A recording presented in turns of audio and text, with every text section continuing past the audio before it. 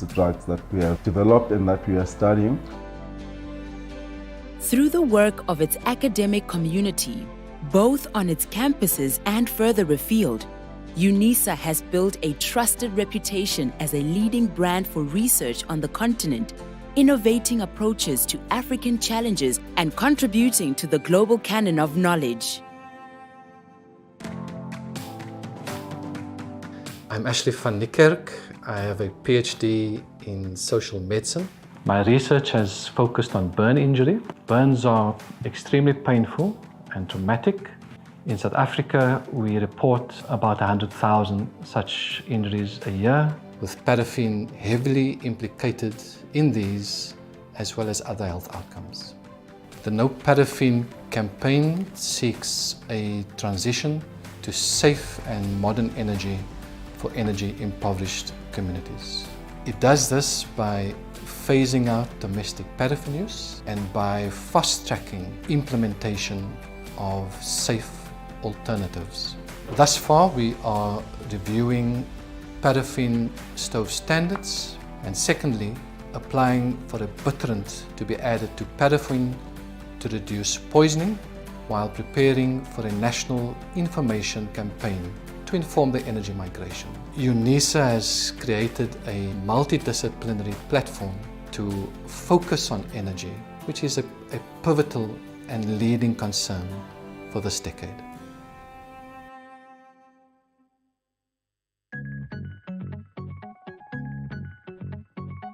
My name is Masham Kansi. I am a professor at the College of Economic and Management Sciences.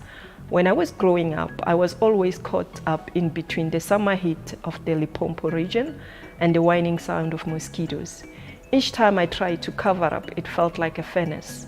And when I opened up, it was a risk of catching malaria. So when I encountered that one of the challenges for eradicating the impact that malaria have is the supply chain problem, I felt compelled to deploy some of my supply chain principles in developing an application that is affordable and will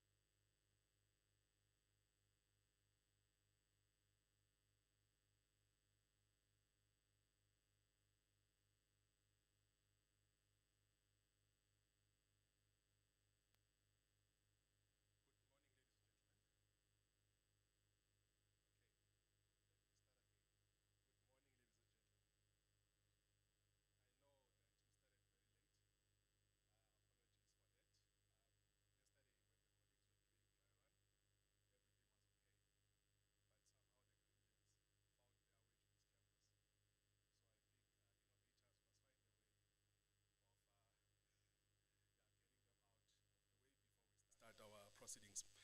Today is a very important day. It marks the beginning of our summer season, and it is beautiful that we're kicking off a summer season with such an important event. So for those that were born in the 2000s or even before, you would remember this song. It says, hello, hello December, hello. It is December now. We now need to relax, but also pay attention to details. My name, colleagues, I am Sipho Nxasana. I work at the City of Tshwane as the Senior Innovation Specialist. I've had the privilege of meeting some of the colleagues in the room. I have been tasked to be with you for the next 2 days to pilot this Boeing 747, which is called Unisa Innovation Festival. This promises to be a program that is exciting, that is going to be thought-provoking, that is going to allow us to look at new things that we can be able to do to improve our society. So without wasting time, colleagues, I am going to give you a bit of house rules before we start with the formal program.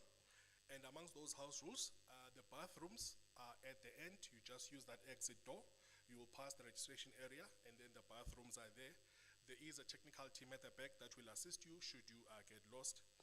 At the same time, those that like to get involved or participate on social media, there is a hashtag or a handle, a Twitter handle, which is Unisa Innovation Festival. We invite you, colleagues, to use that hashtag and engage the people that are on the platform. For those that don't have data, don't worry, you are accommodated. You can go to Wi-Fi. There's a Wi-Fi portal that we are using. The password is Unisa at 2022 at. And then these proceedings will be streamed live on YouTube as well. Please make sure that you send your friends, your uncles, your mama, your girlfriends, your husband and wives, except Jup Jup. We don't want drama. Please make sure that they connect on the link and they participate in these proceedings. So without wasting time, I will ask the technical colleagues to play us the Unisa innovation video. Is it ready?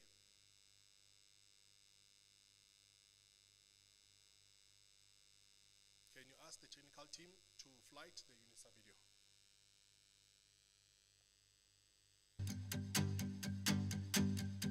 For over a century, Unisa has evolved to become a world-class center for African research and innovation, shaping futures in the service of humanity and seeking answers to our continent's educational and developmental challenges. Technology allows us to have visibility and to increase access to medicine. The No Paraffin campaign is directed at energy poverty. Visual methodologies offer a vocabulary to often unspeakable experiences of trauma. We have a pipeline of anti-cancer drugs that we have developed and that we are studying. Through the work of its academic community, both on its campuses and further afield, Unisa has built a trusted reputation as a leading brand for research on the continent, innovating approaches to Africa's development.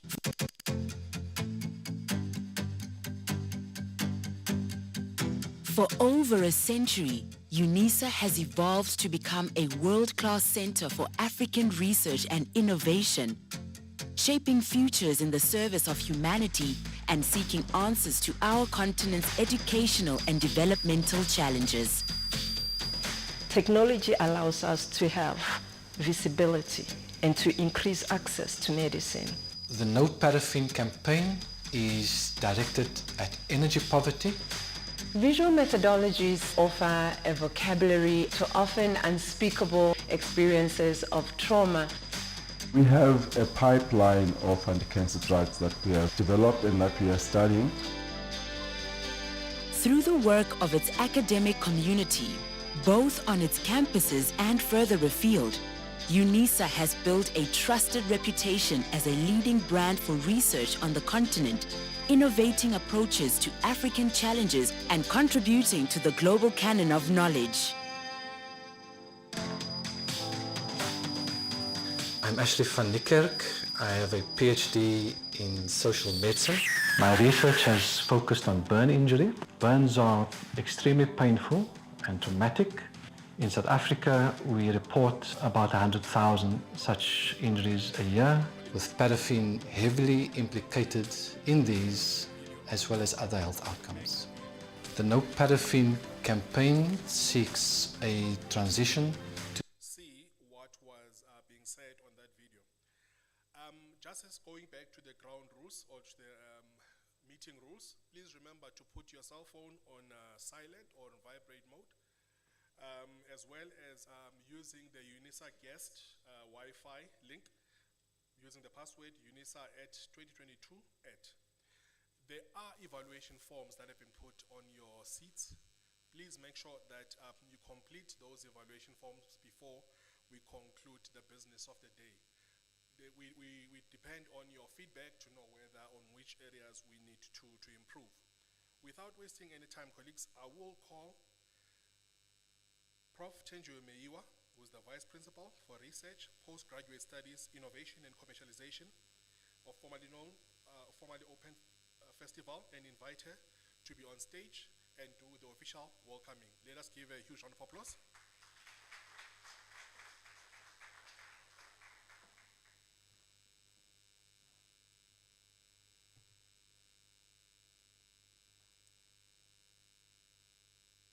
Thank you, Program Director. It must be a very anxious time for you, and how you're doing this in a very calm way really speaks volume to me. It's my honor and pleasure that you join Unisa Innovation Festival across the platforms and in this historic room. When we are with innovation communities today, as we celebrate and showcase innovation.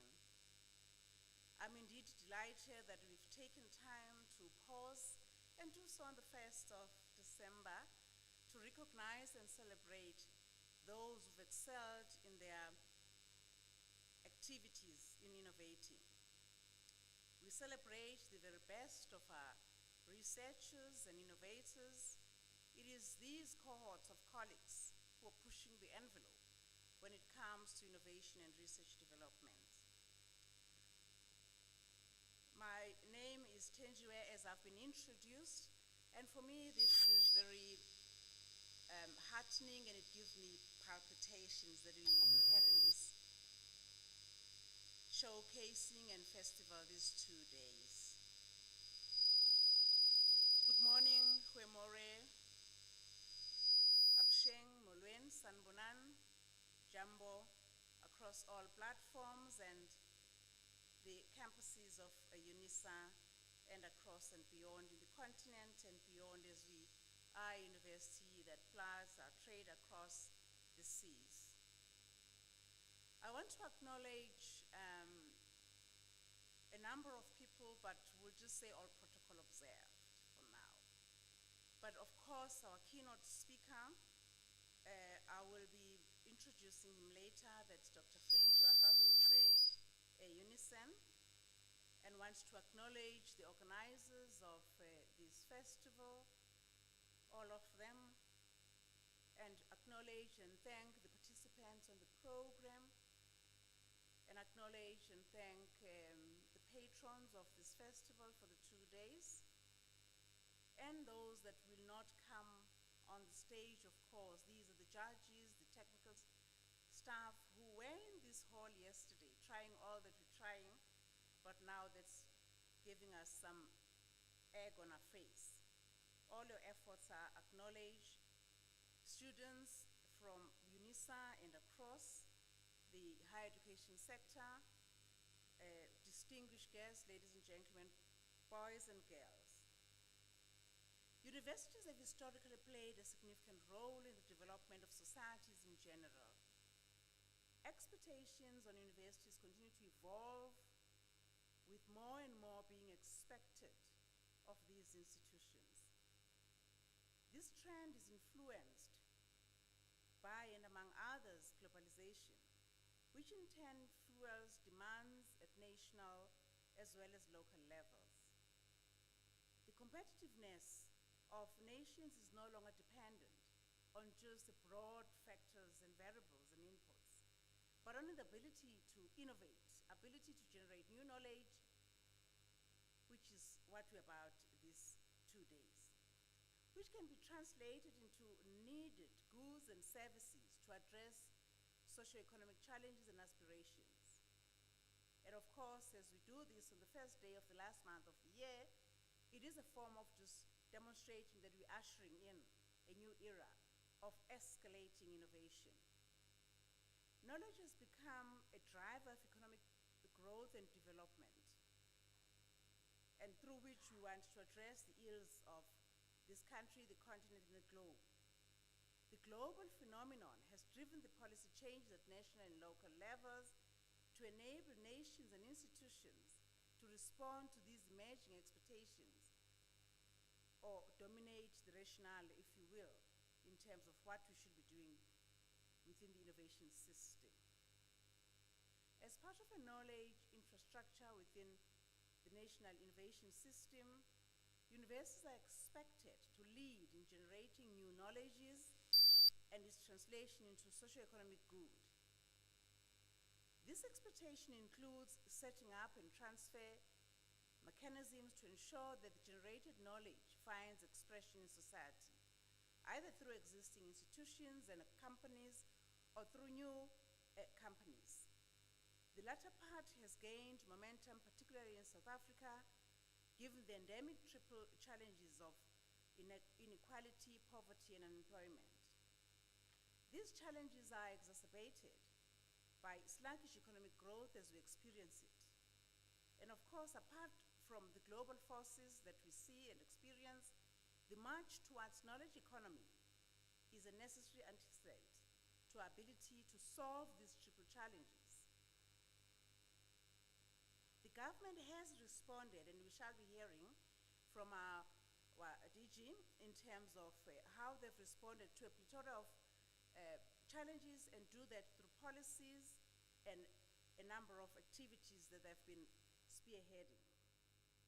There's been, because of that, intensification of entrepreneurial development initiatives, generally within the country and of course within our universities in the higher education sector. There's a re-emergence, you'll agree with me, of neoliberal discourses on entrepreneurial universities. These, of course, need to be reimagined to reflect the lived experiences in our universities. And I believe that this Showcasing Innovation Festival speaks to that, the expectation on universities to escalate and do better. We as universities have to find a way of responding to these expectations. And in essence, I want to quote a former principal of a university in Belgium who said, "The ivory tower must now become the watchtower," close quote. That's what we seek to be. Unisa has made great strides in the space of research and innovation. And of course, we still very young as a portfolio. We were created in 2011 as a research portfolio separate from the academic core. Unisa has seen a constant rise in production, and this has been seen in several research innovation matrices. The publications continue to grow, and in some areas we've excelled beyond our own even expectations. Just to cite a few, just recently the Times Higher Education report places Unisa's engineering at the top with 2 other engineering schools within the country. And for a distance learning education institution, this is huge.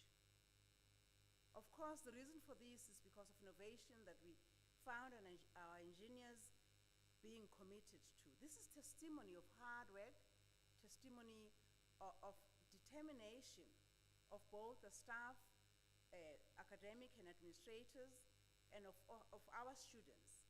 It is indeed testimony that investments are paying off. Without such commitment to excellence and genuine aspiration to be true to our adage, that is to shape futures in the service of humanity. These achievements that are reported in a variety of reports across the world and within the country would not have been possible.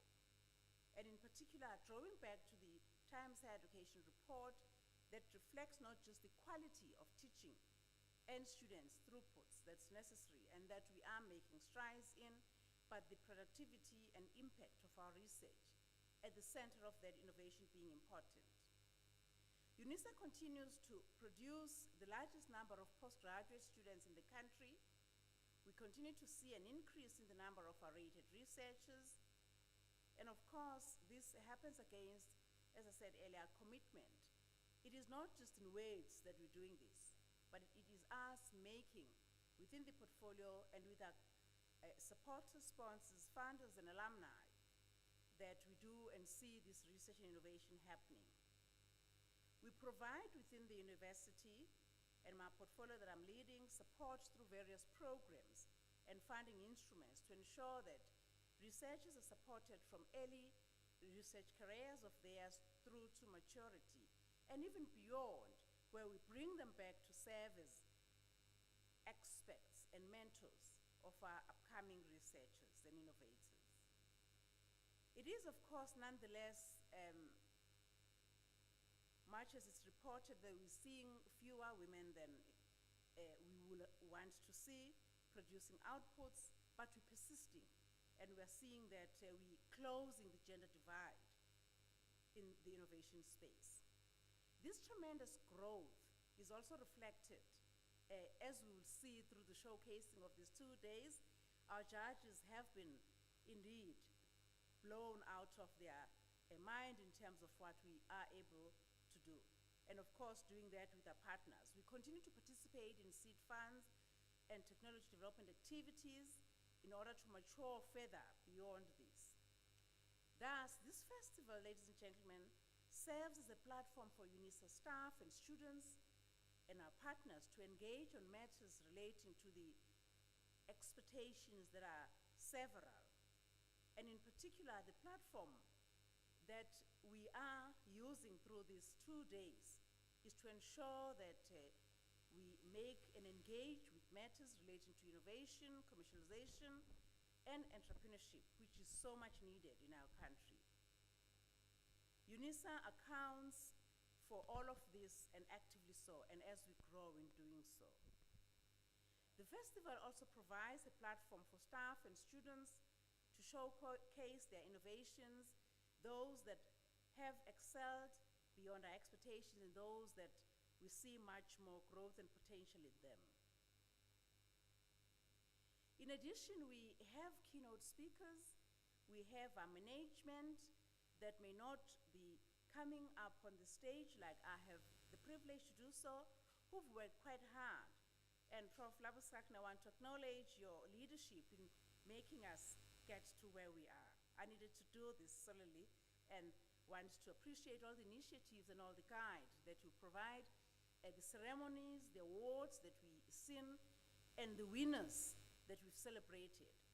We seem to be unstoppable, and thanks to our management for making that to be possible. Unisa is quite active in developing tech entrepreneurs through its pre-incubation program, which is being relaunched and rebranded as the Startup Academy. And we're working with this also in collaboration with a hub that we introduced this year, that its work is yet to be seen, but a lot of work is being done behind the scenes in Tlanyelo Hub. That is the seed. We're bringing the seed in all of what we're trying to do. Since 2019, the programs that we are working on have been supporting the development of tech entrepreneurs through training, mentoring, funding, boot camps on innovation, and the impact of which I must actually express that is going to be seen through the showcasing that we're doing these 2 days. Through these initiatives, Unisa tech entrepreneurial activities have indeed demonstrated the importance of getting local connections, having an impact globally, and continentally. And with Unisa student tech entrepreneurs, they have participated in a number of activities within the country, continent, and beyond. Just to mention a few, we have been recently in Tanzania, Rwanda, Brazil, UK, in the US, Switzerland as well. This indeed augurs well for the technology transfer and innovation at Unisa. Therefore, in closing, I want to say, as we open this Innovation Festival, the Unisa Innovation Festival, I wish to welcome you all to this event and trust you'll be edified and engaged by the various activities forming part of this festival. I welcome you all to the event, and the event is being broadcast, which was the reason that we had to delay a bit on YouTube, and we apologize to the YouTube patrons who have had to wait for us for almost 45 minutes or so. Please remember, as the program director had said, I have to say this again, to hashtag Unisa Innovation Festival. Of course, for you to do that, you need to have, of course, logged in your Twitter and other social platforms. I would like to welcome and call to the stage the Director General of the Department of Science and Innovation. Before he stands up, though, Dr. Phil Mjwaka, I want to introduce him. He is a recipient of a doctoral degree, and he's a Witwatersrand University alumnus, and holds BSc, MC, MSc, as well as a doctoral degree, and started his career with us. We're very glad to have him, and his loyalty to us, we don't take that for granted, dog.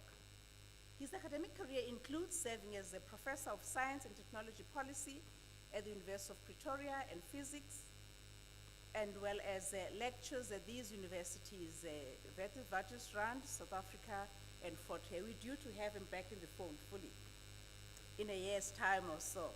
Watch this space. Phil has published and presented numerous papers on physics, technology analysis, and technology foresight processes. His professional experience includes working as a director in the former Department of Arts, Culture and Science and Technology, serving as the National Advisory Council on Innovation, the NACIA, and also as a group executive for research and industrial research, the CSIR.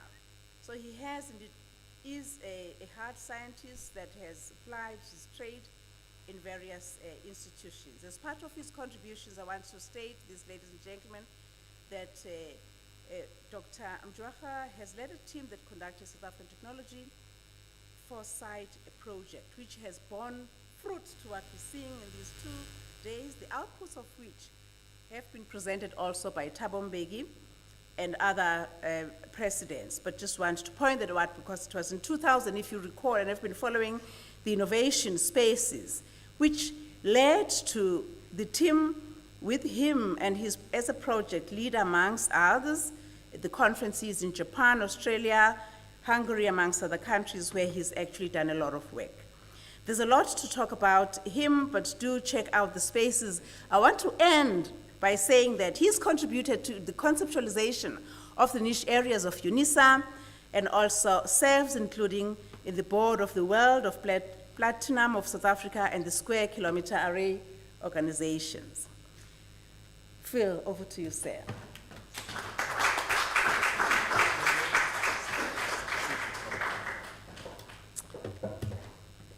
Yeah, thank you very much, Prof. You never know whether it's a good idea for one's career to be read before you speak. Because then people have huge expectations, and then you end up underperforming in terms of what you want to share with them. But thanks very, very much. I've also expressed my sincere thanks to the real program director next to me, to just acknowledge his role and him giving me an opportunity.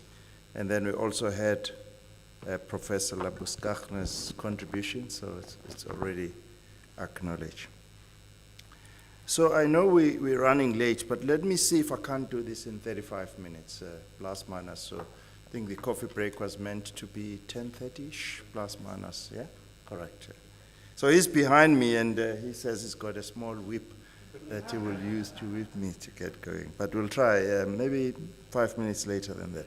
So I just want to talk to you about our thinking in government concerning innovation, and maybe the new journey that we would like to embark on or redirect ourselves. And this will start with a white paper, which was adopted by Cabinet in 2019 as a policy document that will guide our own thinking, and then, of course, the institutions of higher learning and others. I hope this. And then I will then move quickly into something which is called, the next slide, the decadal plan, which is a 10-year plan on science, technology, and innovation priorities that we would like to drive. And we hope that we will do this with your support. And then I just want to give one example of what we mean by an enhanced response by the national system of innovation to the priorities of the country. Just one case in the health area, give you some numbers. We will then talk about something closer to this festival, which is the Innovation Fund, and how this fund has performed in the last 3 years, including the way we see the role of offices of technology transfer and the work that they've done, and the challenges that we see from these offices to drive innovation. So, next slide. In 2019, we thought that since 2000, first white paper, 2004, can't remember, we needed to refresh our thinking on science, technology, and innovation policy. So we produced this white paper. I'm sure you can't see the white words. It says science, technology, and innovation, enabling inclusive, sustainable development, sustainable South African development in a changing world. But the red words are the ones that are important. So inclusive, sustainable South African development in a world that is changing. So what did we mean when we say the world is changing? The next slide two slides will give you a sense of what we mean by this. Move, next slide, please. So if you just step back and look at what's happening in the auto industry at the moment, this is the industry structure piece of this slide. You're seeing cars that are driven by petrol and diesel cars. You're seeing cars that are driven by a combination of internal combustion engine and electric motors. You now have cars that are driven by fully electric motors. There's fuel cell EVs coming up and so forth. So the industry structure is changing as we speak, which means that when you drive your car on the road, you'll see in the fuel infrastructure petrol stations. You will now start to see charging stations, so you can charge your batteries. You will also see then that in the maintenance section of the cars, and if you didn't know this, the people who sell cars, when you go to the dealership, they only make a margin of about 4 to 6% when they sell you a car.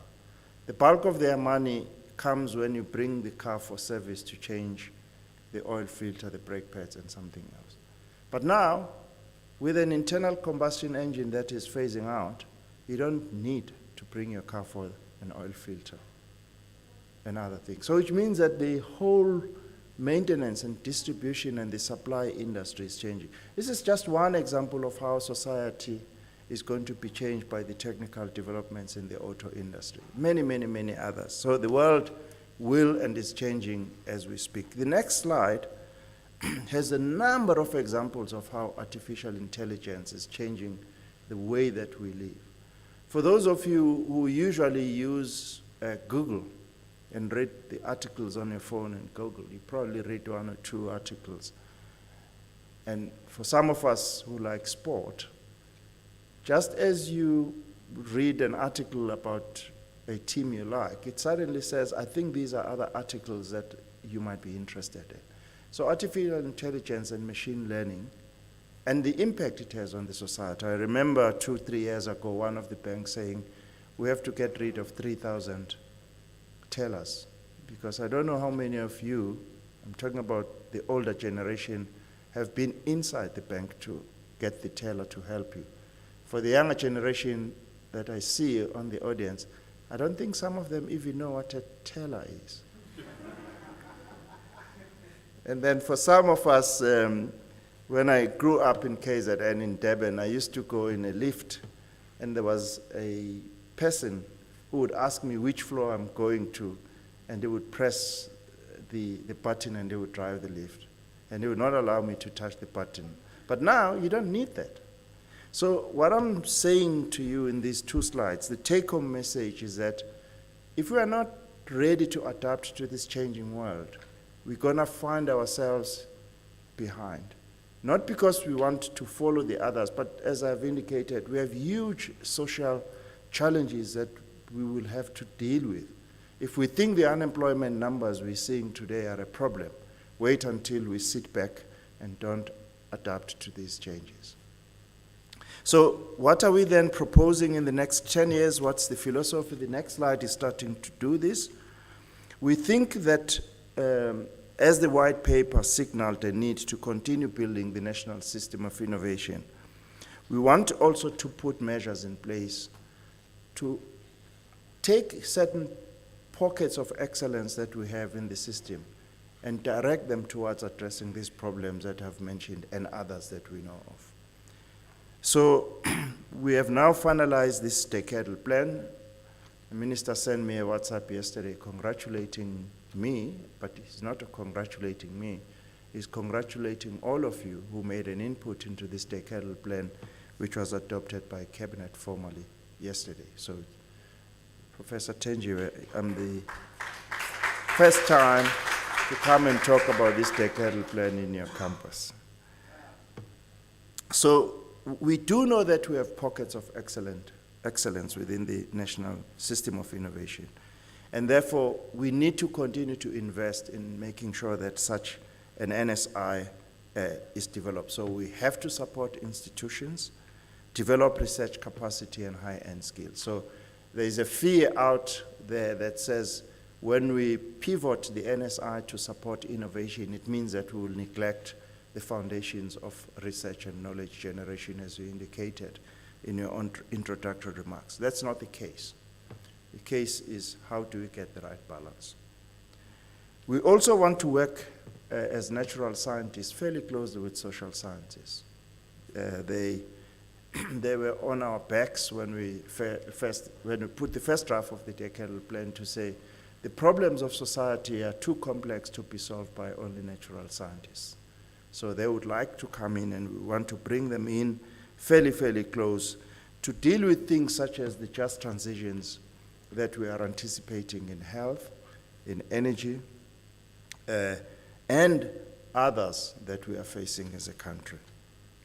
So that's the philosophy of the document. So let me then spend a bit more time to share with you where will the priorities or where will the resources go, next slide, in the next couple of years. Next one. I think you should focus on the right-hand side. DP means decadal plan priorities. So we want to focus on modernizing our sectors of the economy using knowledge. We do know that agriculture will be with us for quite some time, and we need to continue to make sure that it's a modern agriculture. I'll give you one slide to just explain what we mean by that. So is mining, so is innovations in health and energy. Excuse me. We also know that there are new growth opportunities in circular economy and digital economy, and we want to fully exploit this. And then we do know that we have grand challenges that are brought about by climate change. We think that the future of work will be changing, as I've indicated in the 2 slides. And how do we prepare ourselves for this future of work that will be different? We were just having a short chat with Professor Labuskaghne. The challenges that DGs face when staff says we want to work from home, and this new working model, and DGs, Deputy Vice Chancellors, finding that the quality of work and the delivery on time is not as good as when people are at the office. But this is the reality, that people will work from home.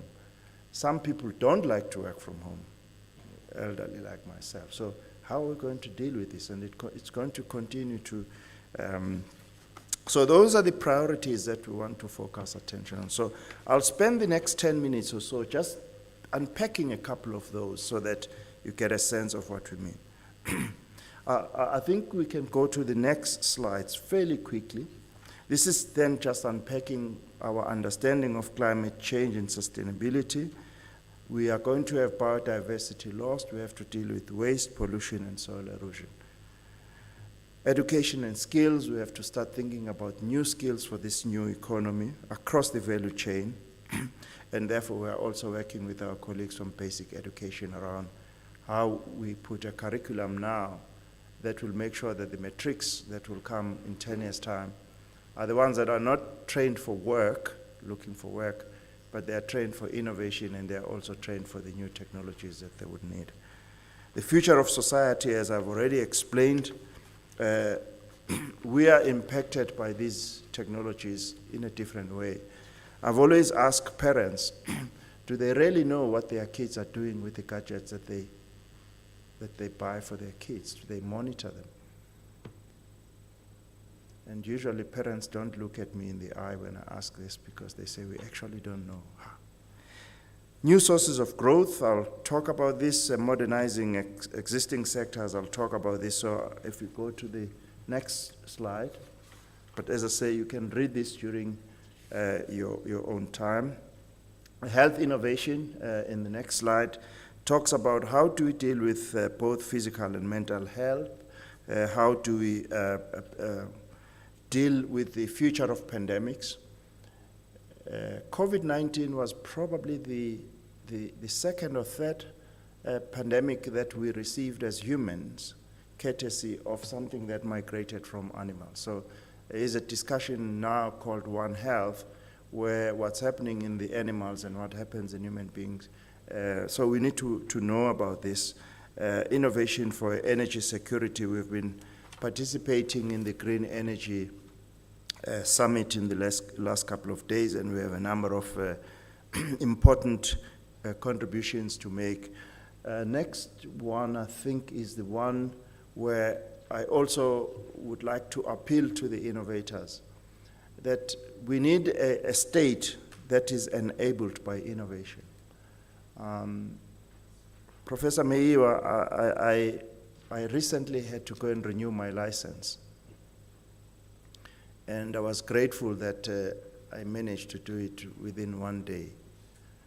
But I was asking myself, do I need to spend so much time and go to the driver's license place when all is needed is my eyes to be tested, which I can do in an accredited doctor, and then I can send the proof to the office.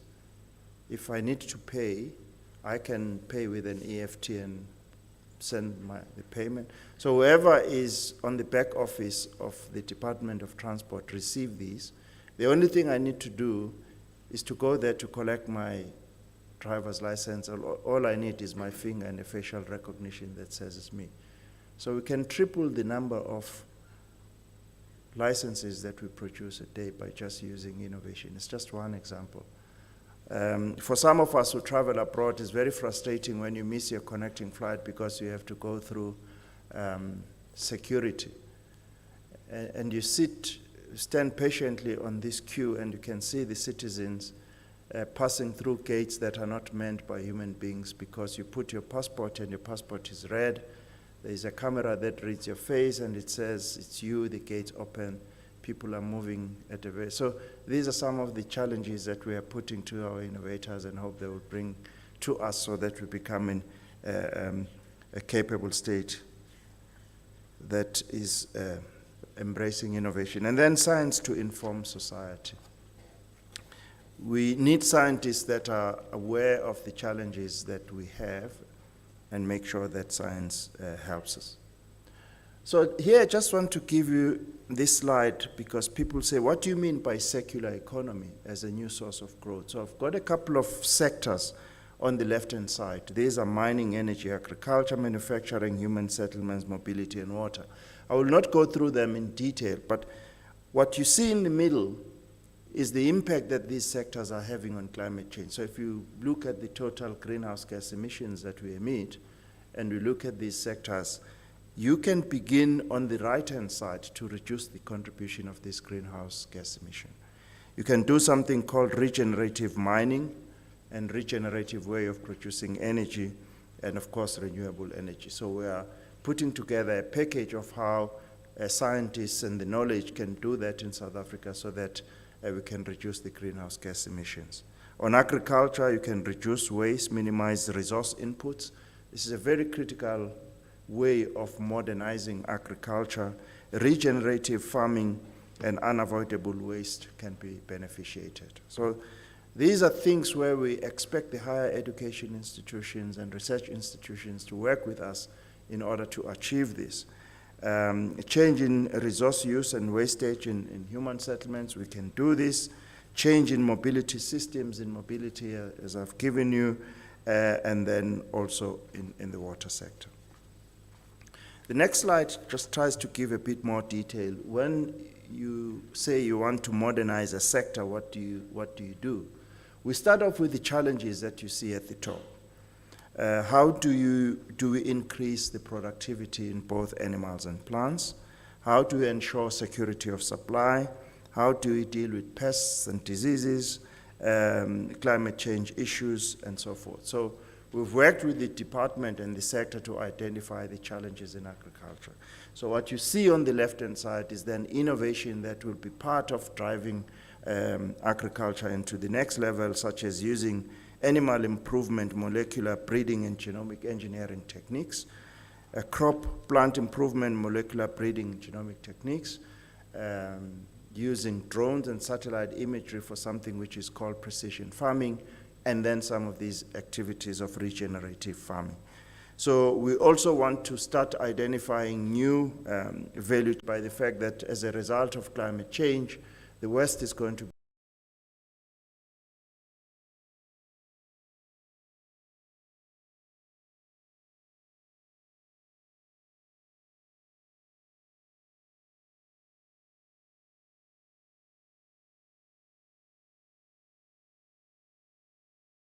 we want to have iron skills, have agri-processing niche areas and digital technologies embedded within the sector. And hope will increase the GDP, we will increase the biosecurity, boost rural communities, and something that is very important if you are exporting in agriculture, be able to have the data that support traceability. What that means is that if you are exporting fruits to the European Union and people get sick, they should be able to trace your product back to the source. So these are new data analytics that are going to be included in the way that we want to support the sector. So I hope the presentation will come up back again. I just wanted to then move into the health area. So next slide. So I want to start with health, innovation, and tech transfer, and then I will talk about our COVID response. Maybe I'll start with the COVID response, innovation, and then go. So during the COVID time, we had to find a way of helping government to use science for decision making. We then had to make about 215 million rands, next slide, to support the response to COVID. Again, as a demonstration of innovation supporting decision for government. 30 projects were funded, and you all remember the discovery. In the early days of COVID, you probably remember vaccines that we had in the country, but they had to be sent away. You remember that? Why do you think that happened? Because our scientists in the next please, next slide. The third bullet point, because our scientists were tracing the variants of the virus. And as you have a new variant, you needed to know whether the vaccines that you have would be able to respond to that. That was based on science. So it's yourself as scientists. Again, we were approached by the World Health Organization and some partners during the time when we couldn't get the vaccines on time to say, South Africa, please start thinking about developing your capacity, and you do have universities and institutions that would help you to develop vaccines. So we are working to develop an mRNA vaccine in South Africa in the near future. And then the last bullet point is we also learned that before the next wave of COVID, you can detect the potential increase by just analyzing wastewater. So wastewater is a good early signal that we are going to have a rise. So we've been working with a number of universities to equip them with this. Next slide, I think we should jump in the interest of time. Just some detail around some of the things we did from COVID. This is a slide that I want to show you. It's got two messages. The one message is that we spend about 12 billion rands to buy vaccines that we need in the country. So the one on the left-hand side is the public sector vaccines that we receive, your children. The right-hand side is what the private sector buys globally. So if you look at both of these numbers, you may not see them. It's about 25 billion rands that leaves the country to export vaccines. And we say we can change this as the science community. The next slide is saying how we're going to do this. We've identified 4 platforms. The mRNA one that I've talked about, and we are far advanced in terms of developing the active ingredient that you can use to develop vaccine. A couple of universities are working with us and some companies on this. We have also identified another platform which is called virus-like particles. We are going to have an inbound technology transfer for that, inactivated pathogen. We are world-class in doing these vaccines, except we're doing them for animals, so now we just need to do them for human beings, and then conjugated vaccines. So in the next 5 years, we want to work with public institutions and private institutions, if you go to the next slide, to try and make sure that we improve the trade balance and current account and create employment by locally producing these vaccines. We want to build strategic national competencies in life sciences and technology, providing security of supply. As I said, during the COVID, we were the last ones on the queue. We want to have the local production of these vaccines, and we have figured out how we're going to do that, infrastructure, and then we want to make sure that we work with the rest of the continent to do this. And the next slide just shows which vaccines, using these platforms that I've shown you, are part of the 25 billion that I've shown you. So again, today, it doesn't matter which one, but this is just a slide that shows for the mRNA platform, we will be able to produce those vaccines that you see on the left-hand side, which we are importing for now. The same with the inactivated pathogen that I said we are world-class on the animal side.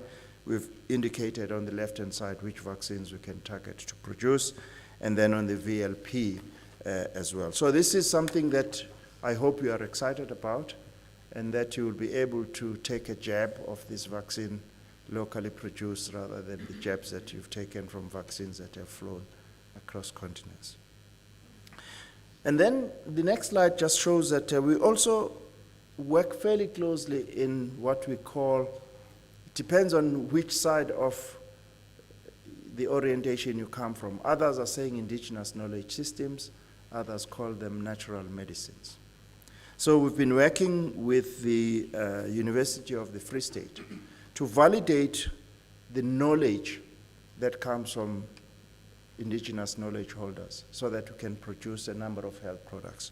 So this is just a slide that shows that we are working with indigenous knowledge holders from those villages that you see. And we have a number of projects in health, infusions, medical cannabis. for HIV and AIDS, diabetes, cancers, COVID-19. If we can validate these and we can make these medicines, we think that we can make a huge difference, bringing the cost down. And of course, the indigenous knowledge holders are everywhere in the continent. So we can really reduce the import of these. And then you see a very nice, what is called a GMP laboratory and a manufacturing facility that we are funding at the University of the Free State. We were visited by the World Health Organization, looking at our work in this African medicine, to look at the regulatory environment that we're putting in place.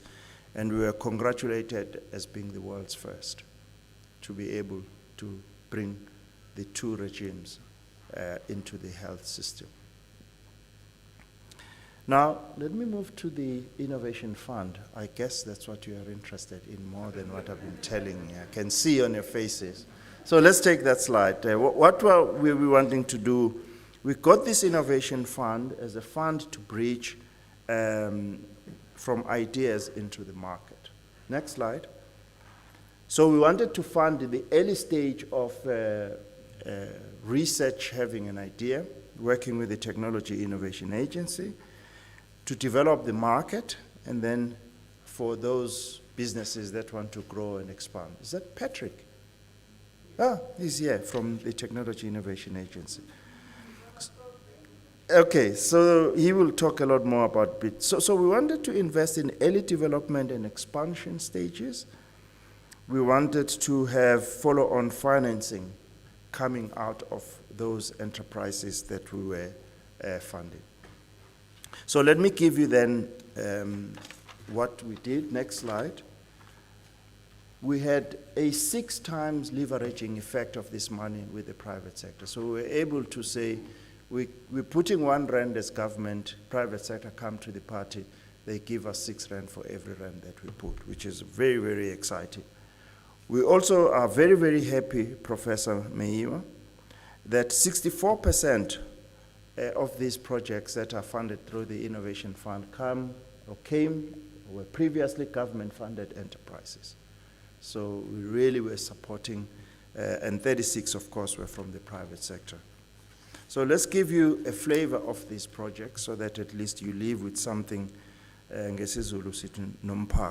So the first example in the next slide is a biogas initiative, which is an investee of one of the funders, SASMME, a renewable company using developed biogas technology to take organic waste producing companies off the grid. So if you've got enough organic waste through this technology, you'll be able to produce your own electricity and energy, and you don't have to be on the grid. The next one is a project we funded where they are developing small cube satellites. It's very proud of this, a black and women-owned founded business. It's funded by PIC. So again, you can see the co-funders, PIC, SASMME, that we've worked with. And these are satellites that are orbiting north-south, and they're taking pictures of what's happening on our oceans so you can deal with illegal fishing. The third one is an indigenous knowledge-based product, next slide, that shows the production of Marula fruit wine project by the University of Limpopo. It's an investee of our Technology Innovation Agency. It's about upscaling and optimizing industrial production of a superior Marula table wine. I can't wait to see if this wine works. And then for the ladies, number 4, Sawubona Mycelium is an investee of the SASME Fund, a precision fermentation platform to manufacture various products, food, cosmetics, and medicines in a sustainable manner. I went to see this company during the SA Innovation Summit, and they were able to give me a couple of cosmetics that they have produced. So if you think I'm glowing today, I'm bright, it's South African innovation. Huh? And then the next slide shows another one, Artisan Biomed. This is a precision medicine-based application as part of a routine diagnostic tools. with the ultimate goal of improving access and the healthcare system and saving lives. So constantly bringing costs down using innovation. This is a Center for Proteomics and Genomic Research, Patrick, which we've been funding for years. And then the Impulse is just a 2 medical device prototypes that enable low-strength citizens to easily self-activate in the case of emergencies. So again, innovation that are addressing our social ills. You can look at Cape Biofarms. So in 5 minutes, I have to then give you what we have done, the next slide, to try and understand what is happening in the ecosystem. So we conducted 2 surveys, one in 2008-2014, where we had 23 institutions with a response rate of 73%.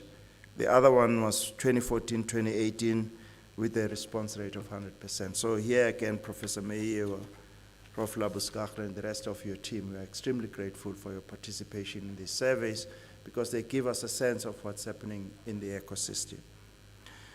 So the next slide then gives you the results of the survey. So the first one is we have been able to quantify the returns of the funding that we are putting into the ecosystem to convert knowledge into products.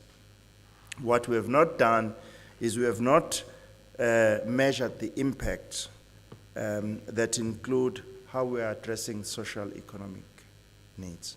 For instance, if we take the 2 that I've shown as examples, if you're saying that the satellite that you have are providing food security, how does that impact on the society? Yeah? If you bring in the society of IKH holders and they are producing Marula wine, how is their economic status change? So we want to do that in the 3rd survey, hence I'm appealing for you to help us to get this data, because when we produce this data, we present it to the politicians, they can then give us more money. We also, on the right-hand side, are aware that we spend 50 billion rand on research during this period, 4 billion on clinical trials, 265 on IP registration and maintenance cost, 315 million on expenditure on technology transfer operation, Office of Technology Transfer Office. So it's quite a huge investment that we have put into the system. 215 in seed funding awarded to institutions. I guess this is TIA. However, the institutions, 78% of them said they do not have sufficient funding for technology development, upscaling, as well as commercialization. Useful information. Next slide shows where the gap is in detail. So we are very much aware, Prof, that we need to raise 500 million as government in the next 2 to 3 years. I can't say I promise, but I can say we are going to work very hard to make sure that we make that available. With the Innovation Fund that I've shown you and showing the success that it does, we think this would be a walk in the park. The next slide shows further some of the outputs that came out of the 14-18 survey. We know that 55% of spin-out and startup companies were formed by technology functions. 70% of these startups were formed by 4 institutions. So this worries us that across the entire 23 or so universities, only 4 seem to be doing this. Now, we have to get into the detail to say, how do we support the others? 80% of the licenses were, again, concluded by only 5 of these institutions. So it's a worry for us whilst we celebrate this. And then at the last 100% or 100 startup spin-out companies that were formed in 2008 are still functional. So we are very, very happy about this message. We are aware of the challenges that we need to address, and we are working very, very hard with TIA and other people in the ecosystem to address this. So if you have not concentrated in the last 30 minutes, there are 3 messages I would like you to take. The first one is that we are in a world that is changing, and we need to respond to these changes, because if we don't, we will be left behind. We have identified priorities where we think if we do something, we can address these challenges And we are calling on you as innovators, personally, as institutions, to work with us using the instruments that I've shared with you to solve the problems that I have shared with you. So I hope I've been able to do it in 35 minutes, Prof, as a way of demonstrating that at least I was at the university and I do respect time. Thank you very much.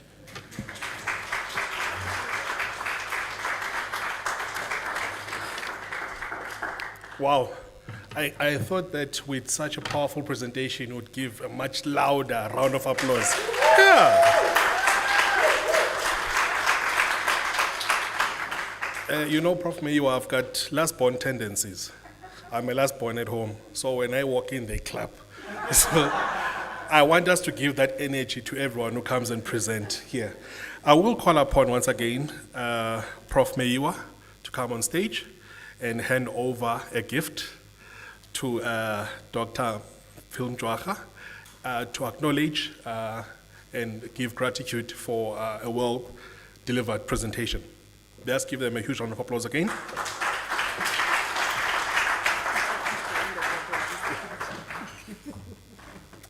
Okay, camera guys, are you ready? Take photos.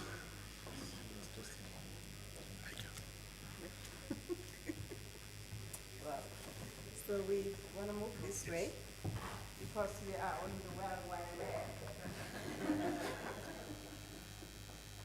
Thank you so much for this. Am I meant to give you another speech? No. Thank you.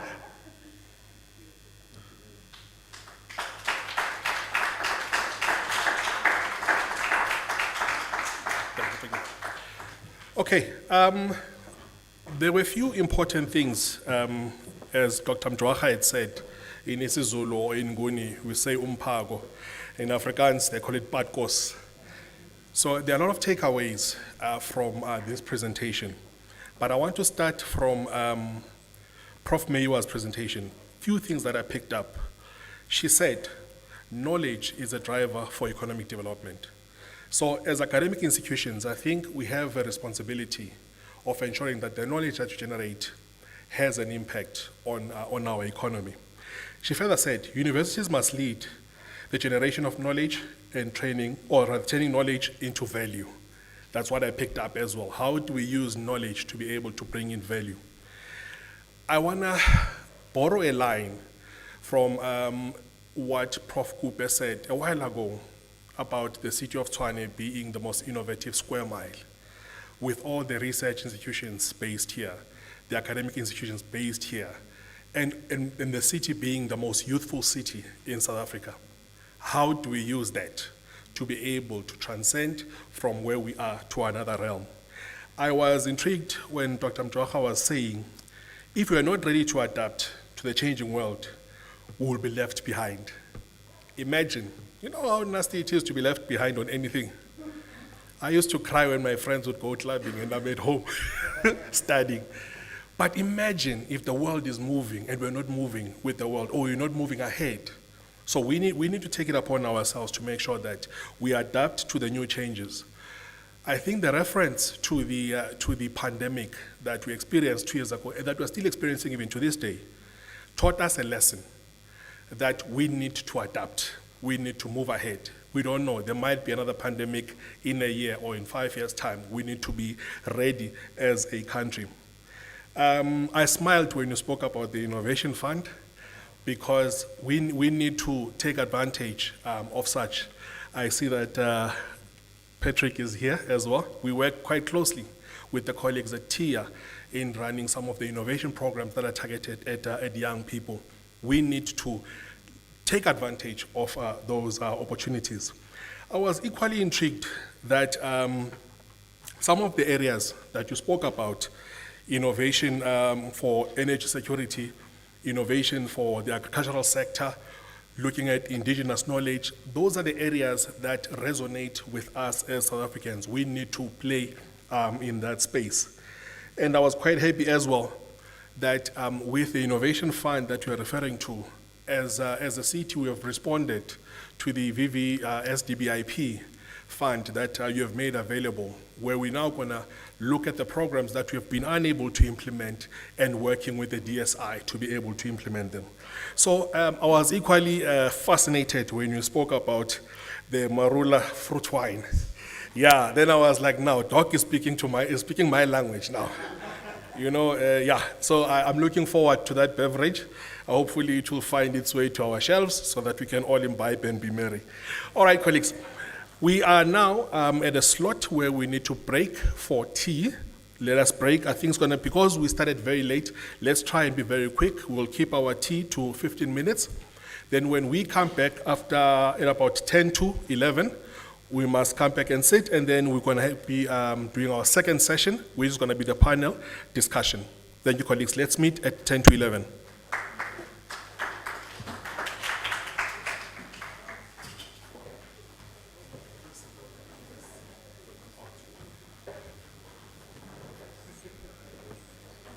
After. Okay, there's a request. The panelists, the members of the panel, can you just stay behind for a quick group photo that we can share on social media? So Dr. Mjoha, please remain behind, Prof. Meiwa, and the other colleagues that are going to be members of the panel, and Audrey.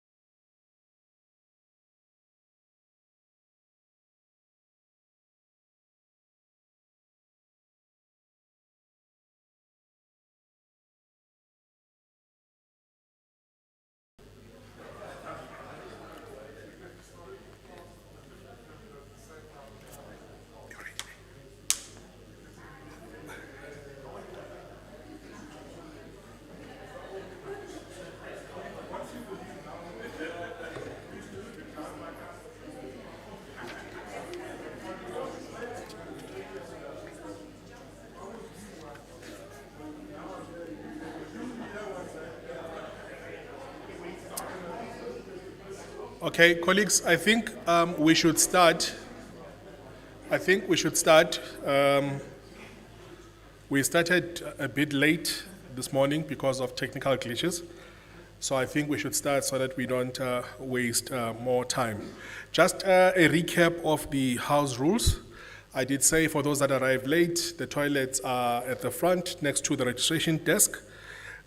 These sessions are being streamed live on YouTube. So if you go on YouTube, you type Unisa Innovation Festival, you'll be able to get the link. If you have trouble connecting, there is a Wi-Fi password that we are using. So you will select Unisa guest. The password is unisa@2022@. At the same time, there are forms, evaluation forms that have been put on the chairs. Please make sure that you complete the forms so that they will be able to assess today's session. We are now going to do session 2, which is our panel discussion. Our moderator for this session will be Prof. Mweketsi Litseka from Unisa. Part of the panel will be 3 esteemed guests. It was meant to be 4, but is now 3. Mr. Patrick Krapi, who's the acting CEO of the Technology Innovation Agency, TIA. And we have Dr. Audrey, who's the chairperson of the Innovation Summit, as well as Dr. Mboneni, who's the Deputy Director General for Socio-Economic Innovation Partnerships at the Department of Science and Innovation. I will just read the bio for Prof. Litseka, and then I will ask, as part of the introduction, Prof, your guests, they can introduce themselves before you start with the engagement. So Prof. Mweketsi, he is worked at UNESCO, Chair on Open Distance Learning, College of Education, UNISA. Mweketsi Litseka is the holder of the UNESCO Chair on ODL at UNISA. He is a professor of philosophy of education and editor-in-chief of Africa Education Review. He is a chairperson of the Finance Standing Committee of the World Council of Comparative Education Societies and a member of the Council for Da Vinci Technology Management in Modderfontein, Lethabong, Johannesburg. Over to you, Prof.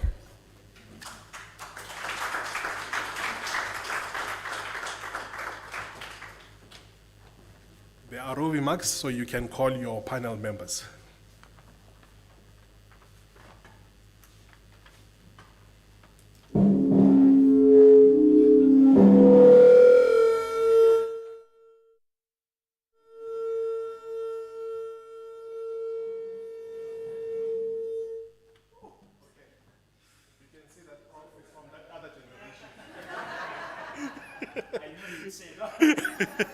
May I ask Mr. Patrick Krapi to ascend the stage, Dr. Audrey, and Dr. Mboneni. Colleagues at the back, can I ask you to manage the feed from the podium so that it does not interrupt the roving mics? I think.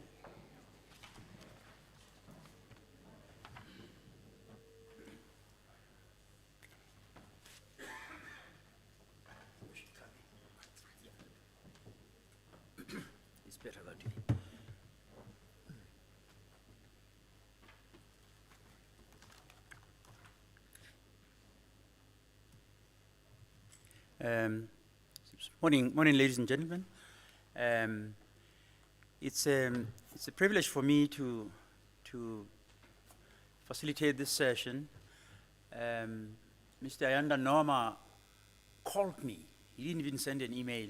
He called me and said, you need to come and facilitate this session. So I felt like it was an order.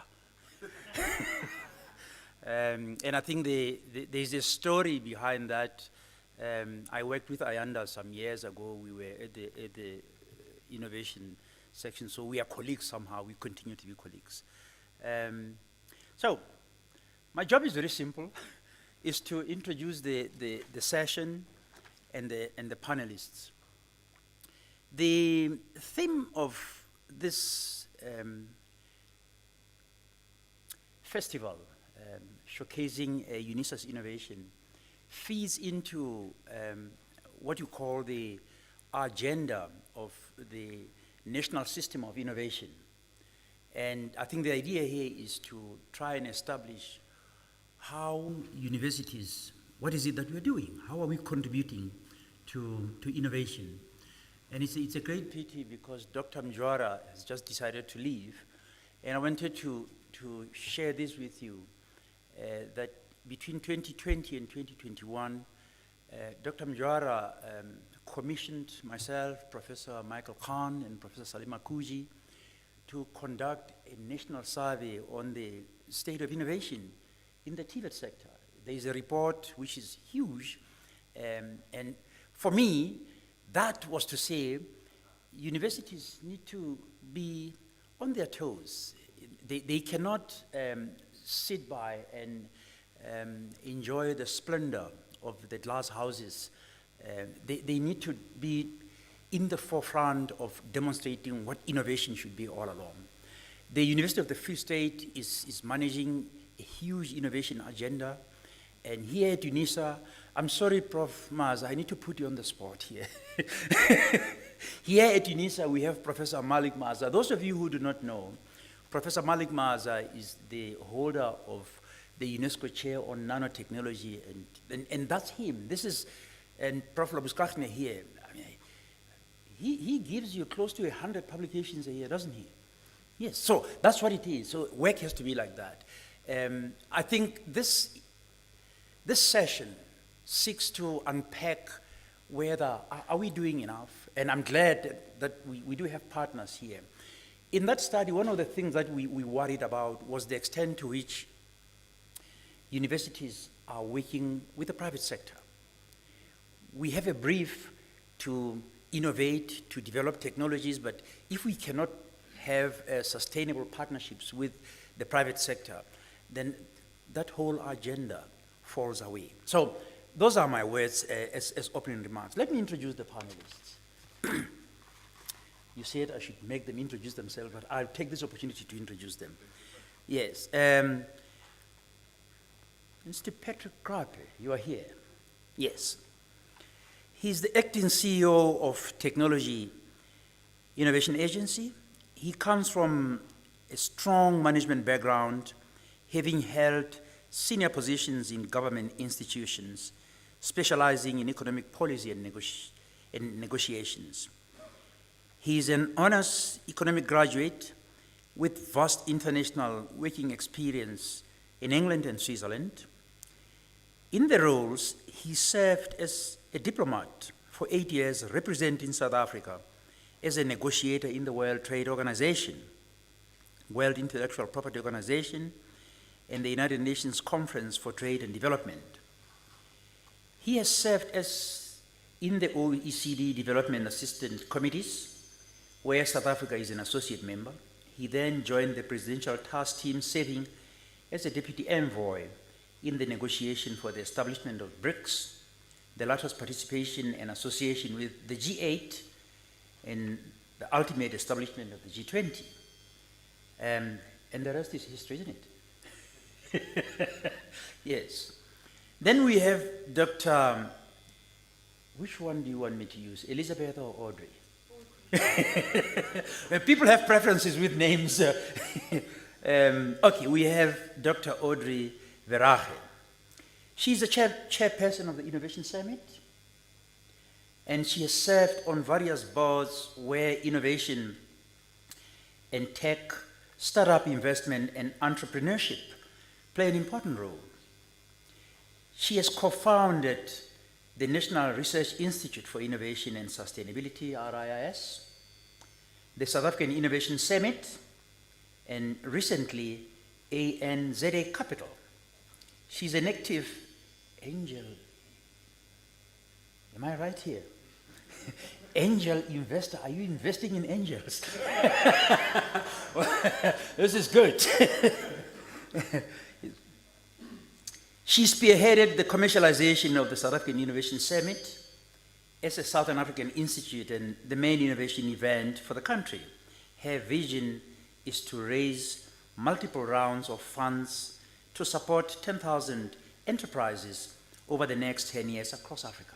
And I think that's quite commendable. Yeah, it's quite commendable. Dr. Is it Morphe? Morphe, yes. Dr. Morphe is Deputy Director General for Socio-Economic Innovation Partnership at the Department of Science and Innovation in South Africa. He holds a PhD in Management of Technology and Innovation, Masters of Business Administration, and Masters of Science. He is currently leading the pilot implementation of the recently established Innovation Fund, which aims at bringing the funding gap between research, technology, development and translation of research outputs into products and services addressing socioeconomic challenges.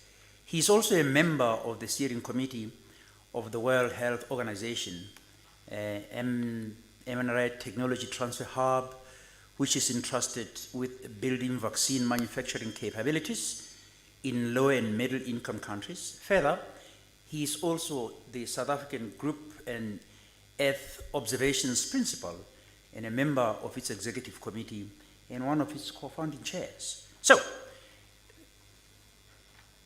the issue here is, ladies and gentlemen, there are lots and lots of questions that we need to engage in. So I'm going to give each one of you, is it 5 minutes? 3? I know. I want to rule out the program director here. I'll give you 5 to 6 minutes to present your cases. There are questions, and it's time. Ladies first. Let's start with you, Dr. Bera. You want to come here, or you want to speak onto the mic? Will the mics work? Yeah. Let's try. Let's try the mics. Jump out of my. Yes. Okay, let's try audio. Yeah, It's much better. Okay. I think this will video screen. Okay. Right.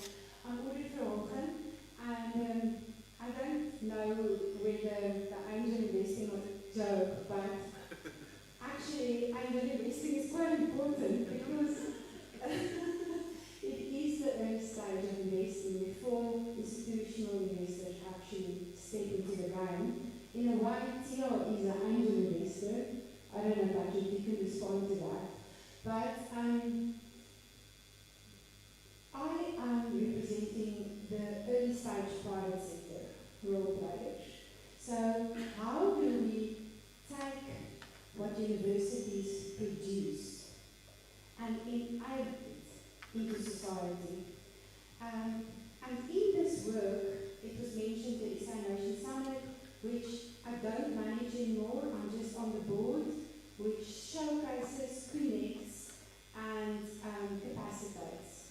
So that they do through eventing tool, but then also an accelerator.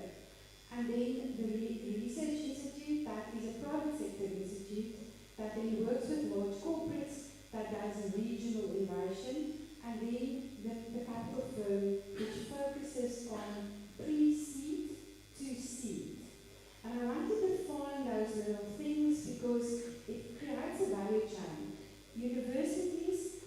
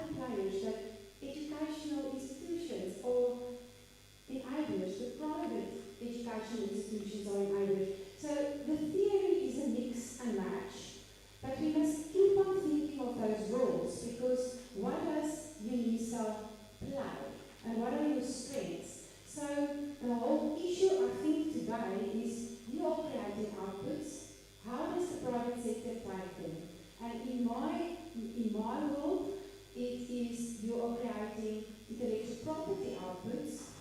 How does that land in society, communities, townships, cities, roads, wherever they must go, nanotechnology, where they make a difference? You need something beyond a research paper. So I think a research paper is very important, and it keeps on, we measure those outputs. But the output needs a catch. So if the paper then leads to a product or a process or a service, who catches it, who funds it, and how does it then land in society beyond a paper? And that is the biggest challenge. So where does the private sector start? Where does the university stop? And all those complexities. And that line is never a hard line. It's a very fuzzy line. So how far are you reaching to catch one hand? And how far am I reaching to catch your hand? And that's the debate today.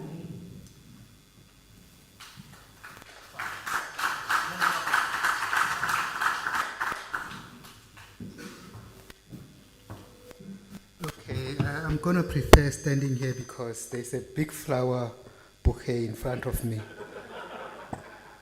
And I prefer to speak looking at the people that I'm talking to. And I think what is important as we talk today, and one of the big questions I think is, what is the role of a university in this day and age when we've got so many challenges that we have to grapple with as society? And this is really not only a national problem, but it is also a global challenge. And I stand here trying to unscramble that as the Department of Science and Innovation is leading the process of implementing the White Paper for Science, Technology and Innovation. And I think it is important to also contextualize that, because we are coming from a place where we were implementing the White Paper of Science and Technology, and now we're talking about science, technology and innovation, and that's really a very key differentiator between what we're doing and what we used to do. And when I look at the role of universities, it's in my view one of the issues, which is of course a very critical enabler of the decadal plan that we are implementing as well, which is that of what we call the future of education. What kind of graduates do we develop and produce? And what is their relevance in society today? And when I talk to others, I always like to say that we should be able not only to educate the heads of these people that register with Unisa, but also their hearts as well. Because that is really where the impact is going to be. And it touches on aspects that Audrey has raised around making sure that we reach out. Now, mention was made about the partnership or the contract with the private sector. But I think what we also need to move towards is having the contract with society. What is it that we are developing for society to make sure that it is a better place? What is the relevance of a university where it is situated? I understand Unisa has got so many campuses. What offering does a campus have for where it is, as compared to just saying we are a campus and we're just duplicating what we offer? If you are a university in a rural setting, what do you do to make the lived experiences of the rural people better? By making sure that when you talk about the innovations that are coming from that institutions, people can actually say, oh, by the way, we are this better compared to others because we are part of the campus of Unisa that is at Wheatbank or whatever you call it. And this for me is quite crucial, because some of the priorities of the decadal plans that probably maybe the DG might have alluded to in his earlier engagement here is when we look at various aspects of economy, we know that there are elements of our economy that needs to be modernized, whether you're talking about agriculture, manufacturing, mining, health, and energy. These cannot be done the way we have done them in the past.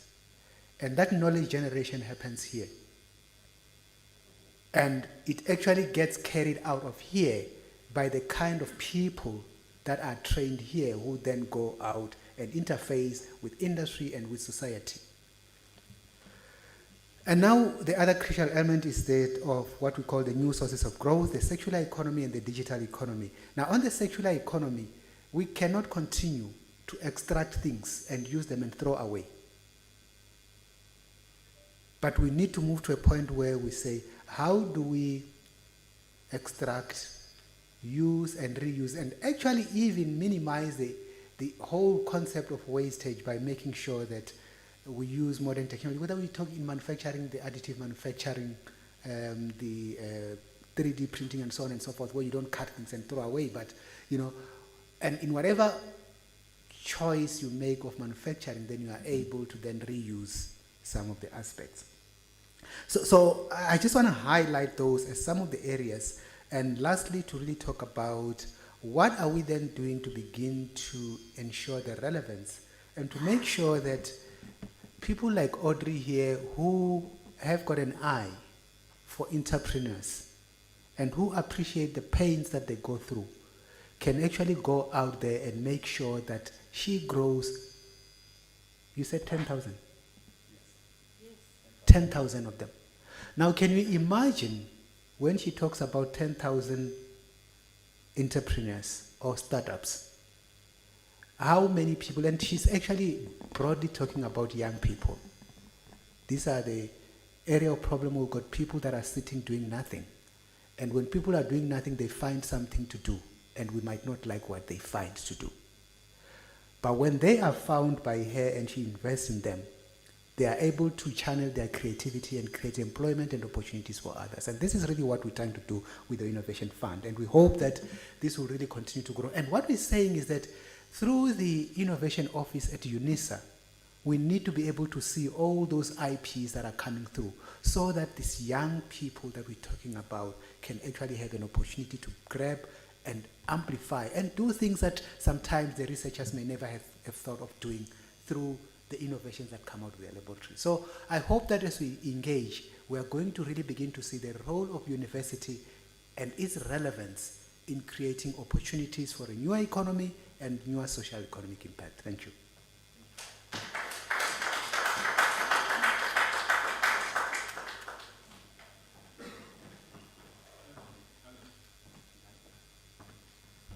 Audrey, we are not against you. Because she'll think that men are clubbing, they decide to stand. But anyway, no, thanks, Prof, for the introduction. And morning, everybody.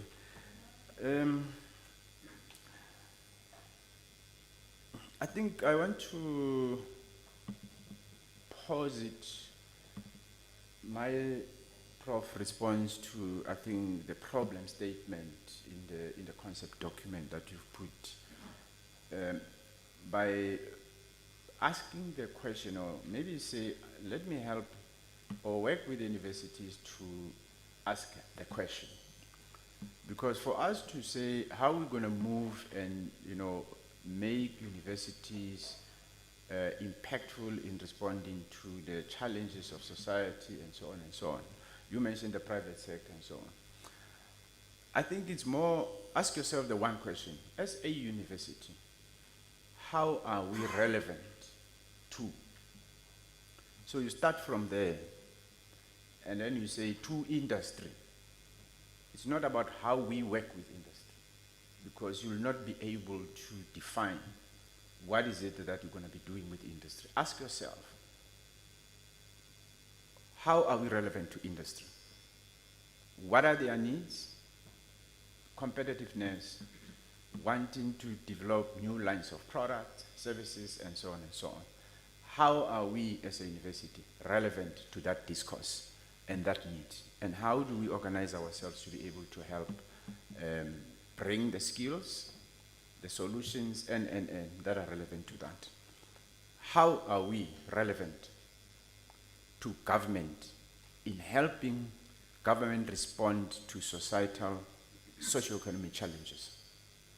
The DG presented the decadal plan, and I think with the white paper, we are very fortunate that we have a department and a government that has set very clearly articulated policy direction. And so there's never confusion about what the intention is of scaling up our science, technology, and innovation system. What are the kind of investments we need to make in what spaces? That will help people who choose careers at universities. If we really mobilize our young people around the discourse that government is chasing, because they will be able to choose careers in those areas where they know this is where the country is going, we will be relevant as individuals, and the university will respond and drive research in that area where we respond to national priorities. So I'm positive that. How are we relevant to the venture capital? I see some of my fund managers are here. I'm saying this thing because we attend sessions all over the place. You listen to fund managers speak, opportunities they support.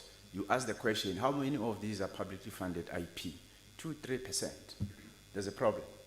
It means the university is not producing the type of research that venture capital and other funders out there are interested in. Either they're interested in, or they are not ready to be taken. So the question is, how do we make ourselves relevant to that? And so my posture would always be to ask the question of how do we make ourselves relevant to this?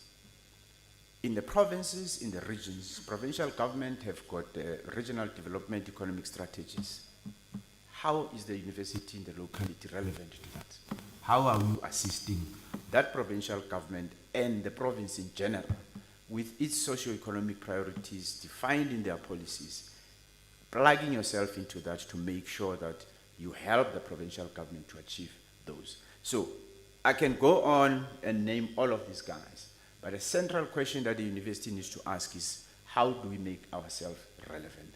And I'll take a little bit, one more, half a sentence about here, and this is what troubles me a bit, and it should trouble the university and the university system as overall.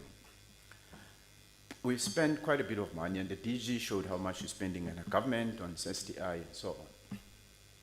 We have all our universities contributing 90% of publications generally, and Prof, I think you mentioned that. That's 90%.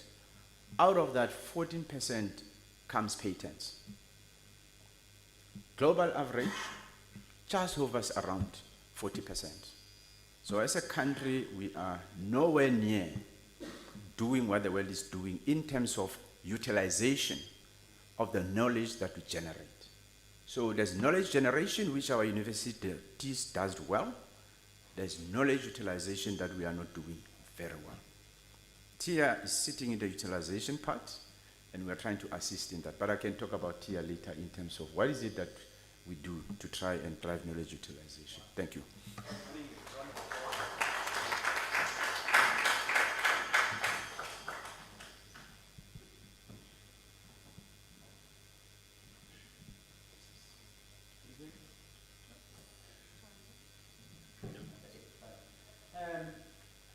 I think we should give the members of the panel another enthusiastic round of applause, and I'll explain why.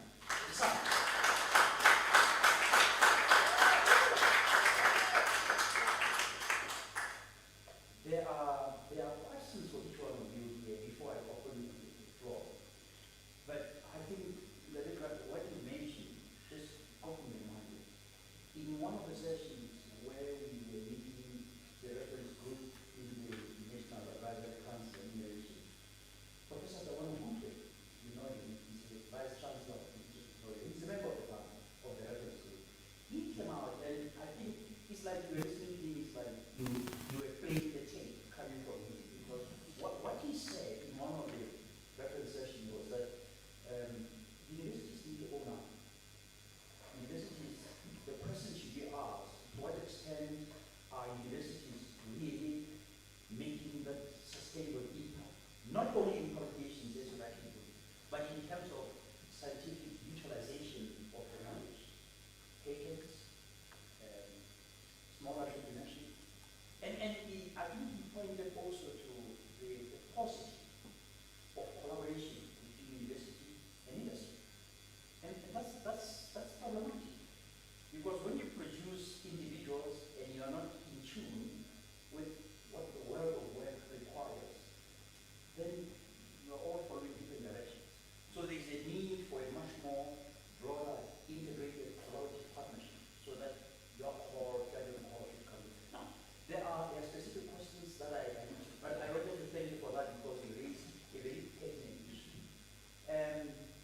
There are specific questions for you, specifically on the role of the white paper, because you're from the department, so these are direct questions to you. What are the key strategic thrusts, the question is, of this new policy, the paper? And you can get on one or two, you don't need to belabor them. Secondly, in what ways does it differ from the previous white paper? And I think this one question is predicated on the dilemma. We were known for many years as a country of white papers. We can have a paper before we exhaust it. We have gone on to generate another paper. So the implementation of what is in the paper is never exhausted. What new ways are investors expected to contribute towards the policy goals of the white paper? I think the paper is about the uptake, it's about patience, it's about taking theories or the concepts and turning them into tangible issues that feed into the economy. The question for you, just two. What is the role of technology innovation agencies within the national system of innovation? That's one. Two, in what ways does technology innovation agency respond to the new white paper? You've already alluded to that, so I'm sure this sets you up.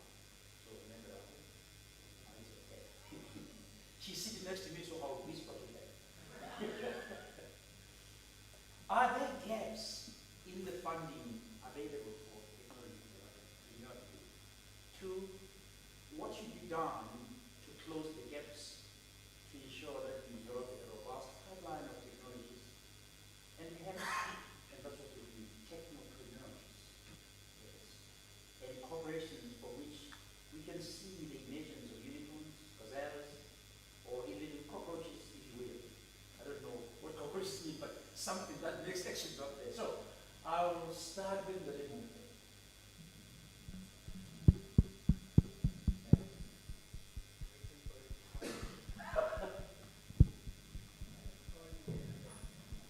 Try this one. This one. That one is what obsolete.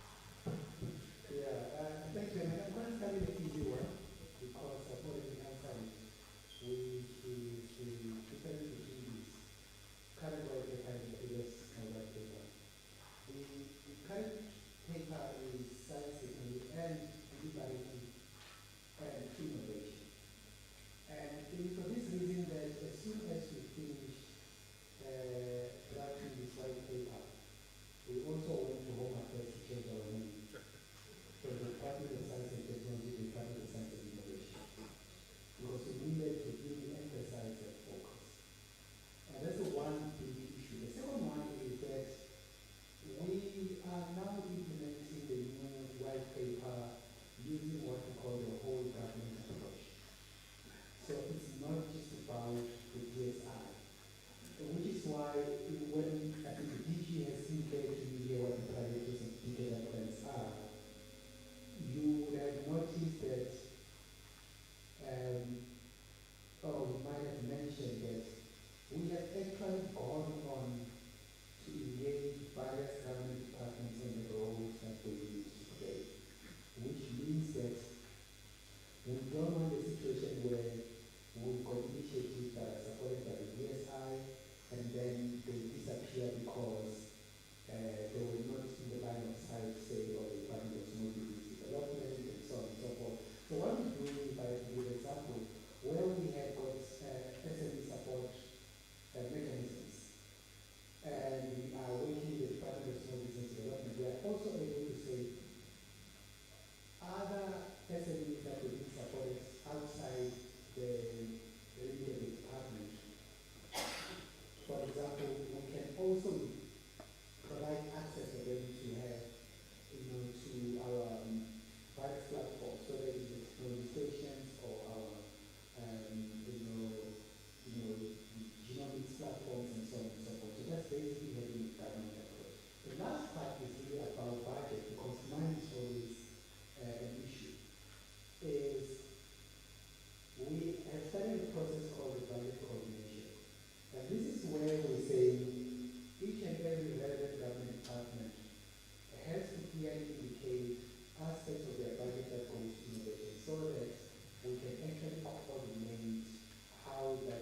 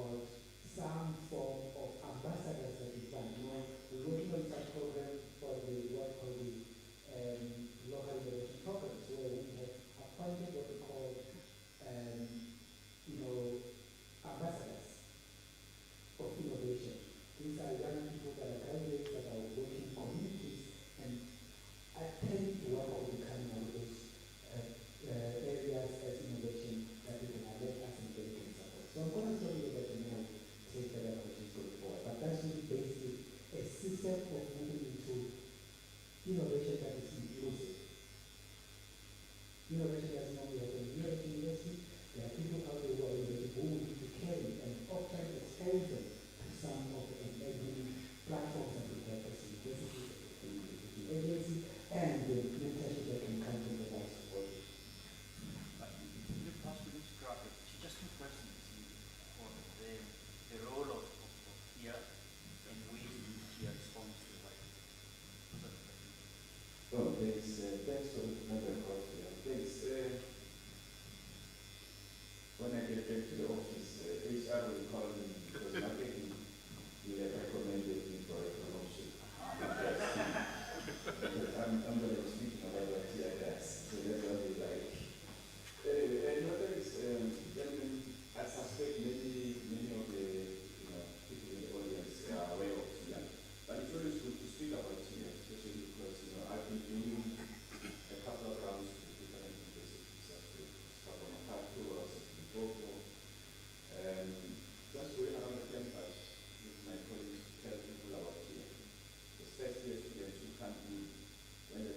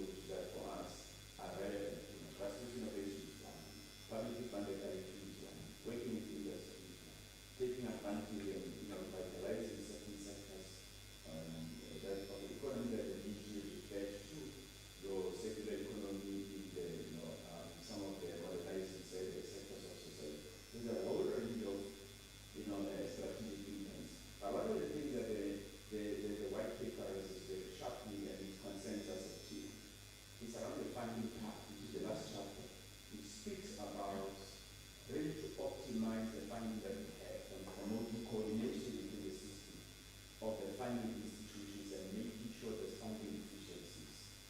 There's a big problem in the system. I sometimes get a popular saying what I'm going to say now, but I'll say it again. Us as institutions of government that are responsible for funding entrepreneurs and doing a good job of collaborating and coordinating. We are driven by KPIs because we need to report on ourselves to say how we do this. And I think it's a system we exist in, unfortunately, but if you accept that, the DGG you have mentioned and the DG are on coordination at macro level, and I think that coordination has to be driven at that level so that it drives the correct behavior bottom of the system. And this is something that we really need to look carefully at. But I'm leaving it there. Thank you.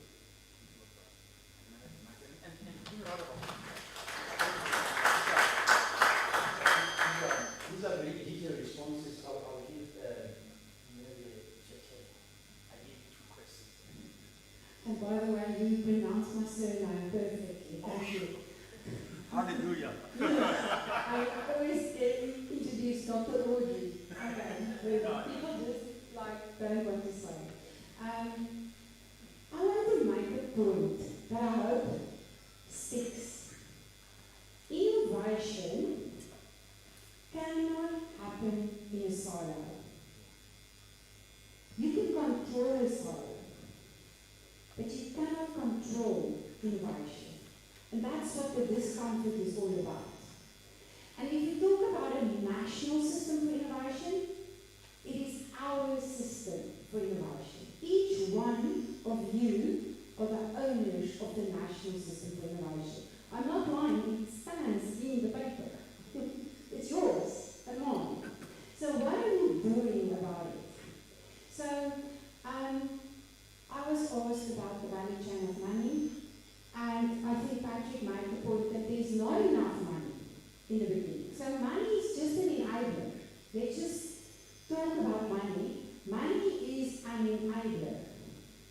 You need much more than money to change behavior.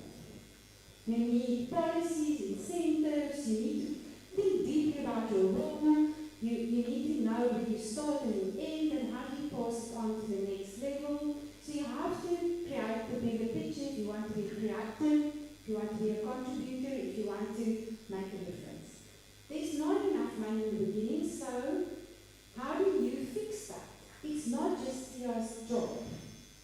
TIA has to collaborate with many players, policymakers, private sector players, to fix that. But you as a university, if there's not enough money, you go and find it in other places. That's your job, isn't it? It's just the water in the air that you need to actually grow programs, have more impact. So innovation does not happen in a silo.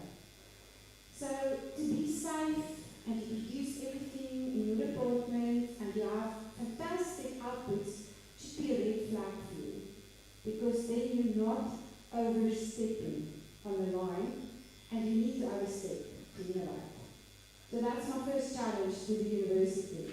Silo thinking, everything that you can control, and you're doing it exceptionally well, then you know you're not doing your job as an innovator. I'm going to put that challenge up. You should not be comfortable. Innovation is not comfortable. So that's the one part. Is there enough money? No, there isn't. So let's all make plans. Collaborate with many players, not just one, but many. And that's hard work. That can increase your funding and that can take your efforts to up or into the value chain or into change in society. The second part of the question, I don't know what the cockroaches did there, but it said, how do we create more technology startups? So startups and private sector growth is one channel where research and development can land and reach society. So now, for-profit or not-for-profit, this is one channel. Obviously, there's other channels like government, like other institutions that can take it and implement it and spread it. So you will have to think in whatever you do, who are the people that needs to take the baton item forward and create those collaborations to hand the paper on or to create a product. I had an interesting conversation with one university that attended the Innovation Summit this year that came to me and said, I have this product, who's going to take it forward? I said, I don't know, but you should find it. Who's running it? It's a professor at the university. I say, well, how far is the product? Is it yes, it's commercially ready. Can now hit the market. What are we doing about it? I say, but what can I do about it? Our funding starts if you have created a company and you are taking the company into the world. I don't fund the university. I fund something that has a vehicle to go forward, and that vehicle needs a champion. So if you can't get that fantastic thing that you created into a vehicle with a champion, then you can shape it. Then more champions can come on top of it, more money can come on top of it to give it wings. This is one channel.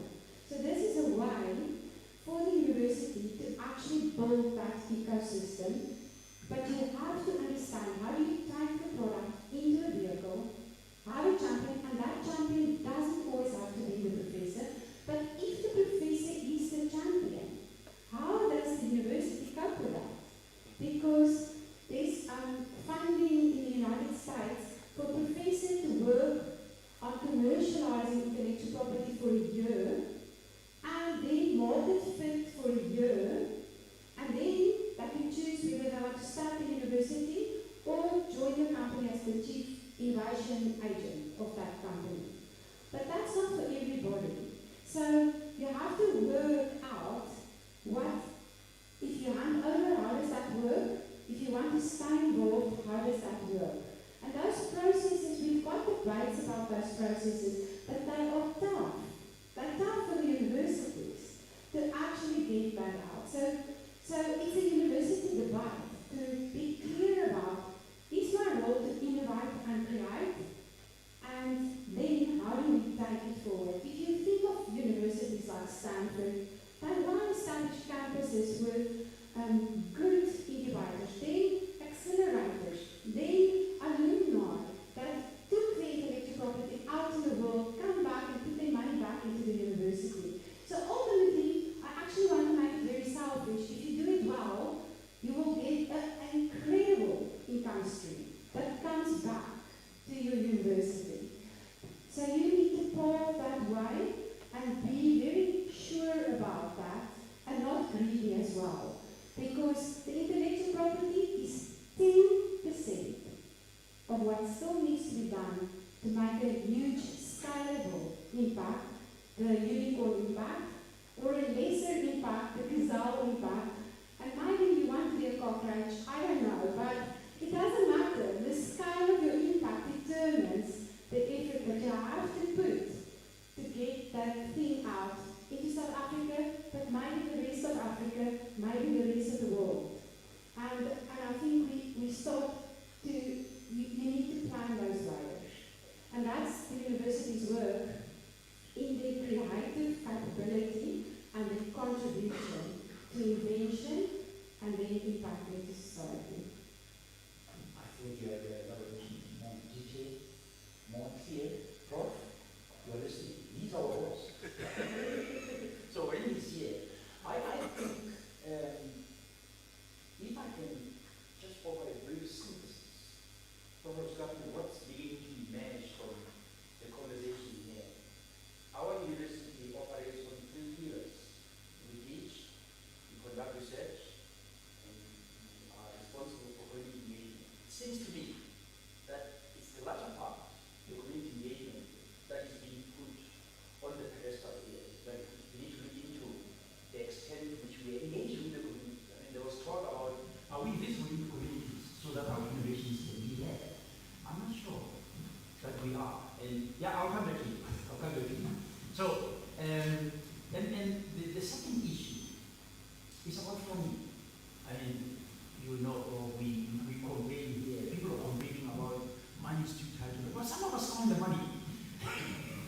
others don't. So I think it points to a simple view that we probably need to look into, as a university, how we develop a program of training cadres that will go out there and develop grant applications that win money. But that's not the end of it. The complaining here, now we have won the money. You know, when I work with agencies, as you say, don't celebrate. You got the money. What are you going to do with it? You can have the money, but before you can take that money and turn it into something tangible. So we need to look into to what extent are we translating our research program. I alluded to you. We are generating research here. So the question is, what are we doing with this research? Is it just publications? Or, and this is where Ayanda comes into the picture. Ayanda, you see here, Ayanda. Oh, he's got to have coffee. We are talking about this. I think what comes out here is the commercialization in unit of Ayanda. Because in the demo it speaks about about 40% of patent. I think that's a huge indictment to what we're doing. We need to patent, we need to commercialize, we need to create spin-off companies, we need to really be fair out in there. Anyway, I'll stop at that. You had your hand up, and I can't see. Can you have a mic to the gentleman? Oh, there it is. The mic is coming through, it's not behind you.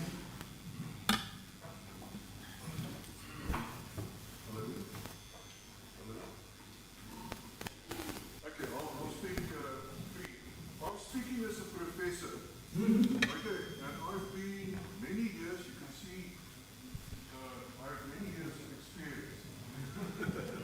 We must start at the university administration and also the government administration. Because this is streamed. Your voice has been lost in the stream. Yeah, so my belief as an experienced professor that we have to start with the university administration and also the governmental administration. At the moment, as a professor, I go to my boss, head of department, at the beginning of the year. He said, okay, I have to teach classes. You need the 60-70% pass rate, and you need to publish so many papers. You need 2 R reviews. Right. And they okay, you must do community engagement, and you must do academic citizenship. When we start work, okay, in the beginning of the year, getting to the end of the year, you could only manage the pass rate, and you can only manage maybe 1 RU.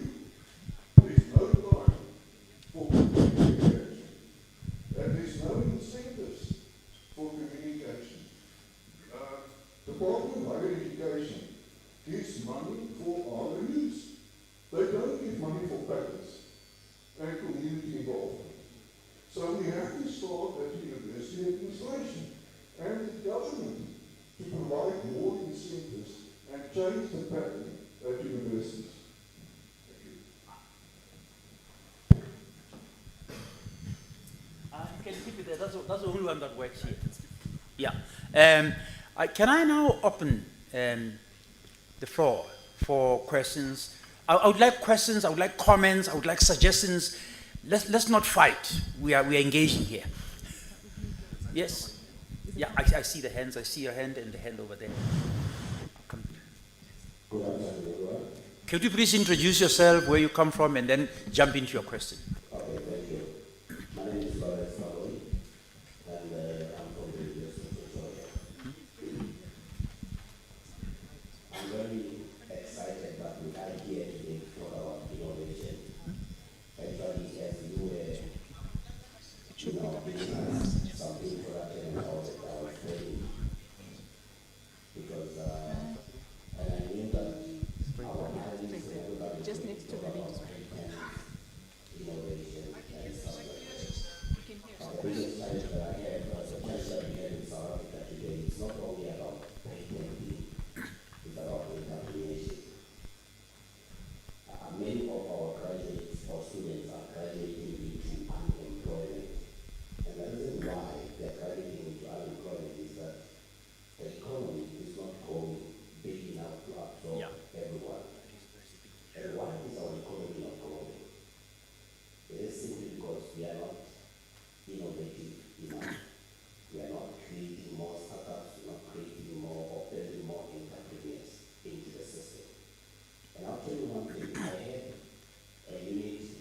responsible for innovation or technology transfer research contracting at the University of Pretoria.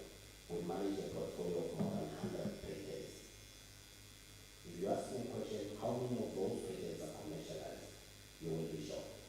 And not because those patents are not good enough, but simply because the majority or the economy or the industry out there, they are not even ready to absorb some of these technologies. I've had a number of discussions with TIA, and I'm very grateful that TIA is actually helping some of our developments.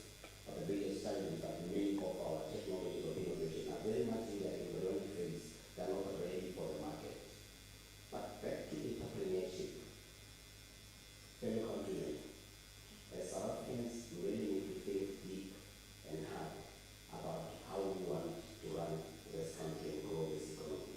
We cannot be promoting filing of patents and doing all other things, publications and stuff like that, but without investing in entrepreneurship. Okay. Just to give you some few statistics, the University of Pretoria alone, or the Department of Engineering, graduates about 2,000 students per annum. What do those students for? Who's going to accept them? If we don't think hard about entrepreneurship, we are going to come or attend many of these sessions without getting any good results. I thank you all for now. I was about to stop you. Can we bring it down to, there's a lady down here. Oh, you have a mic? Yeah. Sir, you know, ladies first. You know, you have to allow the ladies to speak. Thank you. Good morning. My name is Nkam.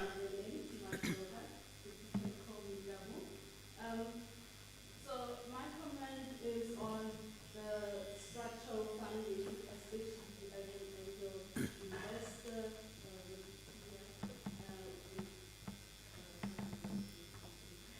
But in terms of how companies are being funded, has it been maybe researched if the comparison between the companies that are being funded and companies that are not being funded in terms of how money is being used and how money is being given to those companies, and if the leniency in using money is affecting how maybe companies excel. I'm saying this because I know that a lot of angel investors have setting structures that you have to spend money in this way to these customers or to these suppliers, and there's a lot of red tape. So I wanted to ask on that one if it is working, because I do know that that can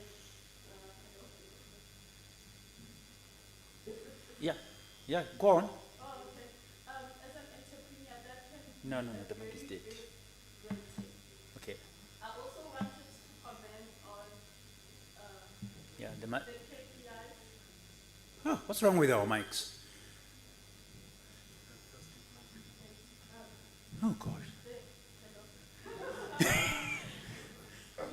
Both. Use them both.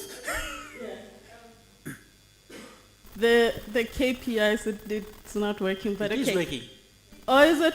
You can hear me? Yes. Oh. The KPI that Mr. Patrick talked about, also who's getting this funding, so it's not because we all know that it's not only, you don't just need to get to the commercialization stage to get funding.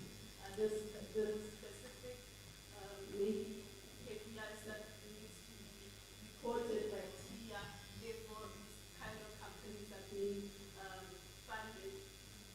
And also the system in which the organizations are working, because it's one thing to come and present at a university, and then it's another thing to be working with those universities to get your companies that are already developed by the university into the next stage of funding. Okay. Thank you. Right. It will be the gentleman and then Prof. Master. Prof. Uskachne, I know I'm putting you on the spot, But I thought you'd be ideally suited to respond to the professor's questions about there being no time and so much to do. Is that okay? Yes. No. It's a gentleman. Oh gosh, these mics are all dead.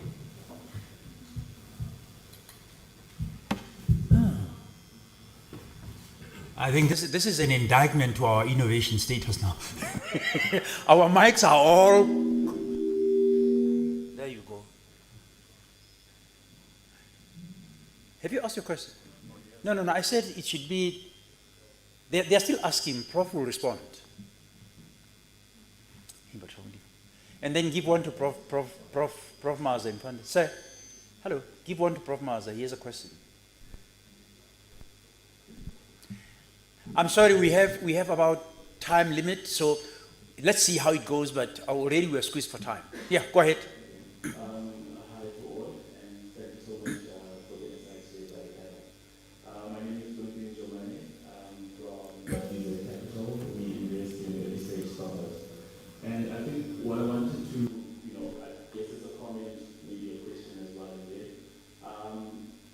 We perhaps looked at, funding some innovations coming out of institutions. And for us, or perhaps my view has always been a little bit skittish about investing in innovations coming out of institutions. And the reason being is I think it comes back to something already a colleague of mine in the industry has mentioned about finding a champion for those particular innovations. We found that institutions, especially academics, obviously institutions, they get you kind of get stuck in the development and the research and the actual getting that innovation going, and there isn't much then that happens when you take that particular innovation and hand it to someone else who can then commercialize it and bring it to the market, right? And from an investment perspective, we've spoken a couple of times about limited resources from a funding side of things. So if you invest in a startup or in an innovation, in an environment that does not have someone with the capabilities and the expertise to take that and bring it to the market, then that funding tends to fall short at some point in time because you've got a limited threshold for runway that you can use that particular funding. So I think from where I'm sitting, it's great to have the innovations and the research happening and the patents happening, but that's just one part of a bigger story. So I think a lot of what needs to happen is there needs to be a lot of, perhaps even within the institution itself, where yes, the professor might be good at creating the thing, but who else around the institution might be able to then support that from a business perspective? Okay, right. Prof Maza? Can I allow this round to be responded to? There's about 4 questions, so let's get this round to be responded to and see where it takes us. Prof Maza?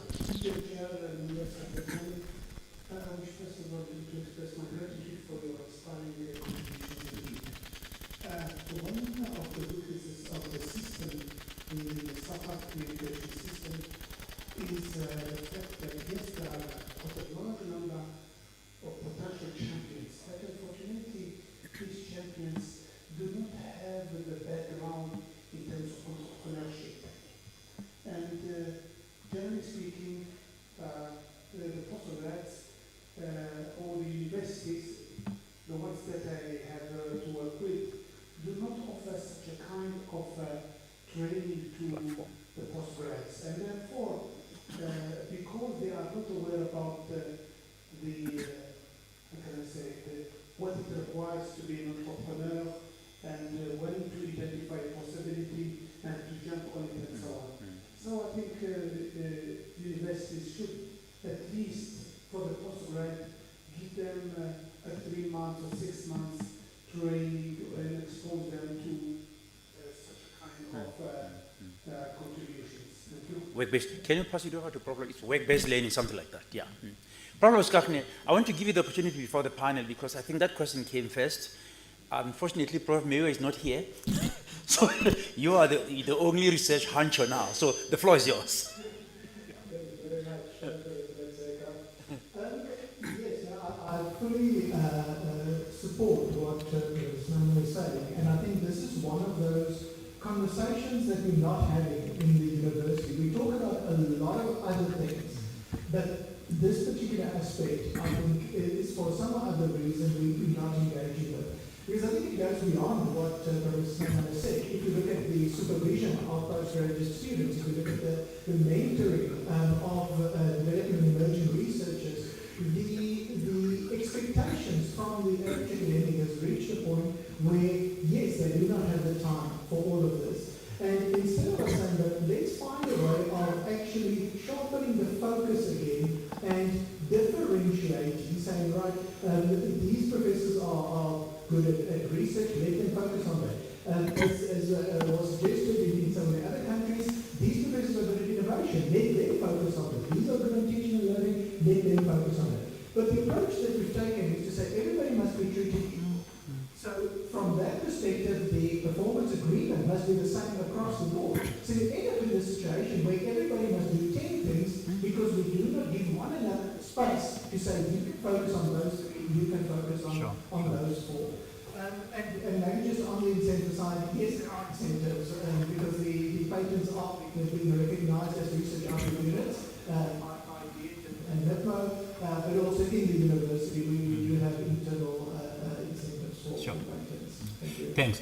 Unfortunately, people, we are out of time. So I would suggest, even those that had questions, we can engage with the speakers over the cup of tea. And I want to thank you all for a very robust and vibrant engagement. And I need you to give yourself a round of applause for a really creative conversation. So, thank you. I've got a time manager here. He's putting a revolver behind my back. If I don't stop this session, he shoots my ankles. Thank you. Bye-bye.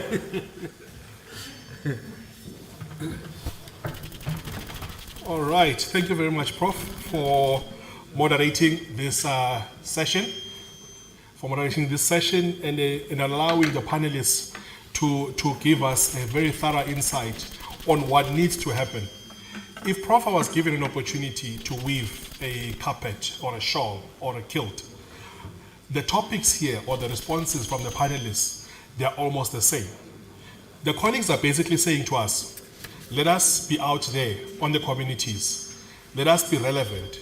When we do our marketing campaigns, we must not only market for the sake of recruiting students, but we must be now saying, what are you as members of the community doing? Or rather, what kind of help can we be able to give you for us to make a better society? Audrey made reference to another group of people that we normally don't regard them as enablers. She spoke about churches. I don't know if you pick it up. Yes. It's another group that is quite economically, some of them, they are doing okay. What are they doing in giving back? Are they teaching entrepreneurship? I don't know. Maybe Tia, that's where we need to go, ne? Become disciples of entrepreneurship. I liked some of the comments that the colleagues were making. We say, Audrey said, we need to overstep some boundaries for us to make real change. And I think Patrick was also speaking about being too focused on KPIs. So it now ties in. If I was to weave this conversation, I would say, how do we then overstep that boundary and not focus too much on KPIs and say, or rather, how to use those KPIs to drive progress?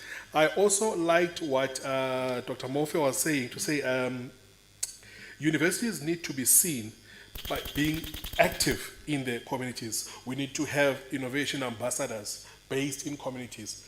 Coincidentally, when we were writing the innovation strategy for the city of Tshwane, one of the areas we're speaking about community-based innovations. So already we are speaking the same language. So I think our thinking is aligned. So I think, colleagues, without wasting a lot of time, I would like to call upon the colleagues. Can you be able to come through so that we can hand over the gifts to our panelists and thank them for the time that they've taken to share their wisdom with us. Oh, yeah.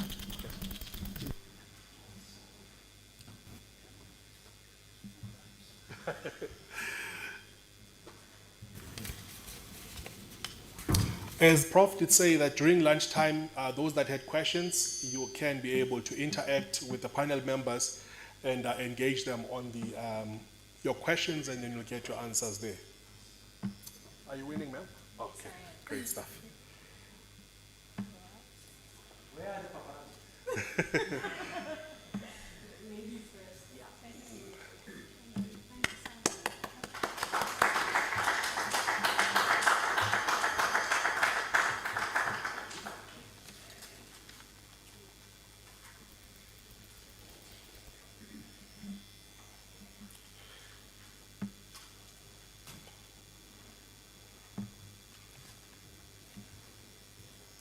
If you need to declare it at work, just say you got it from me. Then you'll be okay. Great stuff. All right, thank you, colleagues. I think, Prof, you've got a huge task of ensuring that these ideas, they come to light. I think the messages that came from the entrepreneurs and from the participants here, they are really throwing us at a deep end to make sure that we see real changes happening in our communities. Okay, colleagues, we are going into phase 2 of our agenda, which will end at about 1:15, or 1:10 rather. The crucibles. The judges are here, nah? Let me just check by a show of hands. Venli Gunyare, is here. Lundi Ngomane, okay. Zolani Matikazi. Okay, Vusi Sikwasana. Oh, perfect. All right. So this platform called Crucible, it's a platform that has been opened to students and staff of Unisa. There will be presentations that will be done, and there's an order that I'm going to read. There will be presentations, virtual presentations, and then the student whose presentation will be flighted would need to be here for a Q&A session. So when your presentation is being flighted, I would expect you to come and stand next to me so that you can wait for the Q&A session. All right, are the adjudicators ready? Are the videos ready? Great stuff. Okay, all right. Can I ask Prof. Marcia Mganzi to come closer? Can I ask Prof. Mganzi to move closer?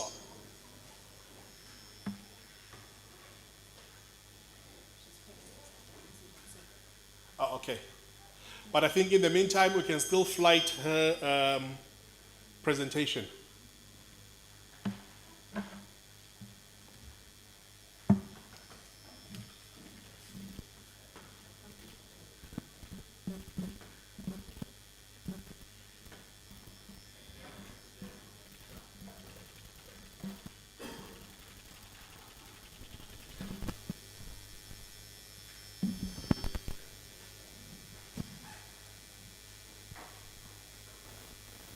Malaria challenges that we have in Africa.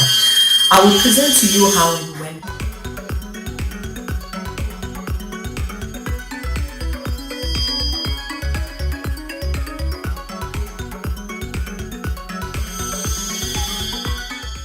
My name is Marcia Mkansa. I'm presenting a project in partnership with Dr. Oluka Nagida and Mr. Chilelo Ramova. It's a mobile application supply chain coordination software for anti-methicillin-based combination therapist drugs, which is a treatment for malaria challenges that we have in Africa. I will present to you how and when we encounter this challenge, how we are responding to the challenge, and show a demo of our application, the market structure, and the skill set that is available within the team. So we encountered this challenge over a 3-year period when we were conducting a study by Dr. Oluka under my supervision. Besides this, we have grown up in an area highly affected by malaria in the Limpopo region, Uganda, where we were caught up in between the summer heat and the waning sound of malaria. Unfortunately, the challenge is still prevalent today, as recorded by the World Health Organization. In 2018, the Sub-Saharan Africa accounted for 94% of world malaria deaths. The sad thing is that 67% are children under 5. And if you look at it, 213 million malaria cases and 360,000 related deaths in the African region accounts for more than 90% of cases worldwide. Hence, we decided to use our skill sets to respond to the challenge. To give you an overview of the challenge, we are playing to you a video that shows the seriousness of the challenge. For 2 days, her mother has been giving her medicine brewed from herbs and bark. Without proper treatment, she could get worse and die. Her mother has no choice but to walk the 26 miles to the nearest hospital. Develop the best possible drug, but if the population has not access to this drug, then of course it will not have an impact on the disease.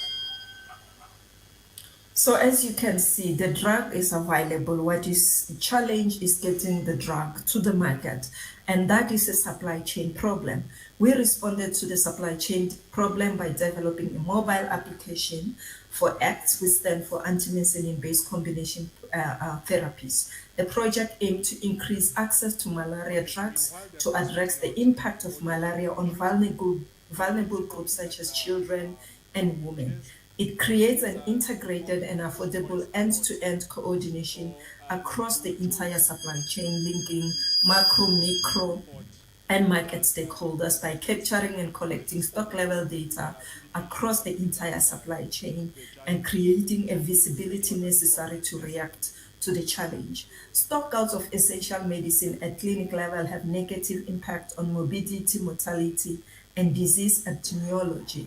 We are responding to this challenge. For example, in 2016, Zambia had 351 instances of stockouts for the 12 malaria commodities assessed in healthcare facilities. At West, the lead time for delivery of medicine is not less than 15 days, leaving women and children vulnerable to malaria impact. So through our mobile application, hospital, clinics, supplier, distributors, governors, and donors can work together to address the impact of malaria on women and children, not just in the sub-Saharan Africa, but across the entire African continent. In Uganda, we are working with the National Malaria Program Center. So good afternoon. It won't be the same without the presentation, and obviously I came in a little bit relaxed thinking the recording will do the job for me. So the innovation that is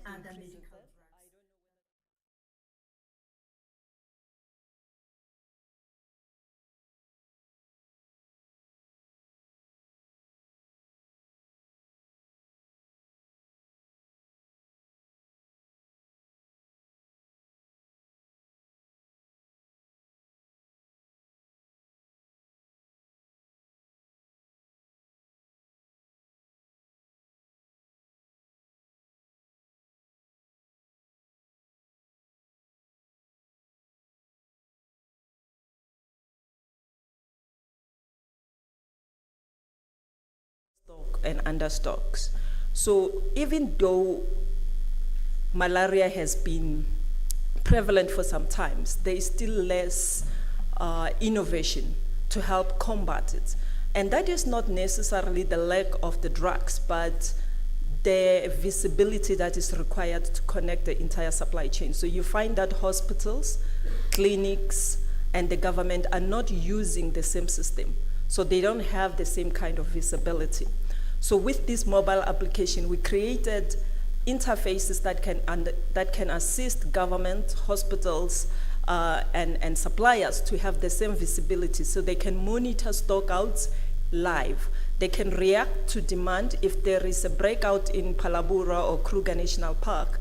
The supplier, which is African Applied Chemical, for example, can be able to start their production in time so that by the time the stock finish in Kruger, or it gets to what we call an economic order quantity, a minimum quantity, there is a new replacement in place. So we are currently working with the government of Uganda. Uganda is one of the areas which was hit badly by malaria. We are also working with African Applied Chemical in South Africa, which is a manufacturer of malaria drugs. And all of them are using the applications. This is post-customer discovery to see the impact it have in terms of minimizing stock out, visibility, and management of stock overall. So our market structure, South Africa has more than 4,000 hospitals, public hospitals. Uganda has more than 3,000, and Africa as a whole has up to 98,000. So now if we look at that, if we were to license the application, usually you find 11 people in a hospital that deals with drug and issues at 10 rand. In South Africa alone, if we say 4,000 hospital multiplied by 11 users per hospitals, multiplied by 10 rand, you're looking at almost 500,000. So there is a big market opportunity in terms of that. Now the competitors, we have the big guys, the big vendors such as SAP, Oracle, Sage. They are all doing these systems. The only difference is that they are very expensive. They cost millions for governments that depend on donors. So now what we have done is to try and look at how we can use price and affordability and accessibility as a competitive edge for our mobile application. So, and now, as I said, we have already talked to the channels that we are working with, as in market segment, in terms of macro market and micro. We also working with the university in terms of structural and capital intellectual property. So I will pause here and take questions and answers. Thank you very much.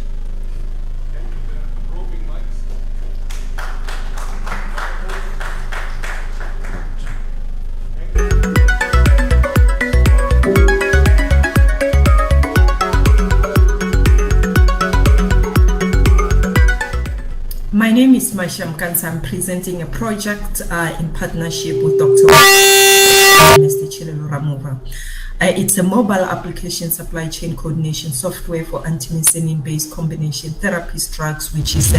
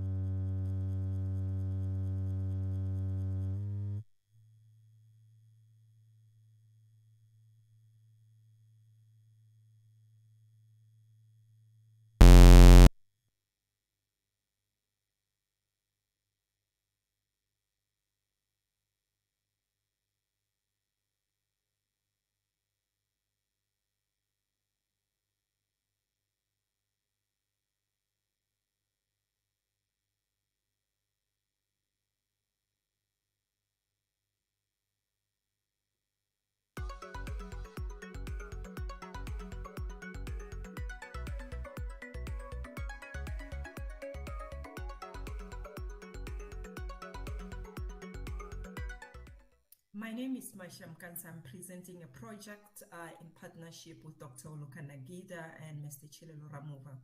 It's a mobile application supply chain coordination software for antihistamine-based combination therapies drugs, which is a treatment for malaria challenges that we have in Africa. I will present to you how and when we encounter this challenge.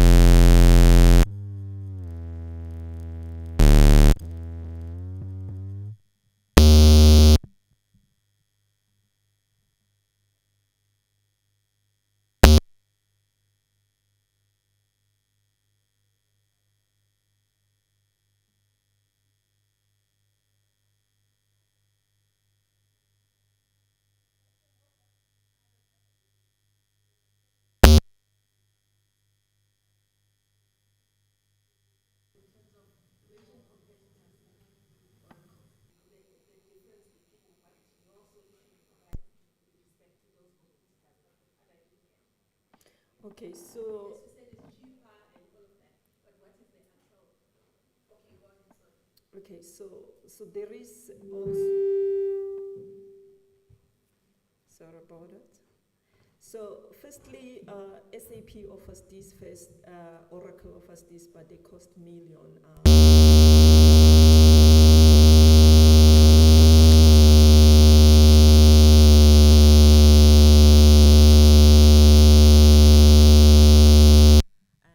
another thing is that Africa has a higher concentration of mobile application. If you look at most government hospitals, they don't have the laptop infrastructure, fancy infrastructure, to be able to deal with that. So we are also working with mobile applications so that we can accommodate almost everyone, including those in rural areas. So that is one of the major things. Another thing is the knowledge that we have. So for example, myself and Dr. Oluka are supply chain experts. So we've taken the supply chain knowledge of how to manage inventory, how to connect everything, and embed it within the mobile application so that it can still deliver what is required from a stakeholder or customer needs. Thank you.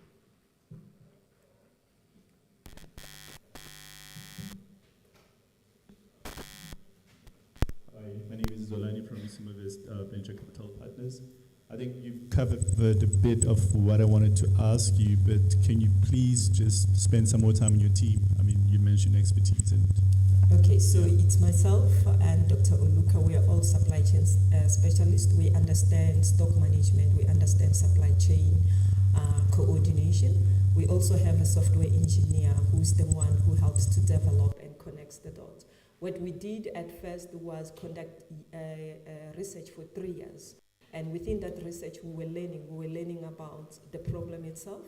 Following that, we had focus group with 40 stakeholders. These are the people who are using the systems, who should be using the system, and deals with the management of malaria drugs. And they told us what was the problem. And we realized that the problem was not overstock or understock or the availability of drugs, but the problem was the lack of technology. And we now work with those and to analyze the data that came from them. And then we did a bigger survey within the entire country in Uganda. And 249 people participated to help us understand the problem even further. Then following that is when we decided to conceptually look at the system and how the system should work in response of those needs. Okay, no, thank you. My second question, just around the pricing, is the 10 rand on an annual basis or monthly basis? No, monthly basis, 10 rand per user. So usually a hospital has 11 people, or they call them DTMC, that deal with drug management. So 10 rand per user, and if the hospital want to add other lines of products or other line of drugs, and then the user increases, and then that also has an impact on our pricing. Thank you. Thank you so much for the presentation, and I think what you guys are looking to solve is a very important challenge to solve. So all the best with that. Thank you. So I think my question, and perhaps my name is Lundi and Jomani from WZ Capital. So I'm trying to kind of understand from, because firstly I'm not familiar with the industry, right? So I'm trying to understand from a stock management perspective in terms of from the supplier right through to the clinics to the end user, right? Now, from the supplier side, one would then assume that they've got systems that they are using, and you mentioned SAP, in order for them to register that particular stock has been made available and it's going to be flowing through the system, and then it reaches the next person who then obviously acknowledges that that stock has arrived and then has been distributed to the next person within that chain. Now, from that perspective, the whole system has to be integrated so that the information is then collected appropriately. And my question is, does your guys' system integrate with existing systems that are being used within that value chain? The short answer is yes. Let me give you a context of Uganda. Lots of suppliers or manufacturers or donors they send their tablets to national stores. National store is like their Department of Health. Then they are the one they distribute to regions, and then regions to health facilities. But what happens there is, while the donor or the supplier might have a system in place, when it gets to national store, they don't have the technology to scan all those barcodes, so that there is a value leak already. So the stock that was sent and the stock that was delivered may not be the same. And then it goes to regional. Again, with regional, they don't have the same kind of systems. So all that has created lack of visibility, has created opportunities for value leak. Now, let me give you another example of African Applied Chemicals. They are a small manufacturer of malaria drugs based here in the CSIR. They distribute to Kruger National Park and everywhere. They are also available even in Takealot. But still, they don't have the system. They cannot manage the raw material going into the production, but they don't have a system that looks into the stock that goes out to the retailers and many other clinics. So now what we do, we use API to connect so that they can have visibility with what's happening in Takealot, but also what is happening with other suppliers. So what we have encountered is that while the supplier who is small, who cannot afford Sage system, is interested in the system, the challenge is that their customers have their own system. So we are looking at integrating it using APIs to help them still get that kind of information. So it's a negotiation process. Thank you. Okay, so it's still a negotiation process? For the customer and their supplier, so that they can have better visibility. But in terms of the supplier himself and his sourcing of raw material to the supplier, he has that connection. Takealot, it's easier for them to view visibility in that sense. Okay, thanks for that. And then my next question, so is in relation to your customer. You mentioned that clinics have got about 11 staff members that will be able to be onboarded as users of the system. Are the clinics your target market, are they the ones who want to pay in order for this problem to be solved? So it is in different levels. For example, in Uganda, I will give you that example. In Uganda, we started with the macro, that is the government aspects, because they are the one that pays. But then they also wanted us to go to the clinics so that the clinics can verify the credibility and how they want. But in the process, we found medical doctors that were independent, that were working in hospitals that want to pay for it. Interesting enough, the culture is totally different in many different places. Some people are interested in the cut, in a share of the technology. And that is what we encountered quite a lot. And in terms of South Africa, AAC are the ones that are paying. I'll give you another example. We also were approached by the Department of Small Businesses in South Africa. They are the custodian of localization in South Africa, helping Spaza Shop connect to their suppliers. They are the one paying who wants to pay for the system. So in different places, you get different payers, you get different customers. And the Department of Small Businesses want the system so that it's rolled out to Spaza Shop, so that Spaza Shop can have visibility and they can track the sourcing, the localization, who is consuming local products and who is selling local products and things like that. So they want it from a policy and strategy implementation point of view. Okay, thank you so much. I've got more questions, but I'll leave it at that. Thank you. Judges, you okay with the questions? Okay, thank you very much. Sorry, since you asked if we were okay with the questions, I'm just going to ask one more question. So when it comes to the clinics, are you mostly focusing on the public sector side, or is it the private sector side? And if you were to look at the two challenges in entering, two markets, and you need to have enough capacity and time, for instance, to enable those negotiations to take place. So that's why I'm asking the different market sizes. We work with public sector. That is where we identify the gap. Those are the people in need who doesn't have that kind of system. Private sector, especially in South Africa, quite advanced. They have all these systems and they can afford it. Thank you. Thank you very much. Let's give a huge round of applause. I will then ask Prof. Monde Ndwasa to come to the podium and for him to give us his presentation. And colleagues, I'm a bit lenient because we had technical glitches, but I'm hoping that we will finish this part of the session. We're meant to finish at 1:05, but I'll provide a bit of leniency until 1:30 so that we can break for lunch. I don't want to be the hindrance between you and your nourishment.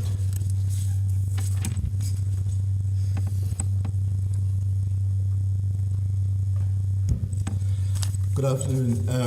So the presentation today I'm going to address is one that addresses a global problem, the problem of cancer.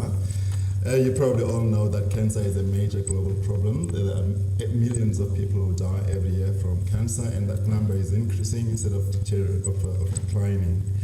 We've got in South Africa an added problem that there is an increase in colon cancer. And strangely, the colon cancer is increasing among black people. It used to be much lower in black people, but in recent years, it's rising at great speed. The problems with cancer is that the traditional treatments, which include surgery, chemotherapy, and radiotherapy, are very harsh, and because they do not discriminate between the cancer cells and normal cells. So in recent years, there's been an emergence of new therapies, which are called targeted therapies, and these include small molecule drug discovery. It also includes what we call immunotherapy and hormone therapy. And these are fairly successful, but there's still a lot of development. In our group, we've been focusing on small molecule drug discovery, which I'm presenting here today. So while we're busy with our basic research, we found by in silico study, computational modeling, a drug which already exists and it's in the market, but it's used for cardiovascular disease. The drug is called ezetimibe. Ezetimibe is an oral drug that's given to the patient, and it prevents the absorption of cholesterol from the food in the small intestine. And we found that through in silico studies that ezetimibe binds to a crucial element, molecule in the body, which controls the tumor suppressor protein, which we call P53. And when we tested the drug, we found that it does kill cancer cells, but not normal cells. And this is very important. So, but because the drug itself, the repurposing, unfortunately, we had published it in one of the theses, so we could not patent that one. But the important thing is that this drug is taken orally at the moment, and in the small intestine, it is destroyed by the small intestine because it is converted to an active molecule, which then prevents the absorption of cholesterol. What we have done is to modify it so that we can take it orally and have oral bioavailability. You prevent its destruction in the small intestine so it can enter the blood and then can be accessible to the cancers. So this drug will allow an oral treatment of colon cancer, and it is now in preclinical study and it is protected internationally. So that is what we're presenting here today. So we've got options of licensing it or further, obviously with a big partner, because it's very expensive to do clinical trials on cancer drugs specifically. And if we do go that direction, we obviously going to need a big funding. The current study, which is preclinical study, which is currently going with a partner in Germany, commercial partner, it's costing us 1.4 million rand. The first phase preclinical studies will cost about 3 million rand, the second phase about 5-6 million rand, and the third phase will probably be about 9 million rand. So further development of this is quite expensive and would require the involvement of a big partner. But if we license it, of course, then it can end there. There's the other part of the drug which is not protected, which is the drug on its own, and this one can be given by injection. So if it's given by injection, it will have to go to clinical trials and would have gone past the preclinical stage, because the study that we're doing now will also determine the preclinical stage. So we've got those options to develop the drug further. Thank you.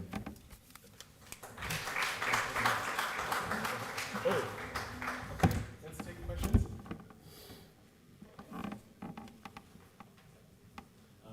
Thank you so much for that. You guys are really doing some great work and great spaces, much needed innovation. I think my question has got to do with what you mentioned, where you had released some information in a research paper, then preventing you from being able to patent. I don't know whether it's the full aspect of the drug that you're talking about, or I just need some clarity in terms of that. So the big discovery was the discovery that this drug is actually good for cancer, and it is supported by the molecular studies that we have done, and we published that through the thesis that there's this possibility that the drug could be used for cancer. We're just suggesting. But when we went through the filing stages, people, the patent organization said, from what you disclosed during the thesis, anybody could have come to the conclusion that the drug can be used for cancer. So we can't patent that. But the modification that we have given to the drug now for oral administration is new, and it is novel and is protected. But the fact that the drug on its own, no one is currently testing it for cancer because it is used for cardiovascular disease. We can still continue with that study if the company that makes the drug is willing to partner with us, but probably the company will just go ahead and do the study anyway. Thank you so much for that. Thank you so much for the presentation. My name is Vanli Gunyere. I'm from Anza Capital. What I want to find out is in terms of alternatives that are available and the drug that you're developing, at what sort of pricing would this drug be going into the market? Because I would assume that cancer treatment is expensive. Is there any competitive advantage that your drug is going to give to the market? Of course, I mean, the oral administration is a very important. There are very few cancer drugs that are given orally, and all patients prefer oral administration than any other administration. Patches maybe, but most people do not like to be injected. So an oral drug for cancer will be a major advantage. It will be easy to produce, first of all. It will be easy to distribute. It will not require storage, special storage facilities. It will be much cheaper compared to others. Thanks, Prof. My name is Zolani from Isimavest Venture Capital Partners. I think Vanli asked a part of the question that I was going to ask, but I'd like to commend you for what you're doing, because I know in the oncology field, treating cancer is very discriminatory. I mean, depending on which medical aid you're in, dealing with medical advisors, and what sort of percentages are they going to give you to go to surgery. So I'm well versed with what you're doing, right? But what I would like to ask is your go-to-market strategy with regards to selling your solution to the discoveries of the world, Bonitas, Polymed. What's your go-to-market strategy? Because, yeah. So you were saying your go-to-market strategy with this drug. Post-market strategy. Go-to-market strategy. Go-to-market, yeah. Meaning the partners. Yeah, I'm going to roll it out. So I think that the obvious people who would be interested in this drug is a company that makes this drug already, because they already make it, they already have the facility. The only thing they may need to change is the dosage, and of course the new composition that we've given to it.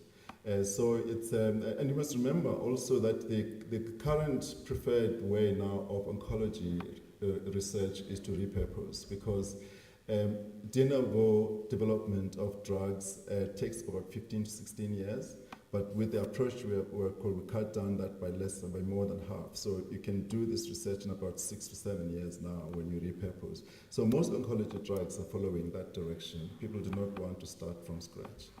And so the company that I think would immediately go into this is the one that already makes those 2 drugs. Unfortunately, the composition belongs to the same company.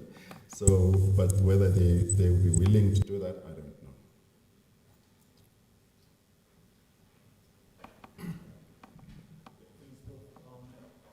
Didn't miss it. I'm interested in the phases where you think you'll need the support. I understand you talk about clinical trials, submission numbers.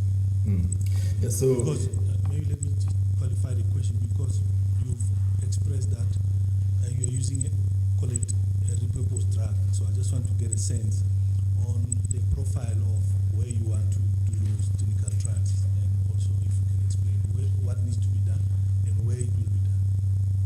So it would depend on who is doing the preclinical trials for us. I mean, we do have organizations now like the University of Wits Consortium that do clinical trials. Not many in South Africa, they are the biggest ones, but that's where we'd go. So phase 1 clinical trials would include, basically it's phase 1 because a small number of people, tens of people, 10 to 100 people. And then when it goes to phase 2, we go into thousands of people, but not hundreds of thousands. But when we go to phase 3, then it's hundreds of thousands of people.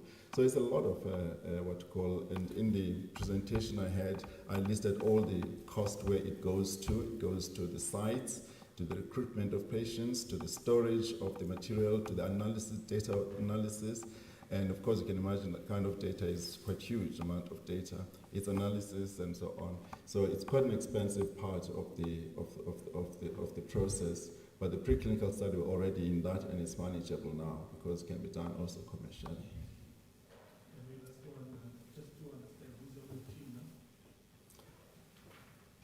So, who's on your team?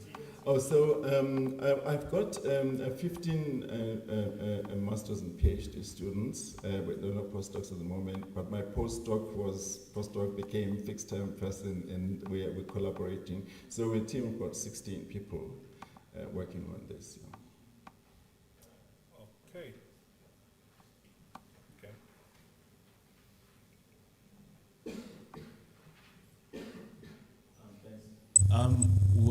So I think 2 questions. How long do you anticipate the clinical trials to take prior to the drug being given, the license that it's required from a commercial perspective? So the clinical trials will probably take up to 6 years, all 3 of them, to complete. Yeah. But you see, the thing is with sorry to interrupt you. The thing is with oncology drugs now, they get very early. Most of them are emergency use, so they get released as soon as, if there are good results in the early stages of preclinical trials that get used on. A lot of them are on emergency use now, oncology drugs, because it's a serious disease. Yeah. Got you. And then just where I started regarding the patent, who owns the patent currently? Which part? Unisa.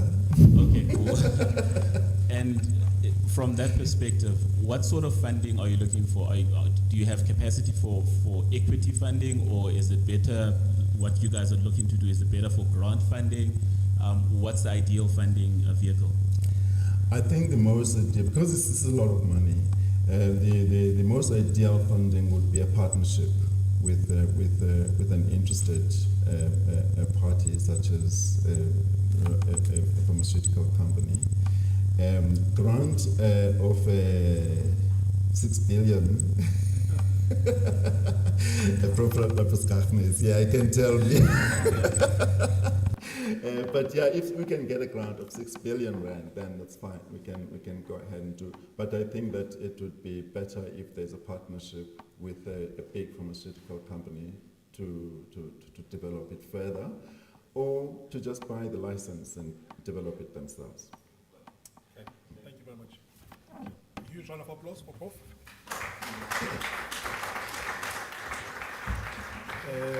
Prof, don't worry, 6 billion, I've got it at home. Okay, I've just been advised by the technical team that there's a plan B that they've worked out.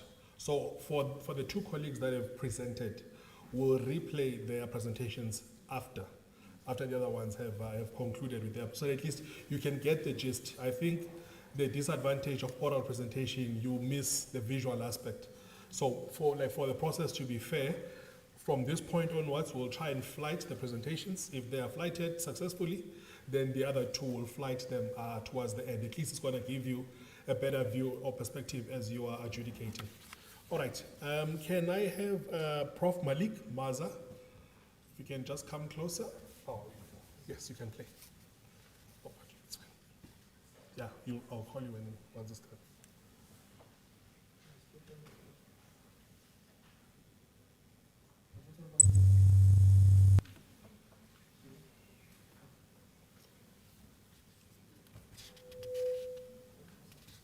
Can they turn on the volume at the back?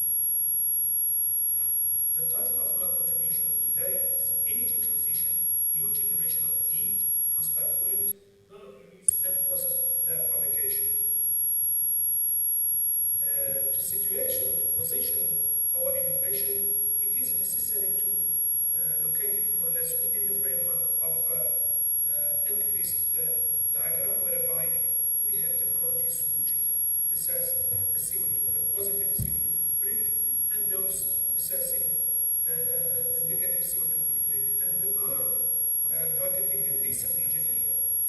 And as you can notice, the fuel efficient vehicle, water, heating, air conditioning, and fuel efficient commercial transportation and so on, as well as air conditioning and the solution are for major importance.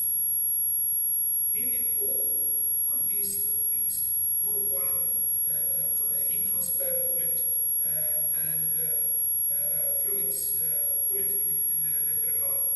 Just to single out a typical case, I just take the case of an automotive engine. In an automotive, quite a number of fluids are used. Ethylene glycol, its color is red, pink, blue, it depends on the country where you are, and also water, which is used to remove heat from the engine.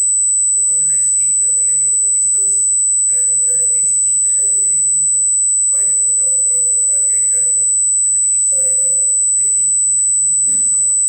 And that removal of heat from the engine is necessary because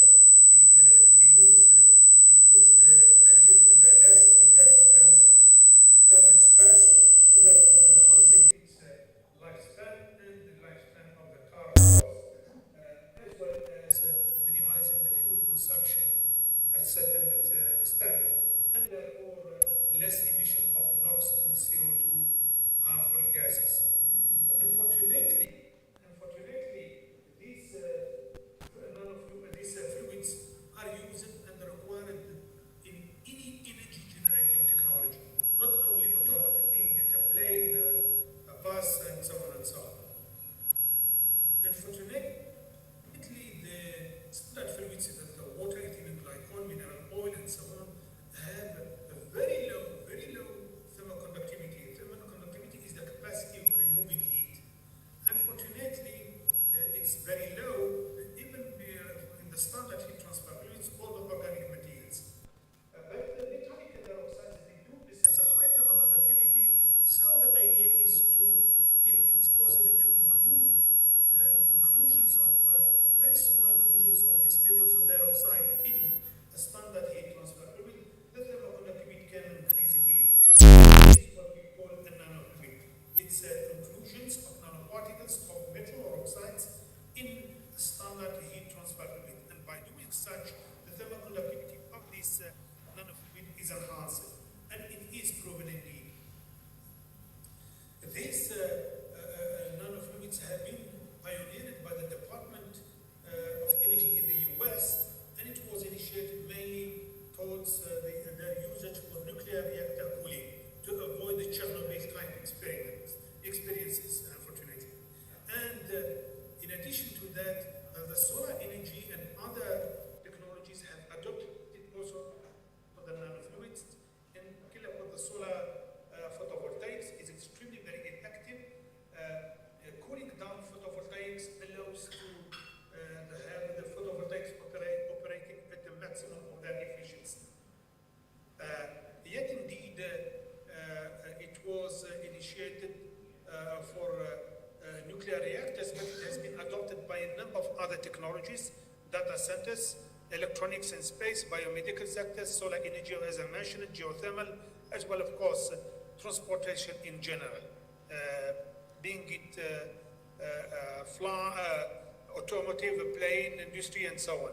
The ones that we have generated so far do possess a highly advanced and highly enhanced thermal conductivity, as you can see here, relatively to the standard heat transfer fluid. The thermal conductivity is enhanced at least by 37% to 55% or even above. And the innovation, specificity of our innovation is the production of these nanofluids relatively to different standard technologies which are used to produce these nanofluids. In our case, we use what we call a radiolysis to fabricate these nanofluids, and the process that we have innovated so far is a mass production geared towards, and it's scalable, and it's non-intensive energy-wise. And I wish to thank you for allowing us to share with you this innovation in producing nanofluids by Relevance. Thank you.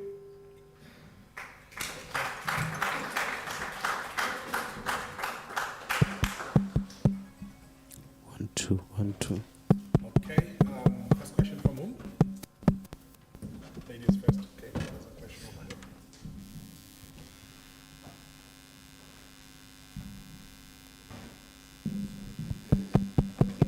here. My name is Jose Moleshe from Rubik. I would like to understand, you said that the innovation in this product is by use of said radiolysis. I wanted to understand with respect to what is the conventional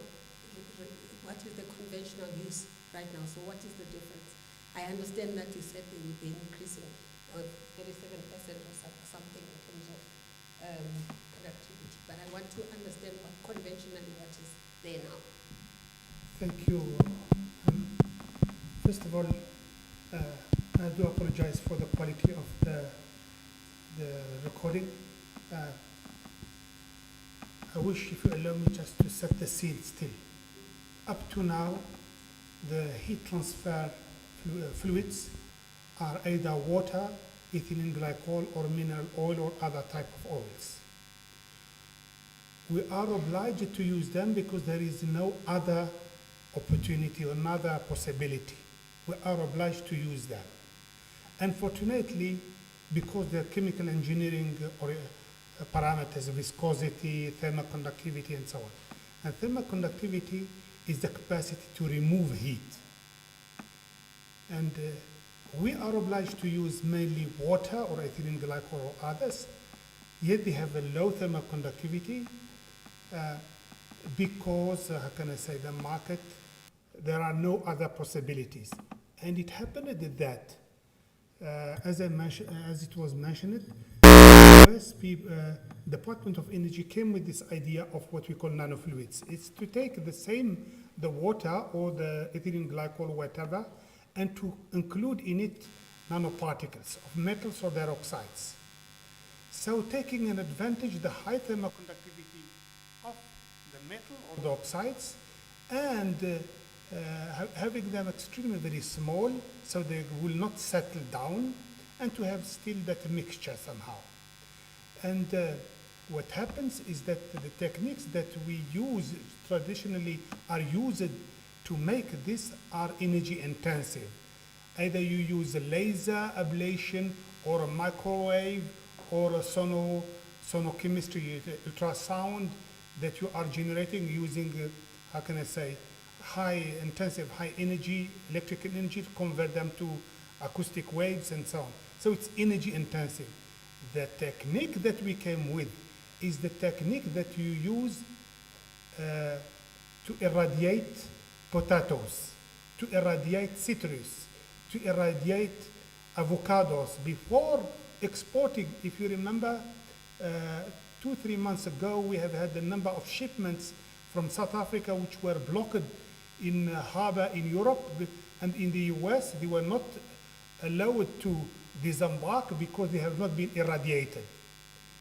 What is radiolysis? Is you have what we call a gamma ray source, and you have gamma rays which are emitted, and you have the container coming in and containing the fruits, whatever, irradiated by these gamma rays, and these gamma rays will kill any germ. So it's an established technology, but and also it's used for in oncology to kill cancer cells and so on. Unfortunately, the gamma rays, they do not identify when it comes to cancer cells and so on, they do not identify between a healthy cell and a non-healthy cell. But nonetheless, it is established for treatment of germs and so on before export. And therefore, it is a cost-effective technology approach. And it is, how can I say, adapted for mass-scale production. And it is the gamma ray approach that we have used to make these nanofluids. And this is the advantage of the how can I say, the innovation that we have patented, of course, through Unisa. Next question. Thank you so much for the presentation. I think what I did not get from the presentation is your size of the market, as well as your team. Thank you. The market is the following. It's any energy-related technology or market. Wherever you have a heat, wherever you have energy, there is a heat. Wherever there is a heat, there is a requirement to remove. That is automotive, that is the buses, that is transport in general, and also the solar energy. Photovoltaic PV currently, during this energy transition where we are obliged to embark in the case only South Africa where the, how can I say, if one consider only South Africa in the solar energy, before the energy sector of South Africa was coal dominated, nearly 90%, while the solar energy was 0%, but with the IRPE, integrated renewable energy plan, the solar energy sector moves from 0 to 17%, only in South Africa. In the SADC, it's, how can I say, the market is quite large. But nonetheless, the markets are the transport market, one. Electronics, all our electronics do heat. And there is now a market to technologies that use nanofluids to remove that heat. And so therefore to enhance the lifespan of a computer or any electronic device. Third are solar energy, the photovoltaics in particular, which is growing extremely very fast. 4, data centers. Data centers generate a huge amount of heat. Up as much as we are speaking, Google has implemented a unit based on nanofluids in Helsinki, in Finland, whereby they remove the heat from the data centers of Google and transform it and inject it in the city of Helsinki. The same is currently ongoing in Singapore. So there are quite a number of, any energy sector is involved. So the team consists of around 52 fellows, and around 11 are involved in these research activities. And the contact that we have, how can I say, we started to embark in terms of partnership is that the French Total Energies is interested, and we have started to explore possibility, the way to partner. Thank you. Thanks, Prof. This is Zolani from East. And what's the ask? What are you asking us for? Sorry? What's the ask? What are you asking us for? Well, we would like to, how can I say, yet the technology is at the level 6, 7. We would like to produce not a laboratory scale, but a prototype, quite a large prototype, which would allow us to demonstrate its validation in a solar panel, one, and second, to demonstrate that feasibility in an engine, in car engine. So for such, our estimations is around 1.7. That is, this is a really very conservative, 1.7 million rands to produce these 20 liters of nanofluids by gamma radiolysis. It's 1.143 postdocs, plus around 600 kilo to pay for the cost of the usage of, to produce the chemical, the nanofluid itself. but this is a conservative, just to show and to demonstrate the validation of the prototype. But we would like really to embark in a partnership with an established energy partner, whereby we from our side, of course, Unisa Research Office and the Innovation Directorate has to be, they are the one who decide, but the point is that we would like to have, if we embark in a partnership with a company, we would like to have a spin-off companies whereby fellows who are under, who developed the expertise that we have now should be involved as a part of the spin-off companies in South Africa or in the region. Okay. Last question over here.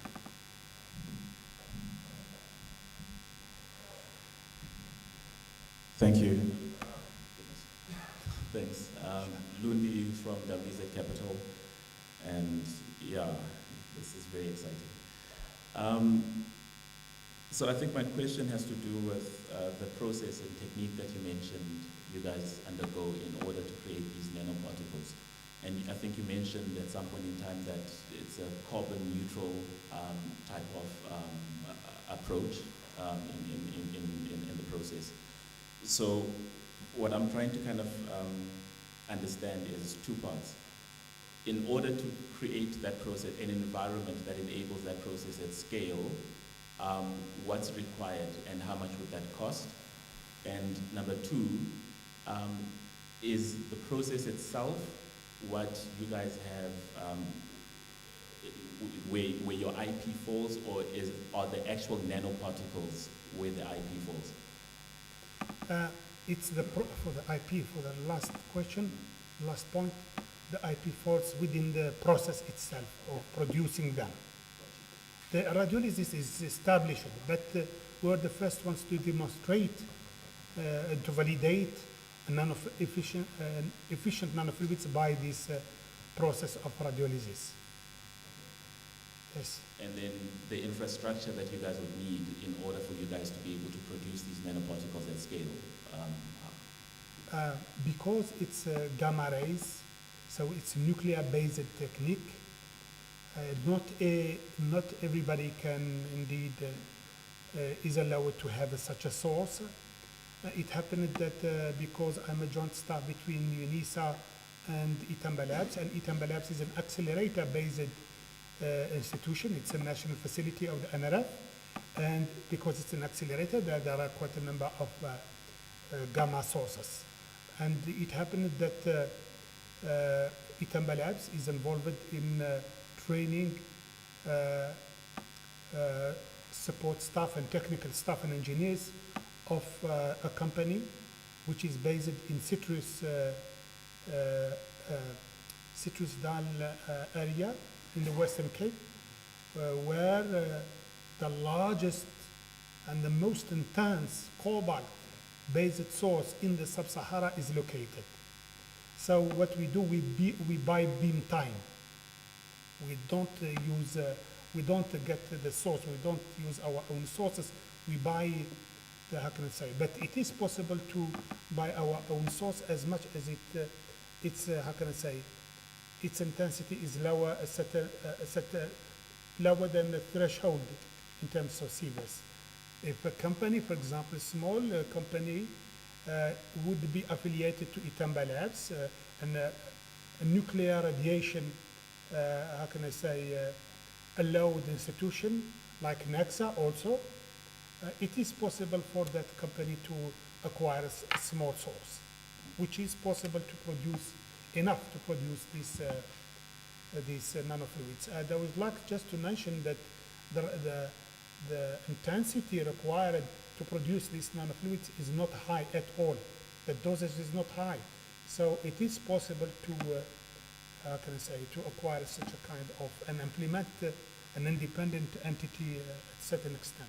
Okay, thanks. And then last question around the regulatory framework or environment. What sort of regulations do you guys need to meet? For instance, do you need SABS approval, ISO certification, etc.? And how long would it take in order for you guys to get those regulatory approvals in order for you guys to be able to commercialize? none if that company enters in a partnership through Unisa and Itambalat for such, so to ensure that that company is located within the space of that institution who has the credentials and the authorization to use such kind of sources. Okay, thank you very much. Let's give Prof a huge round of applause.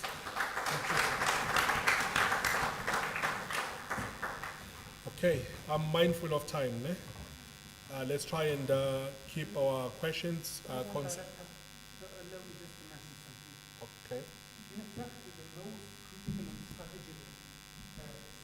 Market is the data centers. This is the one. If one has to invest in this, this is the one. Okay. They do generate a huge amount of heat, and the idea is to all these data centers are interested in getting this energy and controlling it in a usable energy to smart cities. Okay, thank you, Prof. Thank you. Prof. Edward Ngumalo. Okay, just a quick reminder, colleagues, there are these forms, which is customer, People's Choice Awards. Please do your own adjudication as participants, and then we will take them at the end of the pitches. There are also feedback forms that you have been given. Please make sure that you complete those for us to be able to collate the feedback correctly. Okay, we will give Prof. Ngumalo, we'll flight his presentation as we did with the previous one. And then once the presentation is done, then he will take questions and answers.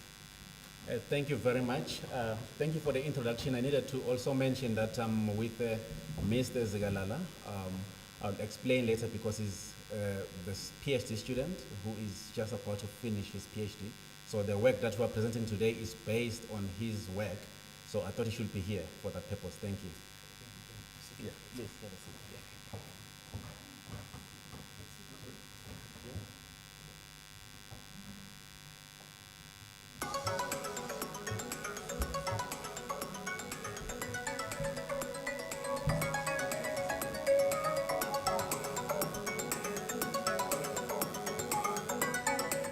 Ladies and gentlemen, good day. My name is Itembela Zigalala. I am presenting this work on behalf of the research team headed by Professor Edward Ngumalo and our co-researcher, Mr. Stanford Pedzisai. Ladies and gentlemen, we have a problem in South Africa. It is a problem of water scarcity. Currently, according to Greenpeace, 1 in 3 of South Africans do not have access to good and clean drinking water. Previously, this used to be a problem that was tied to rural areas, but currently this problem is even eating into the urban areas due to inefficiencies in municipal wastewater treatment systems. So what we are presenting to you, ladies and gentlemen, is an off-grid light-driven self-cleaning water purifier. Right, now, as we have already pointed out, a large population of South African and an increasing number is actually being affected by water scarcity. So, yet South Africa, on the other hand, is actually blessed with good light irradiance. That is to say, the average day in South Africa has got longer sunlight. What has got sunlight got to do with water purification and giving access to clean drinking water? Currently in South Africa, the wastewater treatment systems rely heavily on the power grid. The power grid, which currently, as we may all be well aware, is not stable and is unable to provide a consistent supply of electricity. As such, there is a need, therefore, for innovative thinking that will take water supply and water purification off the grid, and not only in response to the existing energy crisis in South Africa, but also as a need to address the water scarcity, the lack of access to clean water in rural areas that are off the grid. So what we are presenting, the technology therefore that we are proposing to you is a technology that uses membrane technology and photocatalysis. Briefly, membrane technology involves the use of membranes that have got very small pores, such that even very small molecules cannot pass through the membrane except for the water. Therefore, they are simply filtration that the filters, membranes are simply filters that can remove very small molecules from water and give us clean water. However, membrane technology has got the limitations of fouling. That is to say, the pollutants that are filtered on the surface, that remain on the surface of the membrane, they ultimately block the membrane by accumulating within the pores of the membrane and on the surface of the membrane. Therefore, rendering the membrane unusable after some time. And the process to clean these membranes costs large amounts of money to the wastewater industry. Photocatalysis, on the other hand, is a technology that uses very small particles that are put into the water as a powder, and photocatalysis has been shown to be effective in cleaning water.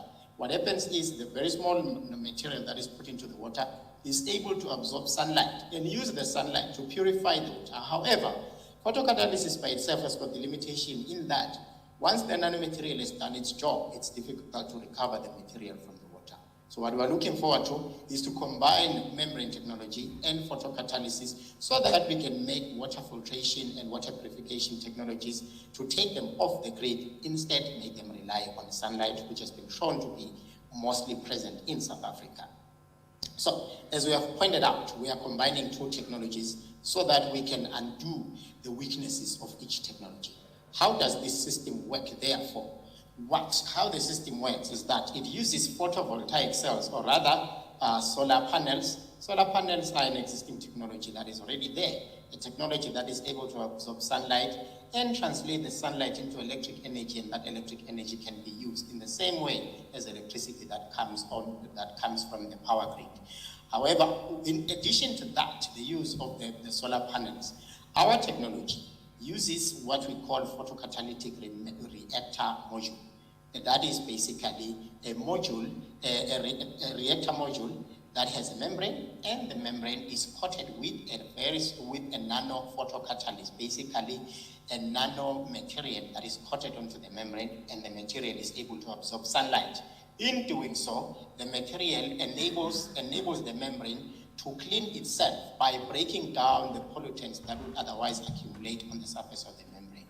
While doing that, the solar panels are actually driving the pumps that enables the water to be pumped through the membrane. There are other enhancements in order to maximize the light, the intensity of the light on the reactor module. Now, going into the module itself, how does it look? The module itself, inside, has got what we call hollow fiber membranes. Basically, hollow fiber membranes are membranes that are tubular. Why do we prefer hollow fiber membranes? Because hollow fiber membranes are renowned for presenting to us a large surface area, which translates to simply being able to filter large amounts of water within a small volume. And in addition to these means that we have already proposed, the hollow fiber module itself is set such that when the water flows at an angle that enables whatever pollutants that would otherwise accumulate on the membrane to be washed away with the water.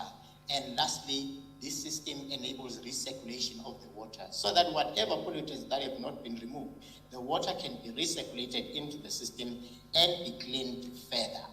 The next question then that one would ask themselves is, how easy is it to integrate this technology into the existing technologies? Ladies and gentlemen, we are using solar heating panels, we are using pipes, things that are already in the market. The only thing is that we are combining them such that they give to us a system that is unique in the sense that it is able to use visible light to clean water and enable these membranes to last longer, and therefore cut the costs, and most importantly, take the water cleaning industry off the grid.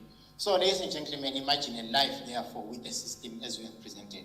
Basically, it is a system that can be installed in urban areas. It's a system that can be installed in similar manner in rural areas. And most importantly, it's a system that instead of using power from the electric grid, it uses power from the sun.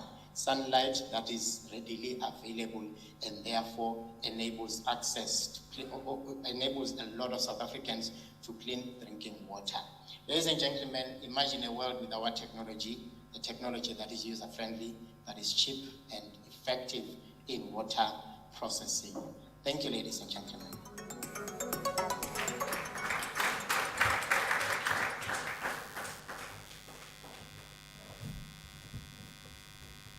Questions?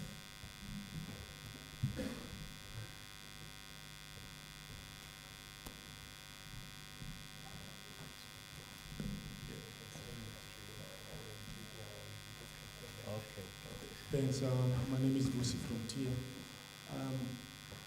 Quick one. What have you demonstrated so far beyond the concept? I'm interested in the size of water that has been produced in liters. Just a simple question. Okay, thank you very much. So far, the project that we're doing, maybe I should first start by saying the team that is working on this project is not just us. There is 3 other people who are not here. But we're here just today to represent the team.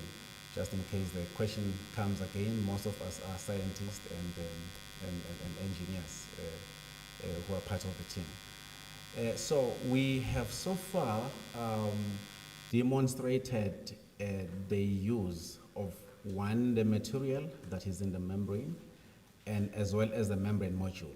So at the current stage, that's where we are. We are at a proof of concept level where that part is actually already covered. The next step now will be to put together the technology and design this technology as we go forward. What we have seen on that picture is typically the entire system, but we have carried out work on the components of the reactor.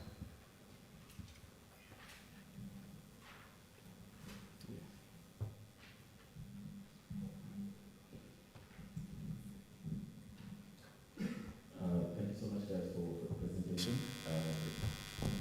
I think my question has to do with who your target market is. Who's going to be paying for what it is that you guys have produced?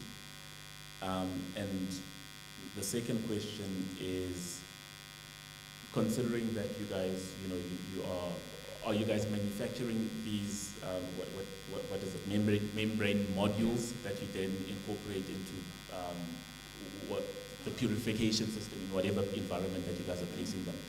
So from a maintenance perspective, is that something that they will have to undergo periodically, and if so, how often? And secondly, how do you guys look to facilitate that? Because that means that someone has to go there physically, check, and etc. There's a whole process that needs to go there. Okay, thank you very much. So you can hear when people of 6 billion under the under the masters asking a question. Thank you for that good question.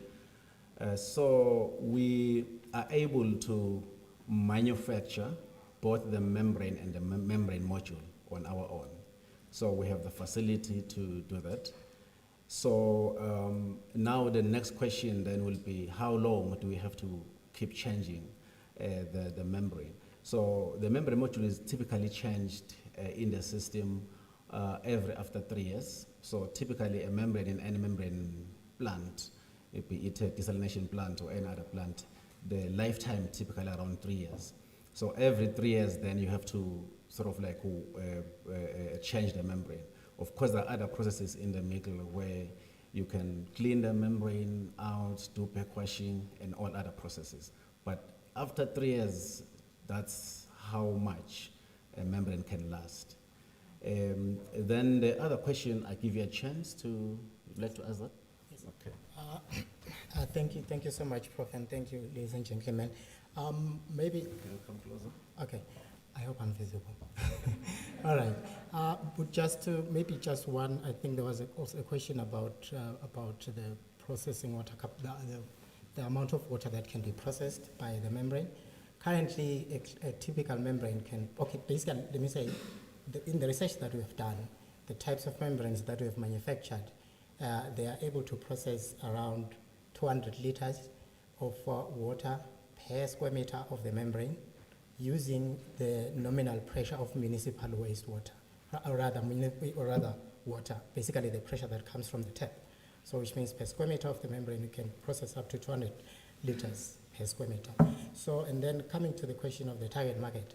The target market, as we've pitched it, it's an off-grid system. So we are looking at basically this system being able to meet the needs of communities that are off the grid. So which, therefore, we're looking at those communities being funded through institutions such as the government, such as also the Department of Water and Sanitations. And also, if you look around the world, there are organizations and foundations that are committed to providing clean water to rural communities in Africa. So that is our target market. I hope I've answered all the questions. Okay, from the panel, are there other questions? Let me just, hold on a second. The hand at the back, are you a member of the panel? Can I ask that we defer your question to a break, then we can interact with the colleagues when we are adjourning for lunch, so that at least we allow the adjudicators to ask their questions. Is that okay, sir? Thank you. Okay, there's a hand over here. Thanks, Program Director. My name is Olani from Moderator, Capital Partners. I'm glad that you mentioned rural areas. I think my next question was going to be, how easy would it be to integrate your technology into the Jojo tanks? All right. Yeah, actually, on the system, we do have what can I say, a representation of a tank. So it's actually integrated into those. In fact, the Jojo tanks are the most ideal because already there's pressure that's coming from the Jojo tank due to gravity. So because we must also state that the quality of water that we're looking at is typically river water. Of course, the system works on condition of pre-filtration in order to remove solids. Pre-filtration is an easy technology that is already established. But the part where we're coming in is where we are bringing in the sunlight to basically make the membranes self-clean, so that hopefully we also increase the lifespan of the membrane, because typically the self-cleaning processes, the cleaning processes that are used currently, they can compromise the structure of the membrane. But what we're doing is, with the nano material that we've embedded on the membrane itself, we're basically saying, let the sun come, the membrane is able to self-clean, therefore we eliminate any shear or any physical damage to the membrane. So we're hoping the membranes actually last longer, or rather the system lasts longer. It can be a standalone system, as we have shown. Light from the sun is coming through the solar panels, and also the same light is now helping the membrane to self-clean, and thereby increasing the lifespan of the membrane.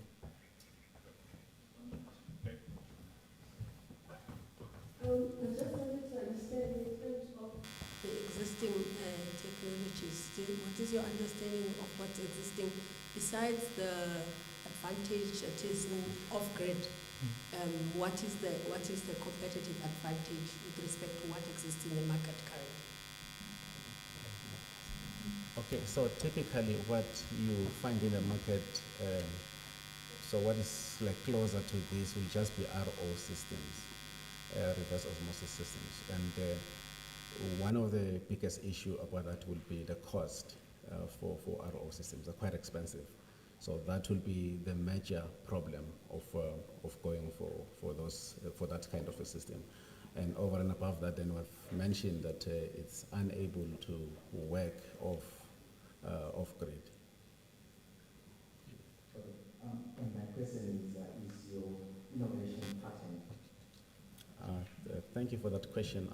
I did say earlier when he was asking the question that we at a stage where we're just launching or filing a disclosure for this work. That's why some of the components we couldn't put on the presentation. Okay. And then what do you anticipate your cost of production will be, and then what do you expect the selling price to be? Okay, so preliminary, the system is going to cost around 12,000 rand to make. And then we are looking at around 15,000 rand, the cost of sale. But we are currently carrying out a market research, a full market research to give us a full scale of that. Yeah. Okay. Thank you, Wakumbalo. Thank you, Vilazi. All right. I have been asked by the technical team that the next 4 presentations, we do them in the next 45 minutes. So they are saying let's break for lunch. It's 1:45 now. We'll come back exactly at 2:30 to continue with the 4 remaining presentations. Thank you very much, colleagues.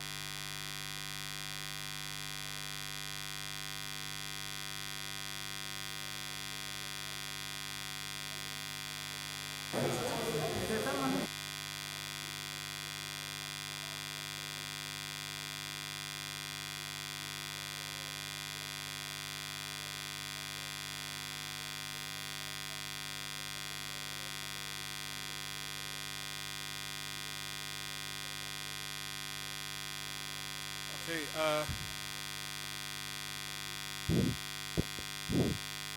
Hello?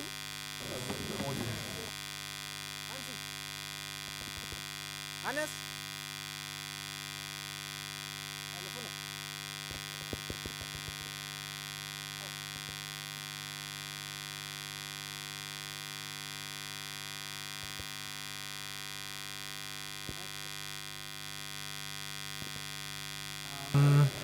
The mic is off. Can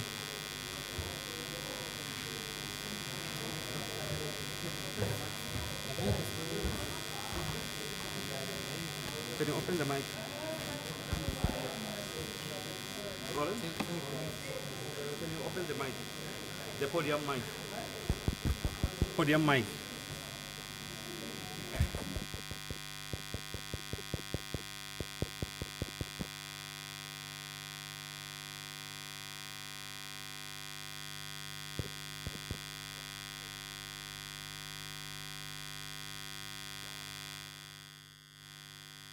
Okay, welcome back, colleagues.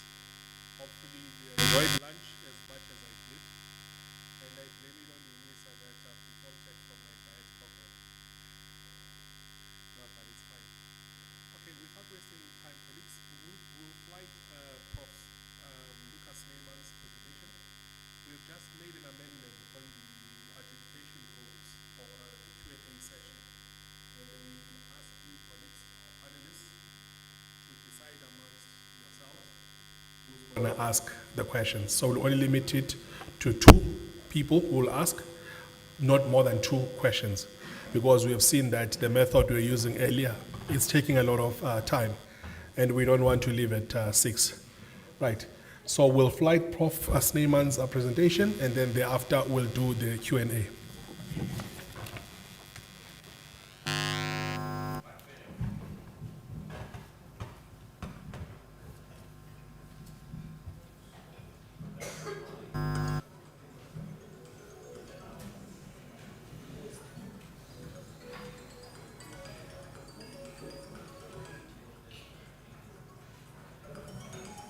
Good morning, ladies and gentlemen. My name is Lucas Neyman. I am from the Institute of Mining Technology and Water Sustainability at Unisa, Johannesburg. I am also an associate from the Department of Electrical Engineering. I have overseas, and I'm currently a mentor for the renewable energy research program in Unisa.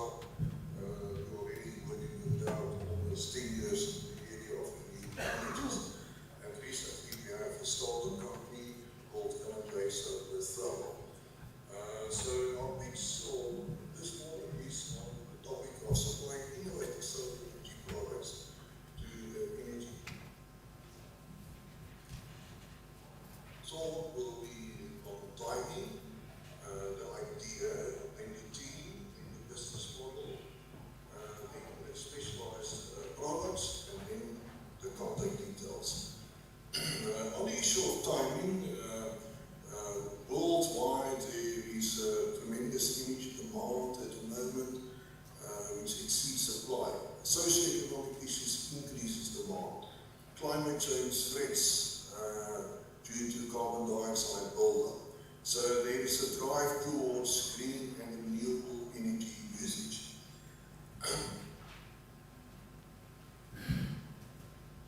On supplying service to people in this area of renewable energies. First, to educate people, and then to provide service, to introduce our products, and then actually to install it, and eventually also maintain it. So our focus is on the end user market, the households. We will sell modular products. They will all be low cost, user friendly. They will involve a maximum of computer and automated technology. The products will be low cost, and each capital layout, it could save you between 300 and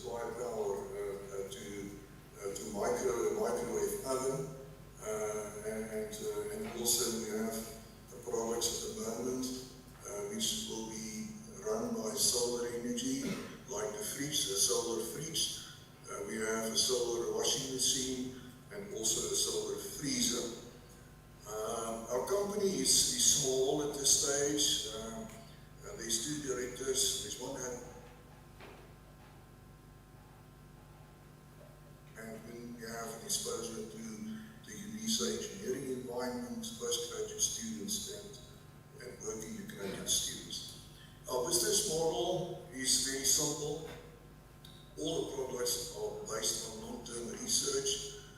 They will be new, innovative, cost-effective.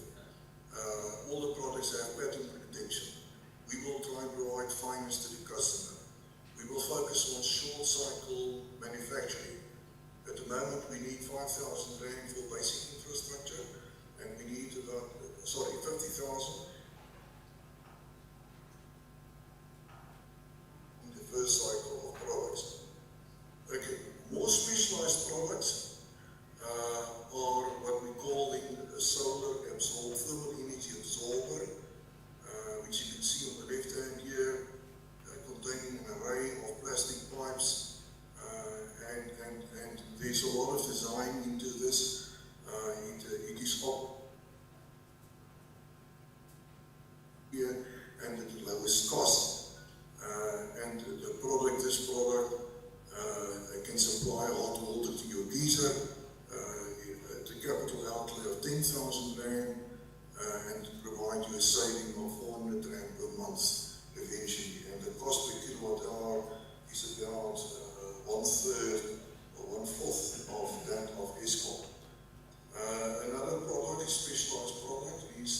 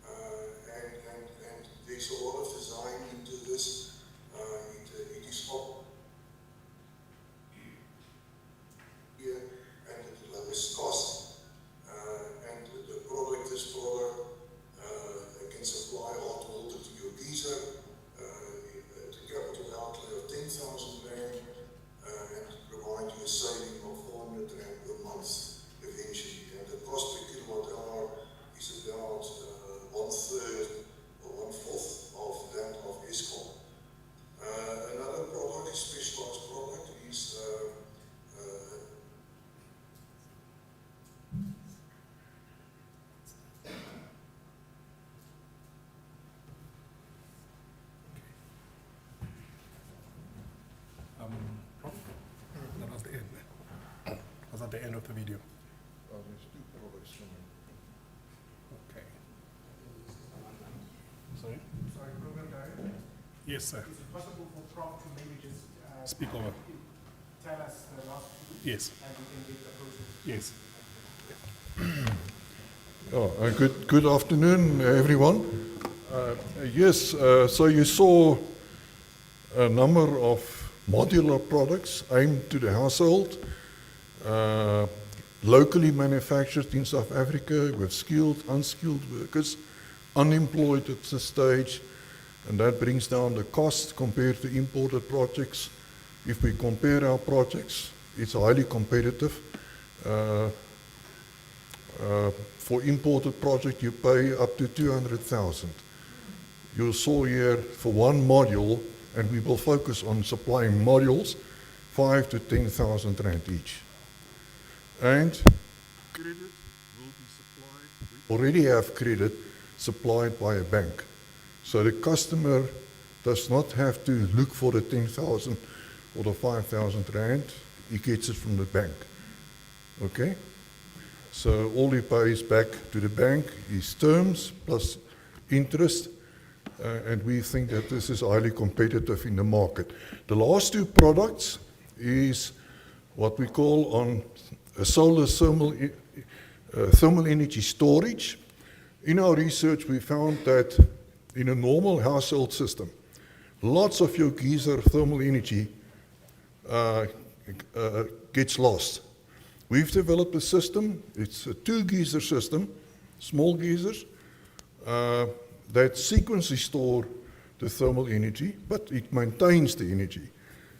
And that's also, it will sell for about 5,000, maybe 8,000, and it can save you 400 or 500 rand a month because you store your thermal energy better. The last product from research is then a thermal energy to electrical converter. It's a pity we can't see it, but it converts, it takes the thermal energy, converts it to electrical energy, and you can burn 10 household lights with that.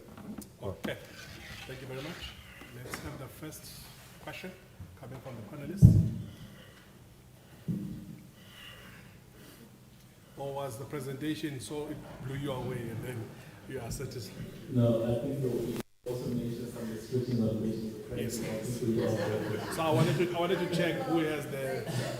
Okay, you can have your first 2 questions. Probably one question. Okay. So it's a highly competitive market that you're getting into. Right? Everyone is installing solar and other financing options are available. So I'm trying to understand from a competitive perspective, are you primarily competing on price, or what other added layers do you have when it comes to how you compete? And secondly, what part of your product is patented? I think I demonstrated about 8 products. There's about 5 of that is coupled to patents, and we have a license already for 1. So we're in the process of getting licenses from Unisa. The company is already registered at CIPRO. Yeah, and we compete by price and by service. So all our prices for many of the products, it's new. There's nothing else on the market. Okay. In cases where other products like the solar geyser systems, you pay 20,000-30,000 rand. Our product will be between 8 and 10. Okay. So we compete by price, but then also we will provide after service continuously on a call-out basis. And we supply job to jobless people, unemployed people. Okay, there's a question over here. Just a question on that one, because they are relatively new, I assume. What is in terms of durability and maintenance and all of that, how will we cater for that? Durability? We work on a 10-year cycle, lifetime. Okay, but most of the products will last for 20 years. A PV panel lasts typically 25 years. Right. There's slight degradation after 20 years, but they quote typically 20 years and then a slight degradation. But again, then you can service it also. You mentioned that you are looking for 100,000 rands. No, 50,000 just for basic infrastructure. Computer, printer, internet access, okay? And then we're looking for 50,000 rand. As I said, the manufacturing cost is about 4,000 rand per product. So if we can get 50,000 seed funding, we can fabricate or manufacture 10 products, and then we will work on a short cycle system. We will sell those 10 products, and then we will and take the profit and plow it in, right? Yeah. So financing, are you looking for the 100,000? Is that equity or is that like debt? What are you looking for? Well, at the moment, if we can just get 100,000, we should be okay. Yeah. Thank you, Prof. Okay. Thank you.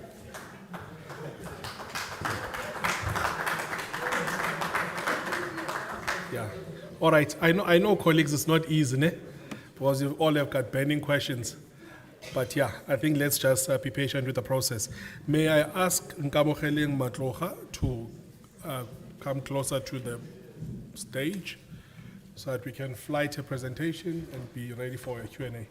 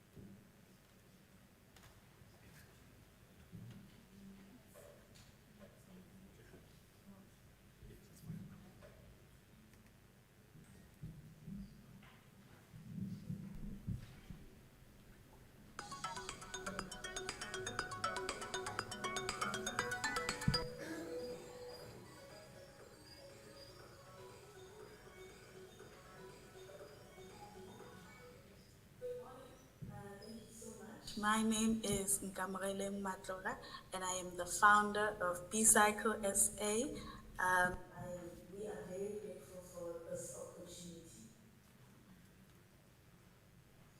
We all want a better future. That is why we're creating sustainable culture for better mobility.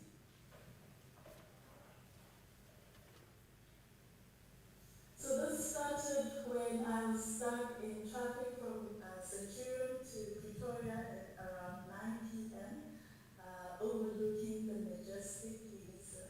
I believed that there had to be another way. That's why Inter-University Innovation Challenge was opened here, the idea of integrating public transportation and introducing bicycles as an alternative transport. Out of excitement, we ordered 50 bicycles from China, which traumatized us financially. But in support of the excitement, Unisa offered an exchange program to Switzerland, where I got to experience the implementation of bicycles as an alternative transportation in different towns. I knew that as South Africans, we needed a different way of getting these bicycles in order to change the culture of mobility. The pain here is traffic congestion, lack of affordable alternative transport, and overwhelming volumes of plastics in landfills.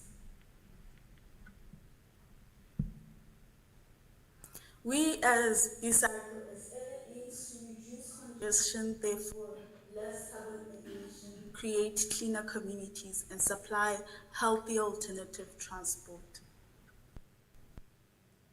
We are targeting young people, so high school students and university students who need an alternative transport for short distances.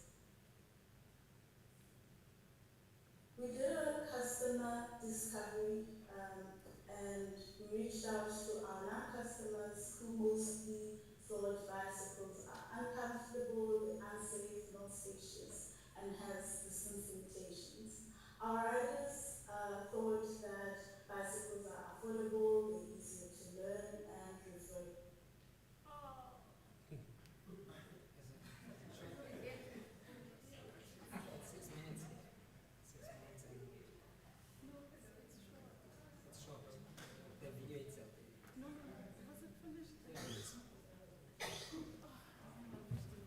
Okay.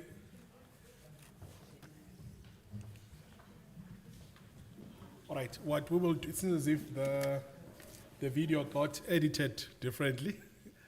So the colleague will present, at least give us context of the 2 remaining slides from her presentation. Please forgive us, colleagues. Yeah, I think, as I said, the systems are getting the best out of us today.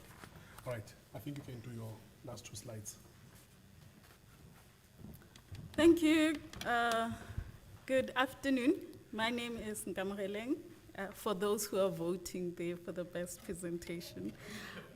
So using the findings from, so the last part was that we also did a social media sentiment analysis where we found what people think of riding bicycles as an alternative transportation from social media. And people thought that it was associated with sports, it was not accommodating to different attires and women in general because of how we dress. So using that feedback from our customers, our non-customers, and social media sentiment analysis, we started on a proof of concept, which it's sad that you can't see it, but it was really good. So that was, we made a frame from steel that was using a normal bicycle. So we just copied a normal bicycle and made it bigger. We partnered with Borodimo Enterprise, which is a recycling company. They were very kind to help us experiment with different plastics.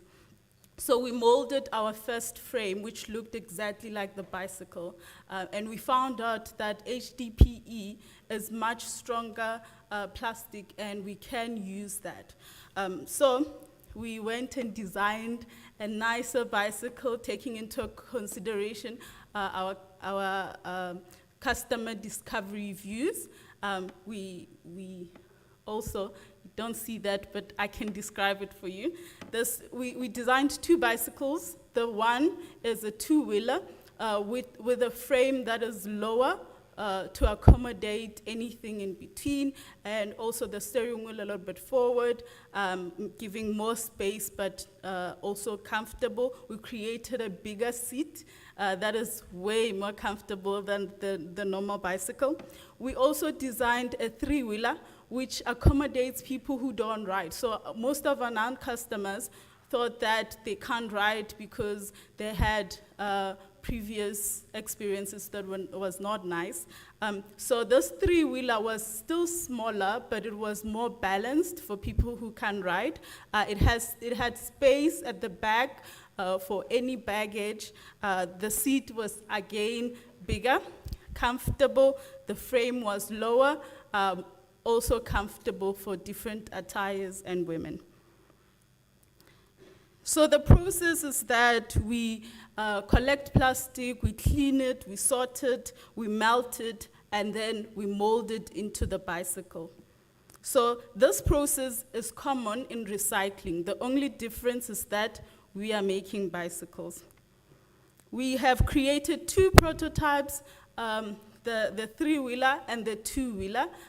Those prototypes, because we wanted exactly the design that we made, we used the CNC machine instead of molding, because we reached out to TUT Tooling and they charged us 2.5 to get a tool, which we don't have, and we had to find another way around to creating something that people can see and trust and test, and then they can maybe fund us. So our optimistic projection is 1 million in 12 months. This is by, if we're looking to rent out these bicycles, 5 rent per bicycle. If we get 10 rides on 50 first bicycles, and then for the first 6 months, and then double those bicycles for the next 6 months, this will give us the 1 million. So I'm just gonna, we compete on 3 categories. The price, which is lower, and it's lower because we are creating this from raw material that is very common and free, and sustainably sourced raw material and accommodative, innovative design. The team is myself, the founder. I have postgraduate in business administration, the NEVS. And then it's Marvin, the designer. He has an industrial design degree. And then it's Tabang, who has experience in SAPS. He's our chief operations risk management. And then Khadi, who is our chief customer and marketing. So our ask is 460,000. This is to cover the mold that we reached out to AGM. They create more affordable molds from aluminum. And then it's the extruder, the storage, the certification. We need 2 certification, the ISO and the government infrastructure certification. Okay, thank you. We invite you to supporting a National Car Free Day.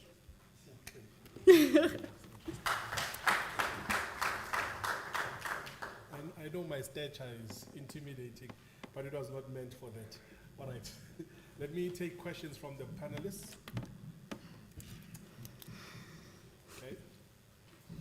You can ask the questions during the networking session.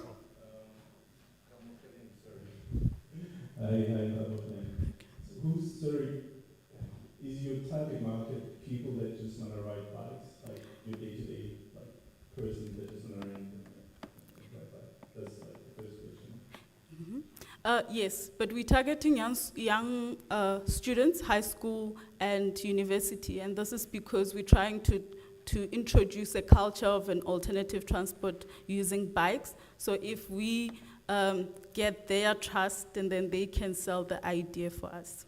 Okay, now can you, the reason I'm asking the question, if we invested in an e-commerce startup, but they're not trying to solve the last mile delivery, but a lot of people are moving into that space. So I was wondering if that's kind of like your go-to-market, if that's the next phase in terms of your product development. But I mean, if that's something that you're looking to do, then we can see. Thank you. Thank you, Zolani. Next question. Thanks for that. I love the journey that you've been through and coming to what you guys have actually produced. So I think from my end, I'm trying to understand the scalability of what you guys are presenting in relation to the infrastructure that is required to support a healthy bike culture. You know, we need bike lanes and we need places to actually, park these bikes and all of that stuff, right? So does the current infrastructure support the growth that you guys project? And then secondly, from a risk management perspective, theft is a big issue that we generally face within the country. So perhaps how are you guys looking to manage that? And then sneaking a last question, maintenance of the bikes, how you guys need to do that? Thank you. So thanks for the question. So we have partnered with the city of Tshwane and the city of Johannesburg. City of Johannesburg is very advanced with bicycle lanes. And then City of Tshwane, we're working with the road department. We actually want to pilot in the CBD, and we did identify a route that would be great to start with, and with the support of the department. So that one we'll be working with the city and the challenges that come with the roads and making sure that our people are safe on the roads.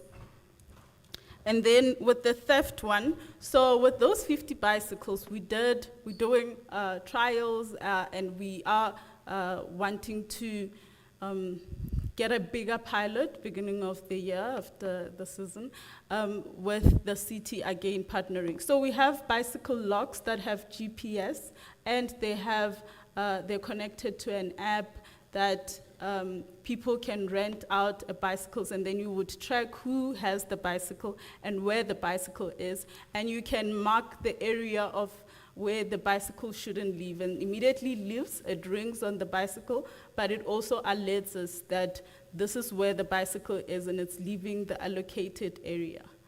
So we would be having somebody on the ground who's keeping an eye on where all the bikes are when we're starting, and obviously lessons learned from that. Okay. And maintenance. Sorry. So we also partnered with a bicycle shop. It's called, when I'm nervous, I lose my mind. But it's in Pretoria North. They service bicycles for 70 rands per bicycle. And what we do is that we service it, and then it can go for like a month without needing the service, just with that 70 rands per bike. Thank you very much, Kamo. Let's give a round of applause. Okay, where's my IT person? Let's prepare the presentation for Khalabi. And may I ask Khalabi to come closer to the stage?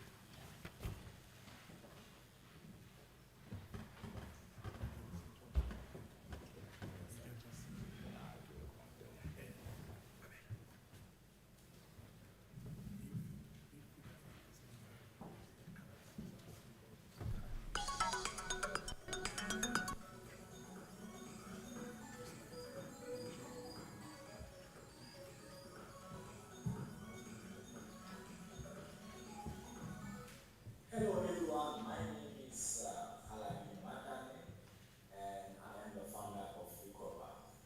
We at Ecobar, we are finding innovative ways to increase access to hand hygiene everywhere. Ecobar was born in 2020 when I discovered that healthcare workers in my community who are seeing patients inside temporary structures did not have access to hand washing facilities. I started doing research, and I discovered that actually this problem is affecting around 3 billion people in the world. There are 900 million school children who lack access to hand washing facilities. And healthcare workers are working in some structures that do not have access to a wash basin. And lastly, we have discovered that South African funerals are dominated by an unsafe hygiene practice. Luckily for us, we have developed a solution.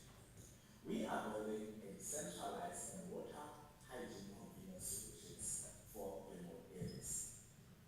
So this wash basin is made out of a water bag, a tap, drainage pipe, a pocket sink, and a foldable frame.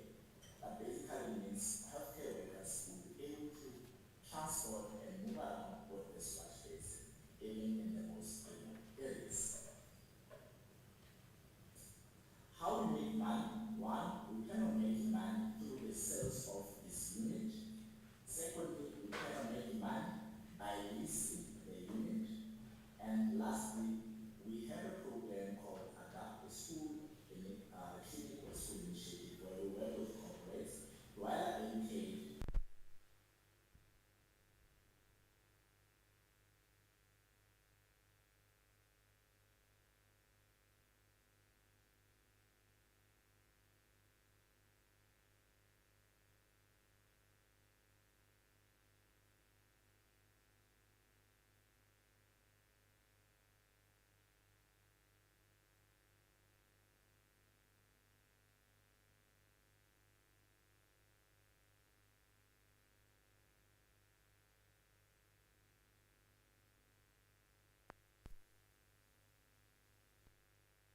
And another feature that I really love is that it's water saving. The tap itself uses less water per wash, and also we collect the water, that is, we use water from the drainage, and we recycle that water to potable standard, and we supply the same water to water-intensive industries. So this will be an agro-processing firm or any firm that is using a lot of water. And lastly, Ecobar is easy to sell. So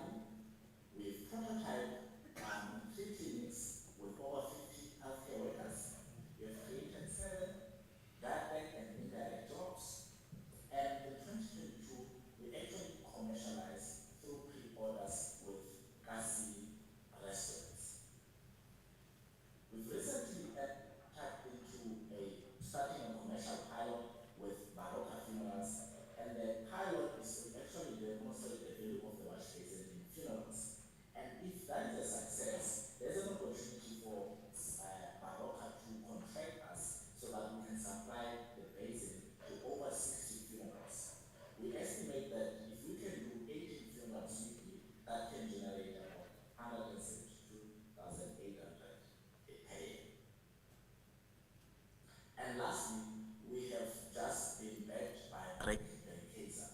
Reckitt is the company that owns brands like Dettol, Gillick, and etc. So today, we are here to ask for strategic partnership. We believe that to make improved hand hygiene practices everywhere, we are going to need strategic partners. We working on a quest program where we don't just want to teach children about hand hygiene, but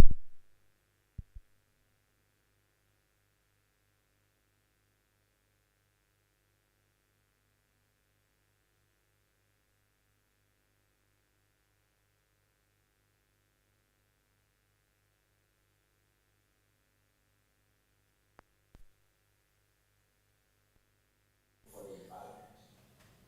We are partnered with the Innovation Hub and technology stations, tier technology stations, but because of this process, there are some challenges that we're experiencing in terms of technical support.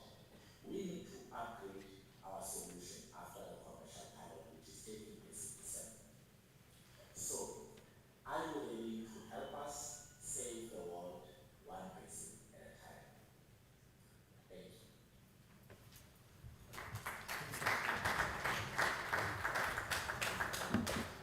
Okay.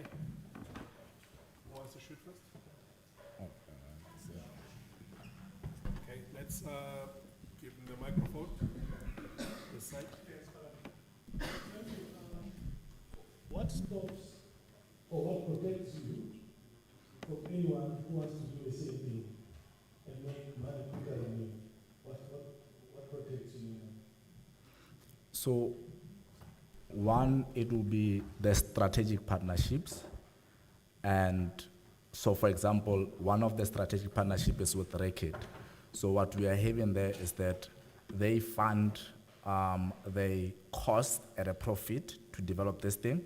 What we're gonna secure with them is with the funeral file, a contract that they say when they rent the basin, they're gonna rent it with products, wash products from Reckitt. So we're looking at how to protect ourselves using strategic partnerships because the design, anyone can do it. Are you satisfied? Or you want further clarity? You okay? Okay? Jose? You're okay? All right? So you can ask. Thank you for that. I think on my end, it's first to ask about the capacity of the water tank. I'm assuming the water tank involved, right?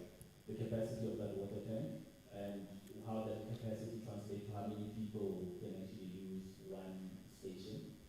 And then the second part, I'm quite curious about your different revenue streams. You mentioned sales, you mentioned leasing, and I think there was a third one.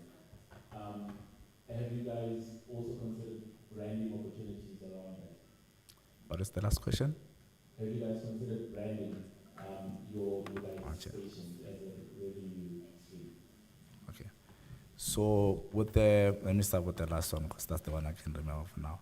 We have looked at branding and, for example, with our strategic partners, one of the things is that they can pay for the basin to be branded with whatever their brand. And also we had, if you can go back to the image, there was this tablet, right? So one of the things is that our partners can literally promote, if this thing is in a funeral, we have that tablet where they make the products and whatever service they're offering will be displayed on that tablet. And can you just, I'm trying to think about the first questions. Capacity. So in terms of capacity, what do you want to understand? So, for instance, if you are... Oh, yes. So capacity for funerals, we're looking at like 20 liters, right? And this can be refilled. And we still have to test how much usage in terms of the pilot that we're doing now. We want to test that in terms of how long that does sustain. But for a healthcare workers, we're looking at a 5-liter capacity. Maybe they'll have 2 storage. So when you leave your home, you literally fill this 5-liter storage, 2 of them, which is like 10 liters. And then once the other one is exhausted, you can replace it with the next storage. Okay. Thank you very much. Oh, last one was revenue. Sorry, I forgot. So with the revenue, very interesting what we are doing, right? One was with the leasing, renting it to Baroka, immediate sales with Kasi eateries because they have a different approach to how they buy. These are Kasi restaurants, so they were against the idea of, I'm thinking, paying a certain fee every month. So these were the guys that they signed up for pre-orders and signed a contract and paid a deposit. And then the one that we're doing now is with Baroka. Baroka is leasing, but there's this initiative that we are running, right? So with Rekit, they have this program where they teach kids how to save, how to practice hand hygiene. So what we approach them with is like, if we can bring this together, we have a device that helps them wash hands and saves water. So this will be like how they can take the solution or our distribution channel to the market via them. And what it provides us as an opportunity is that they can actually finance the manufacturing at a profit. Then lastly, the one that excites me the most is that we're planning on collecting the wastewater, right, from the funerals, and we recycle it to potable water. Then we take this water, we find partners who are in the industry, water intensive, and we sell this water as a product, as a commercial product to them. Right, thank you very much. Let's give Khalalelo a round of applause. Okay, while Mbuso Ngobo comes to the stage, I'm not sure if you have picked up, colleagues, when these colleagues are speaking, especially the students, they say, I'm a founder. Hey, already, you know, when I was still at university, 2001, I didn't think I would call myself a founder of anything. Yeah, but I like this kind of language, because this is a language that young entrepreneurs need to start using, because we're bringing now a new breed of innovators. Please keep it up, ne? Yeah, give yourself titles. Except prophet. Okay. Mr. Ngoba, you going to sit over there? Okay.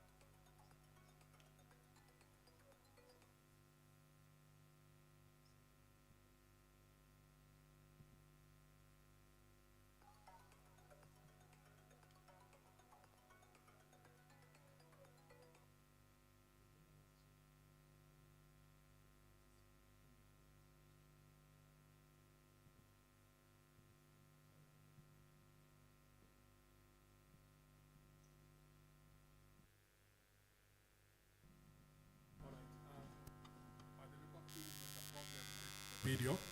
Just as we did with the first two videos, I will ask you to present, and then whilst the colleagues are going at the back to sort out the problem, then we'll fly to your video immediately after the first two. Ne?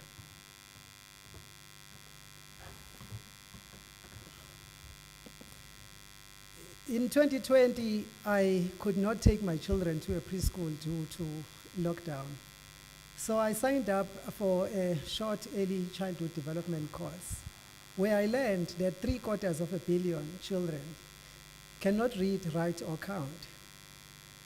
And where I realized that this poor participation and poor performance in literacy will lead to poor participation in the fourth industrial revolution. I did a bit of a study in which I looked at the challenges, the societal challenges that are facing the public education sector in the last 10 years, between 2011 and 2021. I discovered what I termed the DIP3C, namely the digital divide, inequality, poverty, the 3 Cs being the COVID-19, crime, and corruption. My name is Mbuso Ngongo. I'm supported by a team comprising of myself. I'm studying a Bachelor of Science at the University of South Africa. I'm supported by a social worker, an educator, and a postgraduate financial student. Together, we have put together a product which we call Umbalabala, an educational toolkit designed to accelerate learning regardless of a learner's background. This is a toolkit that is designed for children at the foundation phase of education. It incorporates what we call concrete abstraction, where we use physical things, which you will see shortly.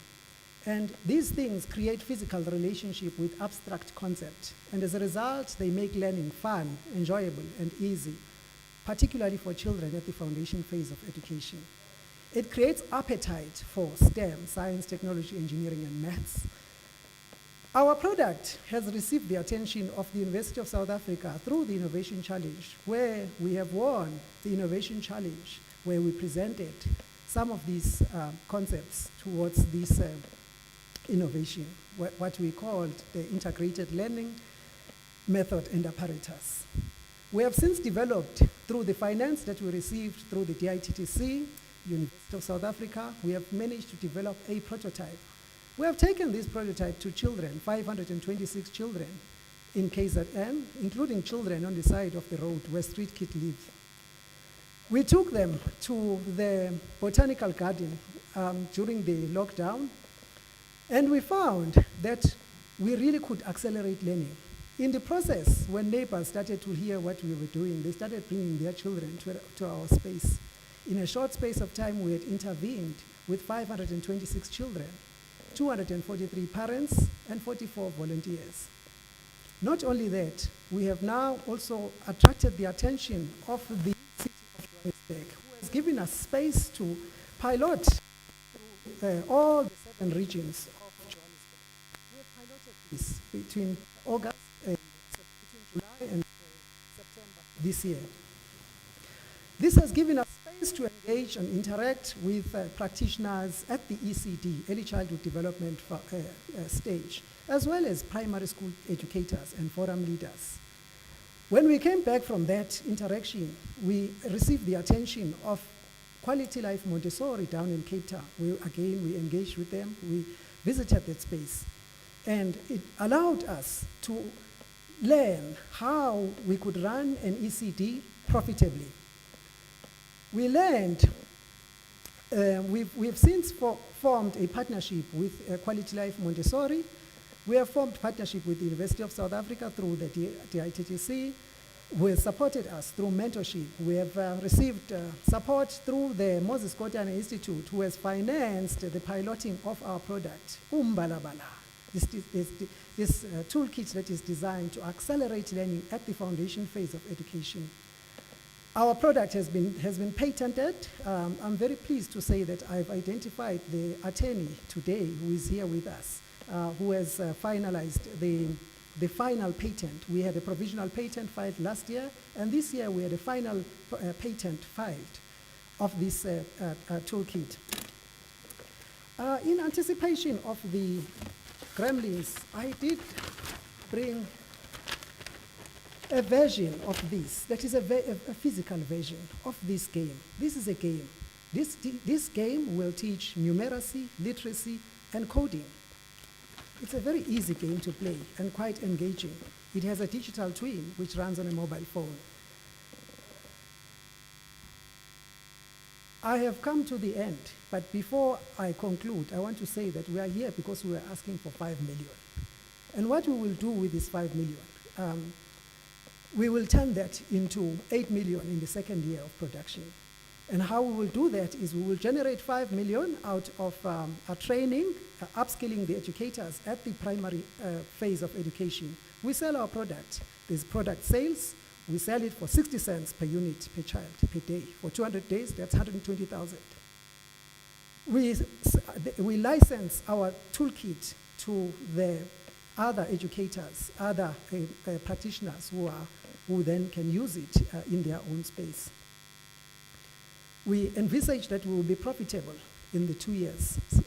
We have so far been able to generate over 300,000, including pre-orders that are signed, including a partnership with Quality Life Montessori in Cape Town, who are planning to build 300 ECDs nationally. We are part of that. We have received a number of recognition, a number of awards, including an award by the Swiss Africa Business Innovators Partnership, where we had the opportunity to form collaborations with Switzerland companies. Umbalabala is an educational toolkit designed to accelerate learning regardless of a learner's background.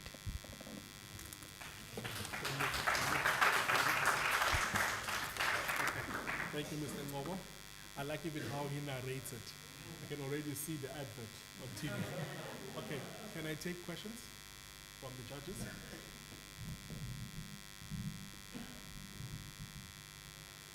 Thank you so much for the presentation. I've got one question. It's on the learning outcomes. How you check whether the learners are going to be able to proceed with STEM-related curriculum courses? We have a number of key performance indicators that we have been using in the past. All of them have to do, we wanted to make sure that this is unique. And one of these key performance indicators is our very own ZYX test. The ZYX test we invented. Does anyone know the ZYX test? Of course, I expect not you. The ZYX test is a test in which we exposed kids to ZYX, WVU, TSR, QPO, NMLK, JIA, GFE, DCPA, and assessed the rate at which they are able to learn that. And in almost all the 100% of these cases, we realized that this was a unique test that they had never been exposed to. And therefore, it forms one of these. And other key performance indicators include the shapes, their understanding of the shapes, and their performance in the arithmetic operations. I will just mention that the digital twin is designed in such a way that it incorporates machine learning. So we have a method of being able to observe the learner as they play and keep and record their performance. At the moment, we are only just using statistical analysis, but we plan with enough data to incorporate machine learning to be able to identify specific errors that the child is making, and therefore the teacher then focuses on those errors as corrective measures. Thank you. So I just want to ask about the traction between, for lack of a better word, Black or African ECE and the private ones, and then maybe a follow-on question to that: how big is this market? Yes. Initially, when we pitched our offering, it was informed by the DIP3C, digital divide, inequality, poverty, and the 3 Cs. And all those factors, you will agree with me, that are predominant in the black market. for lack of a better word. And therefore, initially, that was the focus. But it was quite interesting to find that in Cape Town we began to engage with the Montessori, and which in different sectors, the upmarket in Rondebosch, as well as the lower end in Philippi, Langa, Delft. So it was very interesting for us to come to a realization that what we are offering has appeals to both markets, although they require different go-to-market strategy. Our focus at this stage is the lower end market, because we pitch it as a low-cost, high-quality. But of course, we will sell it to whoever wants to buy it. Last question, in terms of the ask for 5 million, do you not think that it would be best if you phased the requirement because of when you realize that, just wanted to know, phase it? That is very much possible. That is very much possible. But I need to declare that part of it has to go to the operations, and we envisage that it would not become at least 2 years in 2024 where we begin to generate these. There might be delayed payments and so on, because of the nature of the buyer and so on. So for that reason, we wanted to declare our interest right up front, and then of course it can be phased in based on this partner stakeholder engagement. Okay, thank you, Mr. Ngobo. Let's give him a huge round of applause. One of the problems I'm going to have tonight while I'm asleep is umbalabala. And it means, if it echoes in my mind, it means you did a good job. Thank you very much.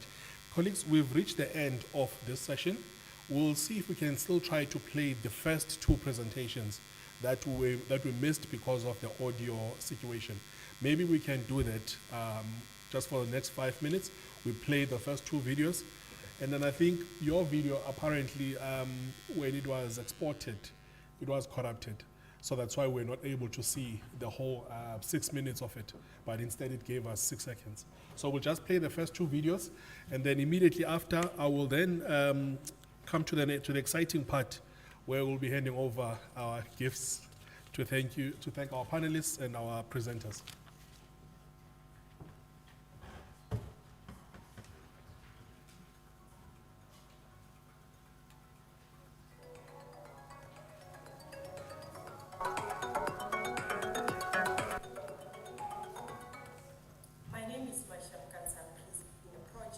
In partnership with Dr. Kanagida and Mr. Chirubamo. It's a mobile application supply chain coordination software for anti-insulin-based combination therapist drugs, which is a treatment for malaria challenges that we have in Africa. I will present to you how and when we encounter this challenge, how we are responding to the challenge, and show a demo of our application, the market structure, and the skill set that is available within the team. So we encountered this challenge over a 3-year period when we were conducting a study by Dr. Oluka under my supervision. Besides this, we have grown up in an area highly affected by malaria in the Limpopo region, Uganda, where we were caught up in between the summer heat and the waning sound of malaria. Unfortunately, the challenge is still prevalent today, as recorded by the World Health Organization. In 2018, the sub-Saharan Africa accounted for 94% of world malaria deaths. The sad thing is that 67% are children under 5. And if you look at it, 230 million malaria cases and 360,000 related deaths in the African region accounts for more than 90% of cases worldwide. Hence, we decided to use our skill sets to respond to the challenge. To give you an overview of the challenge, we are playing to you a video that shows the seriousness of the challenge. For 2 days, her mother has been giving her medicine made from herbs and bark. Without proper treatment, she could get worse, die.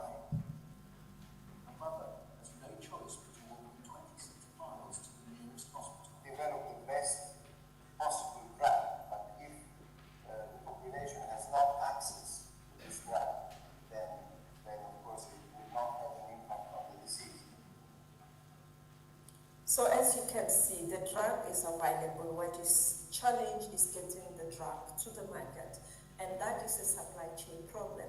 We responded to the supply chain problem by developing a mobile application for ACT, which stands for Anti-Based Combination Therapies.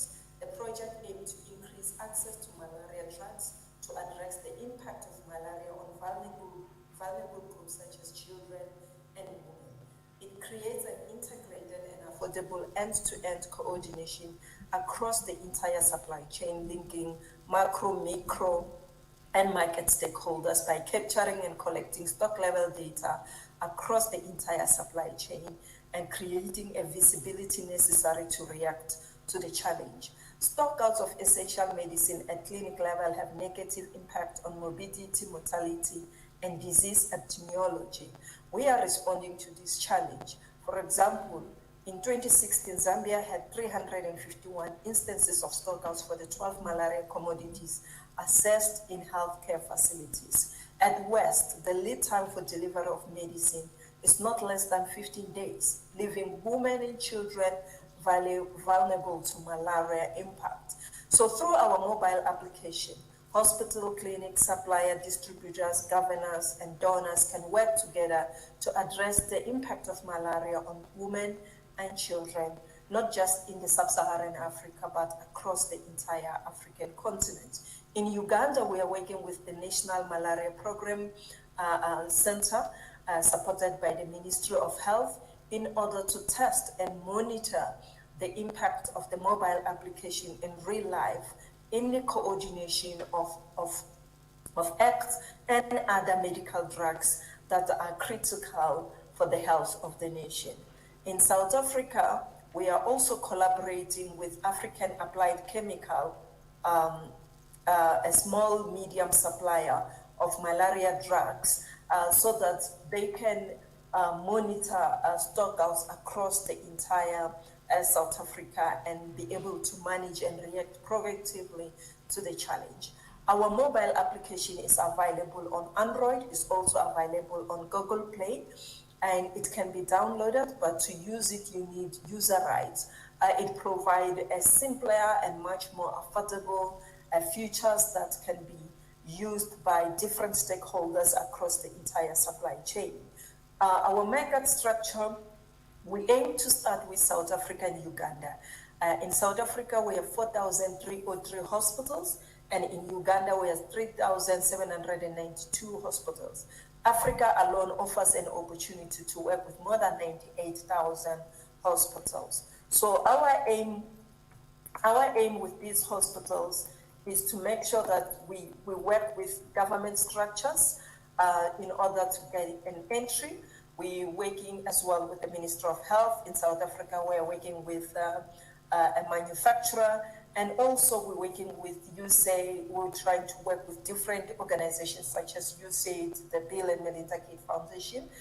We are partnering with the Center for Sustainable Malaria Control in South Africa at the University of Pretoria.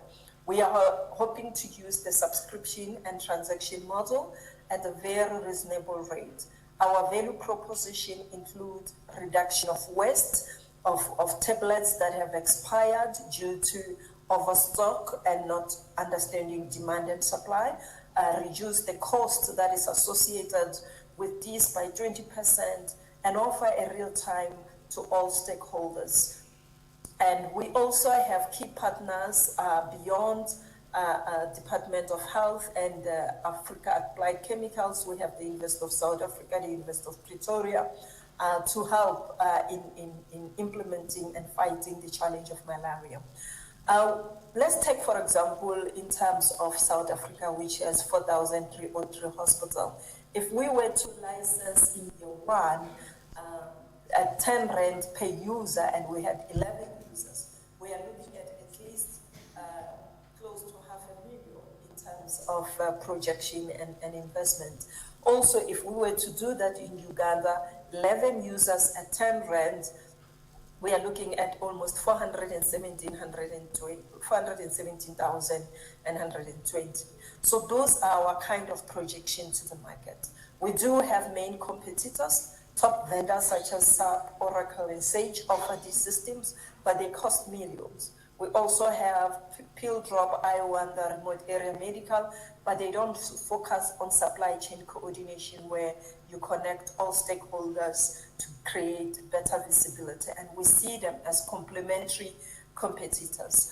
Our strength is in our tacit knowledge. We are all scholars. We understand supply chain operations and the systems. Hence, we have built in features such as economic order quantity, production order quantity, and all these things of managing inventory within the system. We've taken the knowledge and brought it into the mobile application, which gives now us a competitive edge over top vendors. Our team, as I said, is made of 2 experts in supply chain and a software engineer. We aim to grow this as supply and demand grows. We are supported by tech transfer of... Okay, thank you. I think we got the gist of it from the first presentation that Prof. Tansi did earlier. So we'll just play the second video. We'll try and also to trim it down a bit so that it doesn't take much time.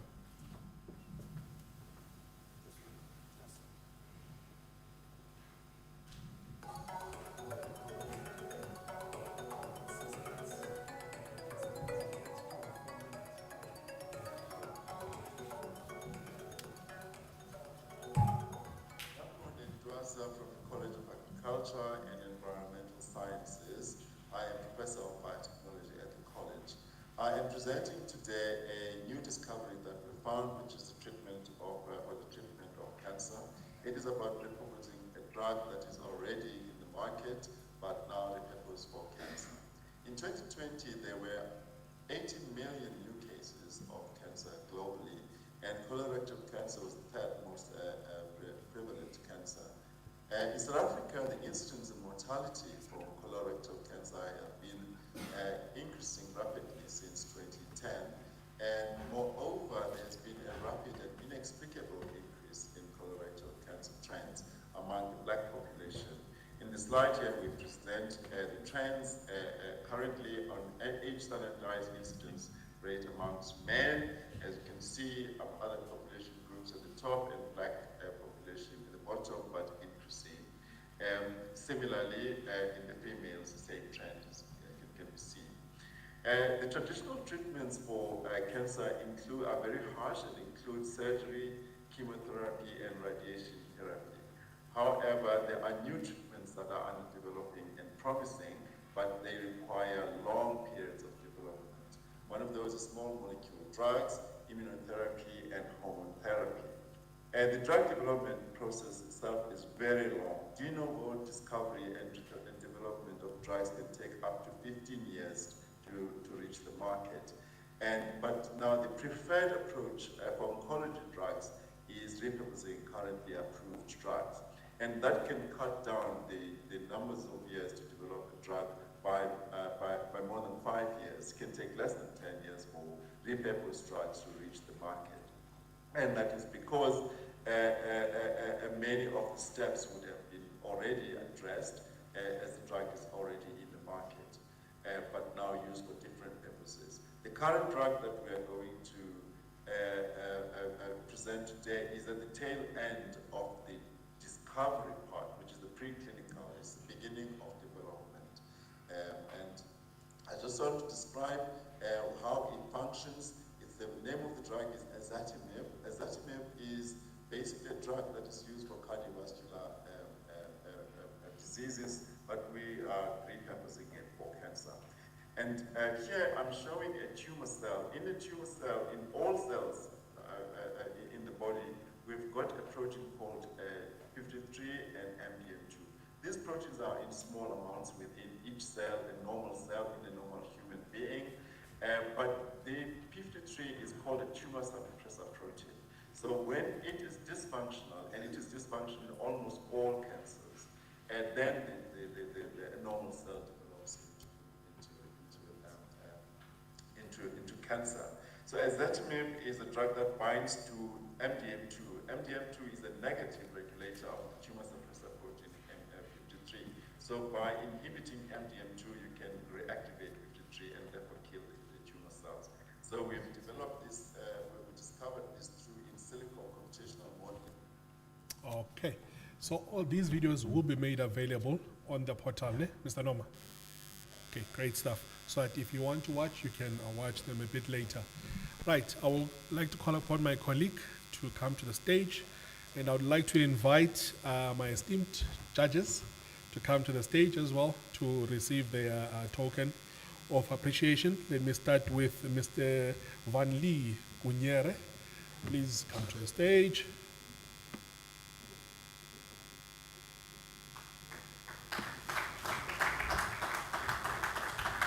Okay, followed by Lundi.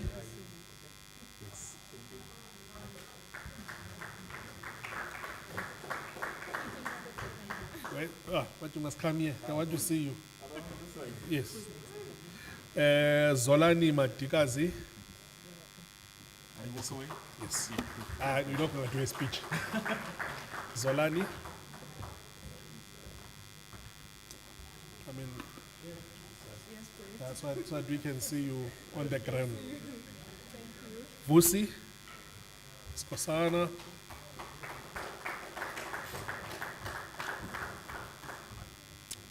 and Jose, please come closer, my sister. The rose amongst the thorns.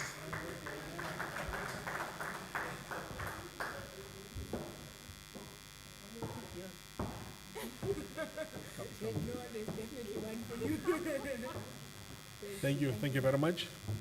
All right, I'd also like to call our presenters, starting with Prof. Marcia. Is she around? I saw her at the back. Okay, she's out. Prof. Monde.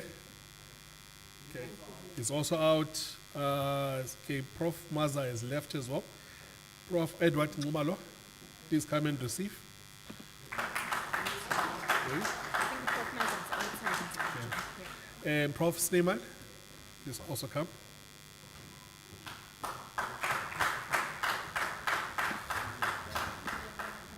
Ngamogeleng, Khalabi,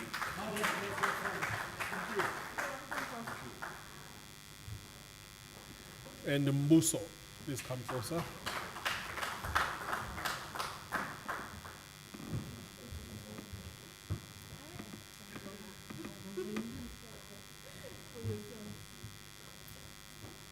Thank you, sir. Yes. The last one. Great stuff. Okay, colleagues, we are, Prof, you can come and pick up your gift.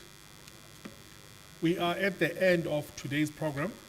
We were supposed to have a presentation done by the department, but that presentation we will do it tomorrow morning. So the technical team has promised that they will do whatever it takes that all the gremlins that we experienced today, they are sorted out. So I'm hoping that tomorrow we will start at 9 o'clock promptly so that we don't have any delays due to the technical issues. It's been a pleasure being with you today, colleagues. Please remember to take the survey forms and leave them at reception. Remember to also vote for your viewer's choice. So this is going to be over and above the results from the panel. Let us meet tomorrow, 9 o'clock promptly. We are starting with the program. From 8:30, we are doing our registration for day 2. 9 o'clock, the program will start. Thank you very much. Drive safely and enjoy the rest of the evening. Thank you.